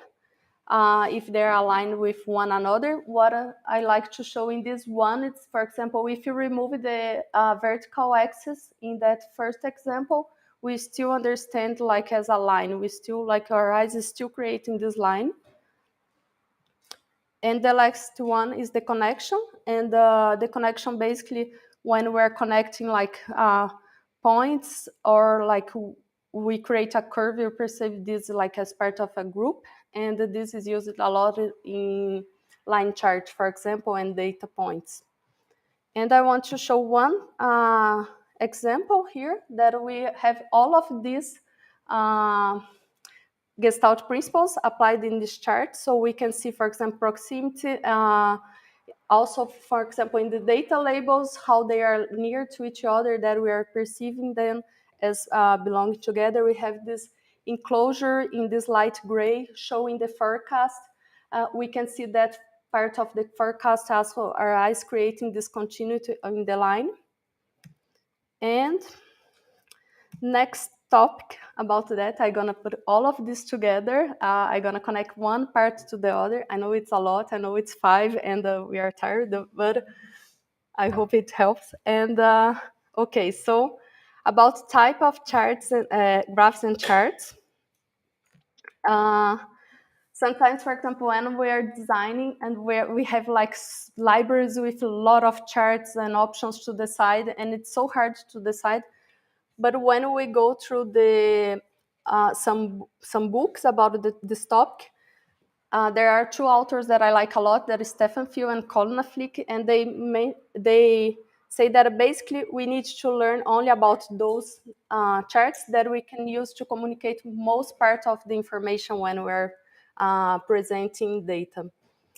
And the first one, and I'm gonna connect now with what we're seeing in visual perception and pre-attentive attributes. First is tables, and I want to show like one bad example and how we can reduce the noise and how we can help it to the audience to read and to really like go through the information that we want. I know that the image is not good, sorry for that. But so we have like one bad example. And this last one, it's like we are already reducing this noise of the information. We are still highlighting the information, but making use of less intensity of the color. This is another example also of reducing the noise and the intensity of the color. And also like one and that how we can improve those. And now talking about the heat maps. And for the heat maps, when we apply this element of color in the tables, we are helping and guiding the eyes and trying to like read the information that belong together. So this is a very good way to help when we want to show like and make the audience to understand faster the information that we want them to know. The last type of chart that it's pretty used, but it's not that easy for everyone to understand that. We need to be careful, like, and know who is the audience that we are present, because points, not everybody can read them pretty well, but it's very important for correlation, and I'm gonna talk about that soon. And also here, talking about like visual perception and reducing the noise again, we can reduce these guidelines and make it easier to read the information that is the data. We don't want them to read like lines and guidelines. We want them to read the data that is displayed. We also can make use the color and also add, like, for example, the line to help them to read the information. And another one, it's the line. Line, I think it's one that we see everywhere, like for time series. And also pretty simple to reduce the noise. We can remove the borders, for example, and we can reduce also the thickness of the border, and we don't need to create like so many weight in the way that we present. And this next one, we can use color again. I'm repeating myself, but I think it's important to see many examples, especially we are visual people. So the next one, bars, and they are basically rectangles, so there's no like secret. But what is interesting about that, it's that we can easily understand that this length as like a measure, and actually the weight of them makes there's no difference, but we can but like the length of them, it's pretty important for us. And here's like some examples of like simple series, and when we put them together, it's easier for us to understand and compare values. So when we have like a series of two values, three, then it's easier to compare when we put all of them together. And here's just like one example also, like reducing the noise. We can create these adjacent sections, and we can keep the weighting minimum and to really like highlight the data, but not the information that we are showing. And just one more thing pretty important about bar charts, it's that they must have a zero baseline. When we remove the zero baseline, we can change a lot how the audience is going to receive the information. So here there are two examples. Sorry, there's some things that are in Portuguese, but what is important is that probably you can see that how it's changing the same information when we remove this baseline, the zero baseline. So let's always use zero when we're doing bar. If you are not using, you can make use of dots, points instead, and then they don't need to have this zero. And the last one, it's less frequently used. This one, we see this a lot in assets management, investments. We can see some other places, but it's not so used as the others. And they are like these blocks plots, and they are good for comparing like distributions. So we have here like the high value, the low value, and we have also a median that makes easier to compare the median salary in this case, and the high salary and low salary. And this is just the structure of this. And as I was saying, so we have like high value and low value. I like these images. For me, it was pretty nice when I didn't understand it yet, like how was this made. So I want to brought this one here. And probably we're asking, okay, probably is missing one type, that is the famous pie chart that we see everywhere. Everybody's using pie chart. And the thing about pie chart is that it's very controversial. These authors that I was mentioning, they say that we should avoid using them. And the reason is because for our eyes, it's pretty difficult to understand like the distance of each other and really like read the information and compare. I would say that we should avoid, but I'm gonna bring arguments of like for some moments maybe it's you can use them. I will not be like radical like no, don't use, but they really say don't use that, and they just like explain the reasons for not. What to do instead of the pie chart when you want to present parts of whole distribution? You can use bar charts, and it's very easily then to compare the difference. When you are trying to find which one is the highest value and the minimum value, it's easier to read when you are using bar chart, but it's important to add the information that it's part of the rule, so that this is like a whole part and the total it's 100%. And I have an example here. Also in this one, it's the same, but if I ask you like which one is like the highest, it's easy. Of course, in this case, it's easy, but in the others, like for example, it's not that easy. You need to go through all the numbers, and pie charts without numbers, they means nothing. So you always need the numbers when you are using pie charts. And just another example here in this one, what I like, because there's the total here on the bottom, and it's pretty clear that, okay, this is the total, it's 100%. And as I said, I'm not against this, and we need to ask the whys, and the whys are, so if the parts constitute a significant whole, then you can use, if you can define the entire set in a way that makes sense to the viewer. So sometimes makes sense for the viewer because they don't want to read like the numbers, but see that the distribution, it's like good. And the next one is if you want to compare each of the parts or the parts of the whole. So if the main object is to compare parts, use a different type of chart. And the main purpose of the pie chart is to show the relationship between the parts of a whole. And the last question is how many parts? So if you are displaying more than 5, 7 parts, it's better to use a different type of chart instead of the pie. And here just one more example of pie.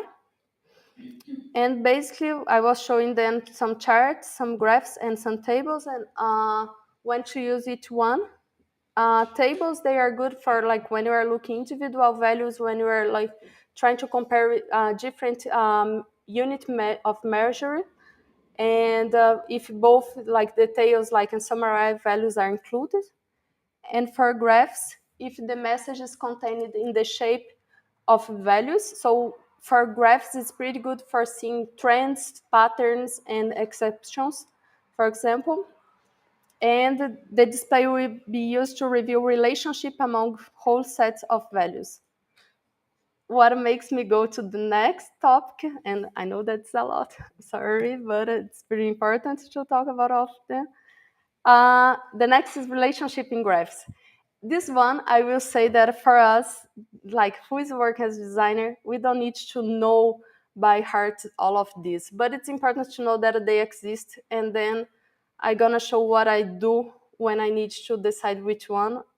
But basically, I will not talk about all of them and explain, because I think that what I want to share now is like they exist, and they are ways that we present data, and we make decisions of which type of chart we are doing by the relationship that we are presenting. And for example, time series, they show how values change throughout the time, yearly, monthly. And for them, we can use, and this is from the book of the Stefan Field, Show Me the Numbers, these metrics. And he's showing like, okay, we can make use of points. You can make use of lines, bars, and box when it's like time series relationship.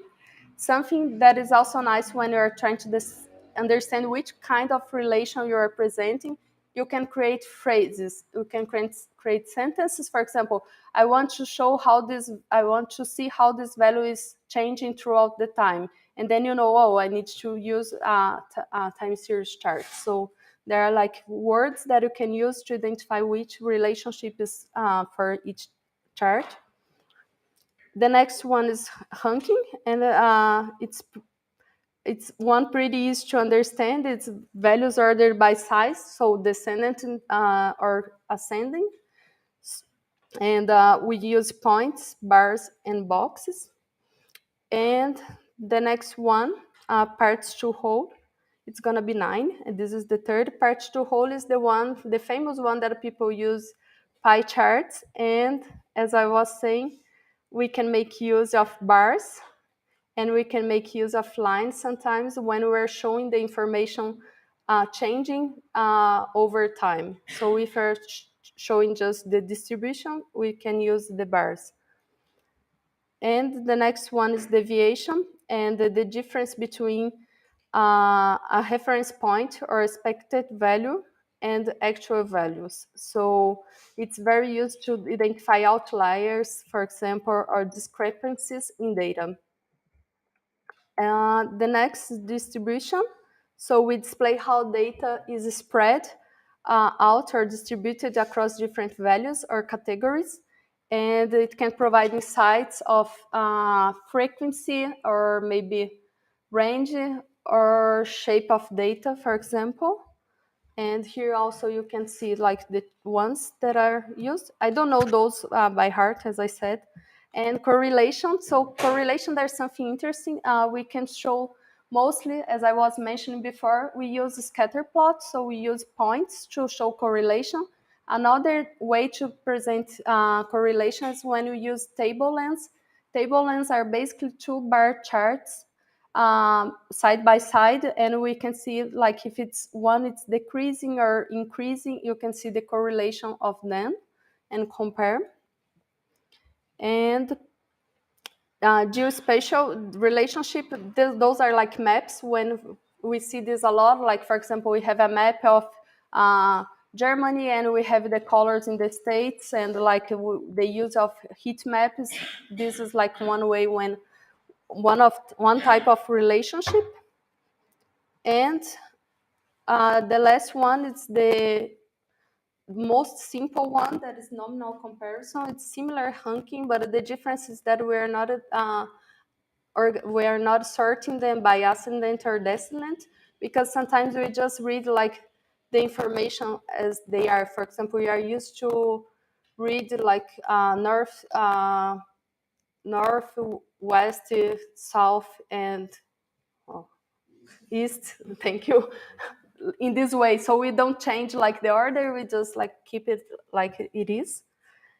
And what I was using sometimes, like, okay, I have one chart, I need to present this date, which type of chart? I just go through like this information, I try to find out which one to use and to help me. Because what we want to avoid, it's to present this kind of information. If you want to see more examples, this site is pretty nice, but sorry for bringing that. But that's what makes me come here to speak about this topic. For example, in this case, we have so many colors. We could have the years just like under the bars, and we would present same information. Line chart would also work in this case. It depends on the information and what we want to communicate.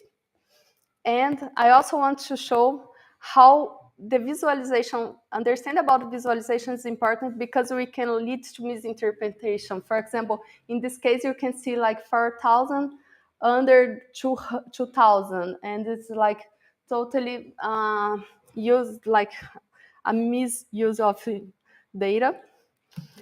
We see this also a lot when it's about like politicians, so they use this a lot to try to manipulate. So I don't need to.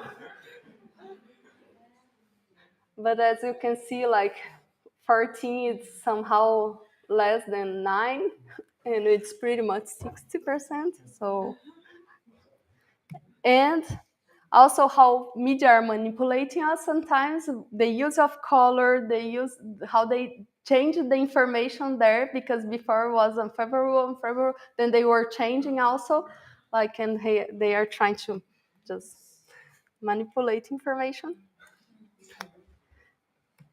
Another bad example, I like those examples. So yes.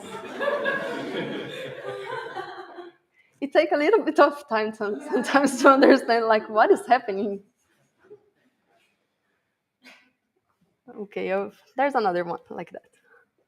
So again, no is less than, and this is a 3D chart, and as you can see. And I have one more two actually. So if you know how to count, you're gonna see that it's more than 100. So which kind of part of whole are those? I don't know. And okay, just one more. And this is also like how we can just highlight the wrong information, manipulate the audience, and really like, there's a book that it's called How to Lie with Numbers. So there are like ways, if you want to do that, okay, but it's important to know that you are doing that. And I don't know if there are regulations of that, but probably not, because but we see a lot of mistakes there are a lot of examples that are from TV about that. And but this sounds to me like 3.6% of the population own half of It's not wrong, but the context is not clear. So I think exactly 3.6% own half of the wealth in Austria here. So the information is right, but the missing context is making it manipulative. Good point. What brings me to the importance of context. And we need to think, if we are doing live presentation, if we are sending a report, what we are communicating, because we are in control of the information that we are displaying. So I was talking about all of this because it's really important. For example, when we are doing like, here's a live presentation, I'm in control of the information. I'm speaking about the information that I'm showing. I don't need to write everything down. But if you are sending an email, you don't have this control, so it's important to add the information that you want to do.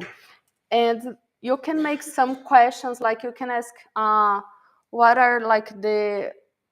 is important, who is the audience that you are communicating, and what you really want to show. There are some questions that you can do before creating a presentation or a report or a dashboard. There are so many different ways that we present data.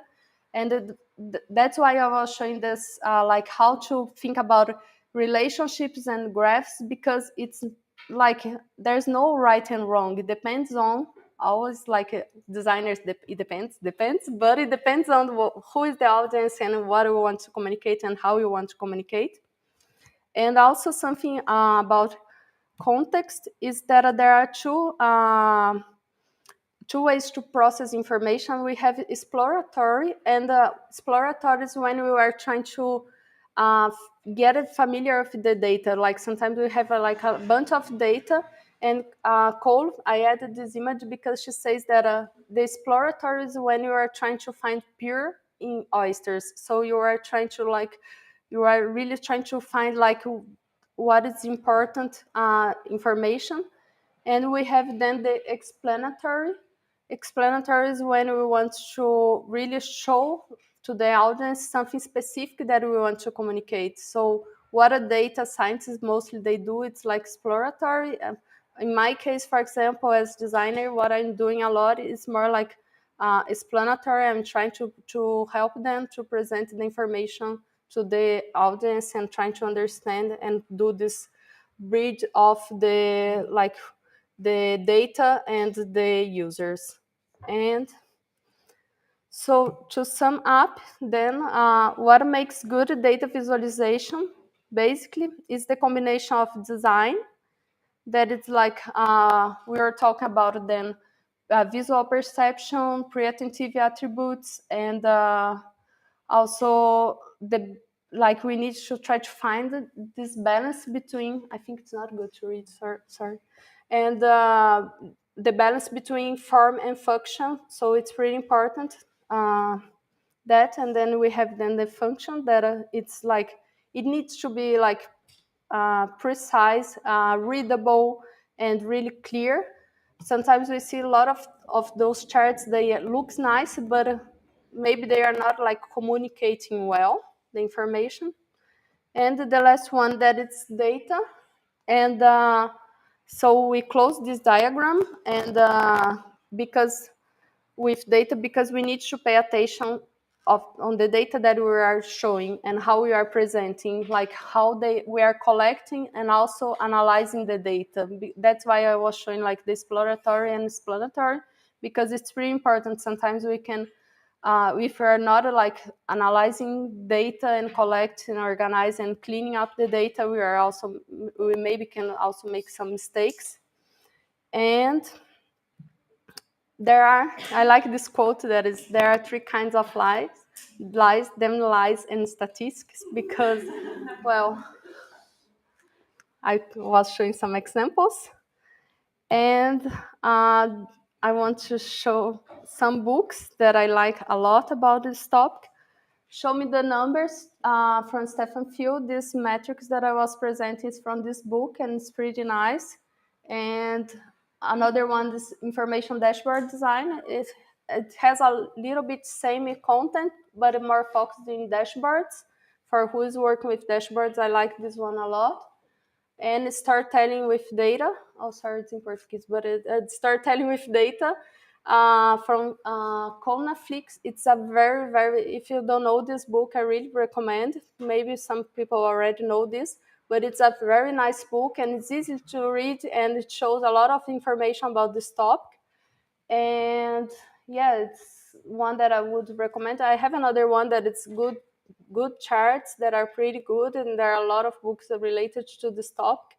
And what I wanted to do here today was really show what I think is most important to us to have in mind when we're doing presentation. But if you want to go deep in this topic, I really recommend these 3 books. And if you want to start easy, Storytelling with Data, it's like a sum of the Show Me the Numbers. And that's it. Thank you. If you want to connect, and if you have maybe questions, I was faster than I was imagining that I would be, and maybe we can discuss a little bit. So.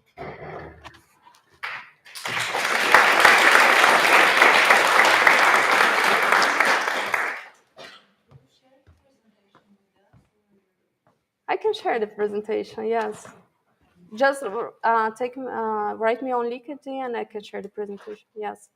There are also some courses that you can study more about this topic. And as I was saying, this was like, I have more slides about that, and but it's really like long, and now it's like 5. Maybe if you want to go for a beer also, thank you again. If anyone has any question. Yes? Can you take this mic, please? Is it for the screen? One recommendation for a book also is, which is very interesting, is Lea Pica. She talks a lot about storytelling in reports, so that's another recommendation. And I want to make a comment on the noise reduction stuff you have in the early talk. it's not just from the design perspectives, because data people always like data, so they want to show tables with all combinations, CTR, clicks, impressions, stuff like that. I think the noise reduction begins also at the data perspective, just reducing the data. So that's one point from my data nerd perspective. Yeah. That's a very good point. It's really like they want, I think, because they are managing the data, they want to show everything. I have all of these, right? And in most cases, not necessary. Yeah. Yeah.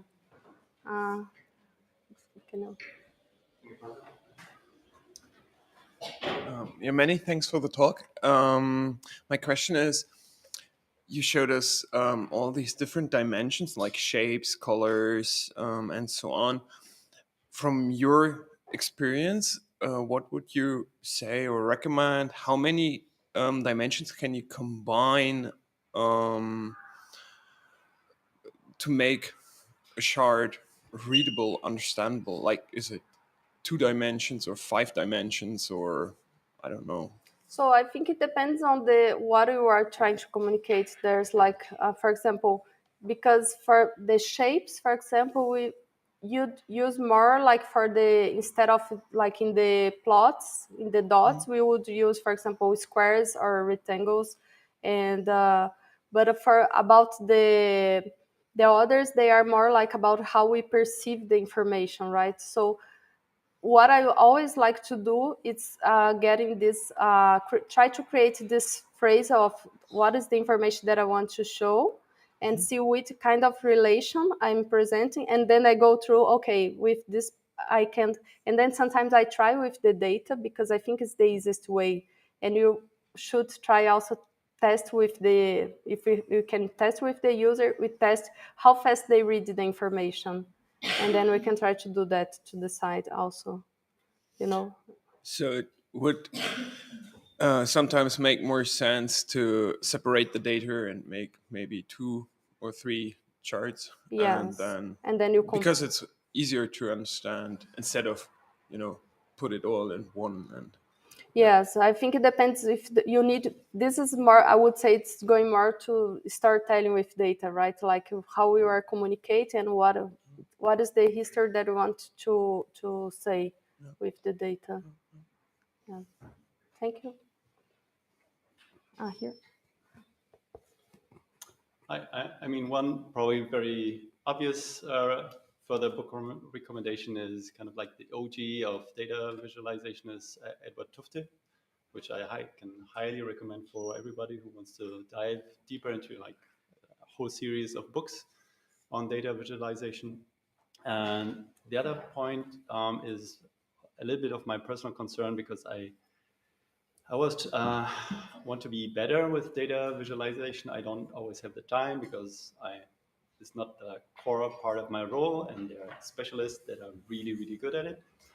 And so I feel there's a lot of hurdles to get into this, because the tooling feels either too technical, or you have to have collaborate with people who really understand the data, and then the job doesn't start with like making beautiful graphs, but actually talking to the people who understand the data, and then getting the data and pulling the data tables, like huge spreadsheets out, and now make of these spreadsheets something meaningful and create a data story. So I know about Observable HQ, which is maybe pretty approachable for people. And then the typical design tools are not really great. I mean, there are plugins and stuff like that. But are there any tools that you could recommend, or anyone else who's more in the technical side of this, that makes it easier to approach not the typical probably design tools, but rather to quickly come up with like a data story without doing super much effort to build this stuff? So what I was using the past was Excel, and I was really like trying to use Excel, get the data and try to manage there. But now I'm using Tableau, and I like Tableau for data visualization. It's not that easy. I will say that building dashboards is not that easy on Tableau. It's pretty, I mean, because they have some containers, and this is like something that I'm struggling. Someone is an expert in Tableau and wants to help me, because this is something that it's pretty hard to do. And because they have like vertical and horizontal containers, and I don't understand those. But Tableau, I think it's a very good tool that you can use. But those are like the ones that I was using mostly. I don't know if someone else wants to share. There's no freemium plan for Tableau. No, it's really expensive. No, yes, we have in the company, so what it's Yeah. good. But that's why I was using Excel before, and there was also a website that I was using in the past. I don't remember the name since I was not using for a long time. But I would say if you don't have anything, maybe Excel. It's like you can try, but of course that we are not presenting there. Anyone? Do you have maybe someone? Yes. Yeah, I think also for UX people,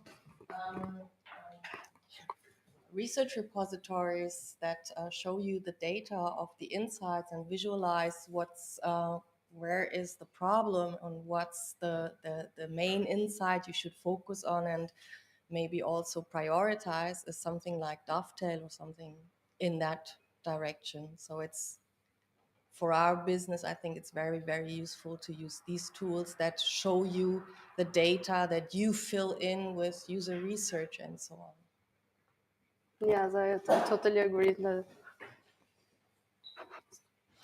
Just to give my 5 cents, for us, we use Metabase for dashboards, more on the business analyst intelligence side, but I feel it's quite intuitive to use filters once they've been set up by a person who knows what they're doing. It's easy for the marketing team, sales team or so to go through it and add filters as they are needed for dashboards mainly. Cool. Thank you. Yes. Hi, so thank you for the talk. I have one really specific case at work right now, which I want to ask if anybody has any advice or suggestion.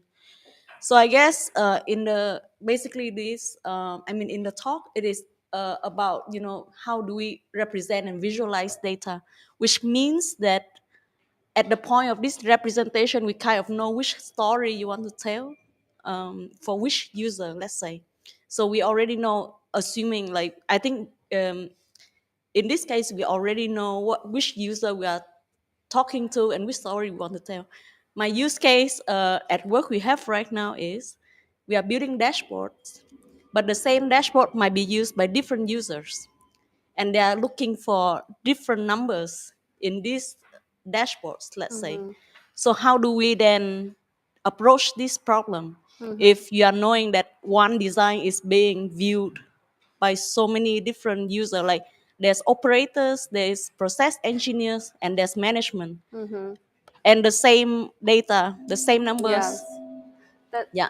Is there any advice or how do we deal with this? What I would say fast is like try to use layers, like levels of information, like you display maybe because operational, maybe they're gonna need more information, and for management they're gonna need mostly like the data printed, but we can try to make use of different levels of the information, like then we have first, second, maybe third level of information that you are displaying. So this is what I would like think. Yeah, maybe interactive or going. Yes. And yes. We have the same business case. We do dashboard with Power BI, and so we have the same business case. We do dashboard with Power BI, and we do it through the login. So we have roles and a write system in the background. So we do with login, but also with filters. And what you can also do there is, in the specific case, in our case, is that we use detail button. So we have the general bar chart, for instance, that provides general information, but then you click on the detail button and then you navigate further into it, which is probably not going to be liked by the users that need more information because they have to click more often, but then maybe you can do it through login. Yeah. Good. Okay. Okay, so thank you. I think we can go for a beer now.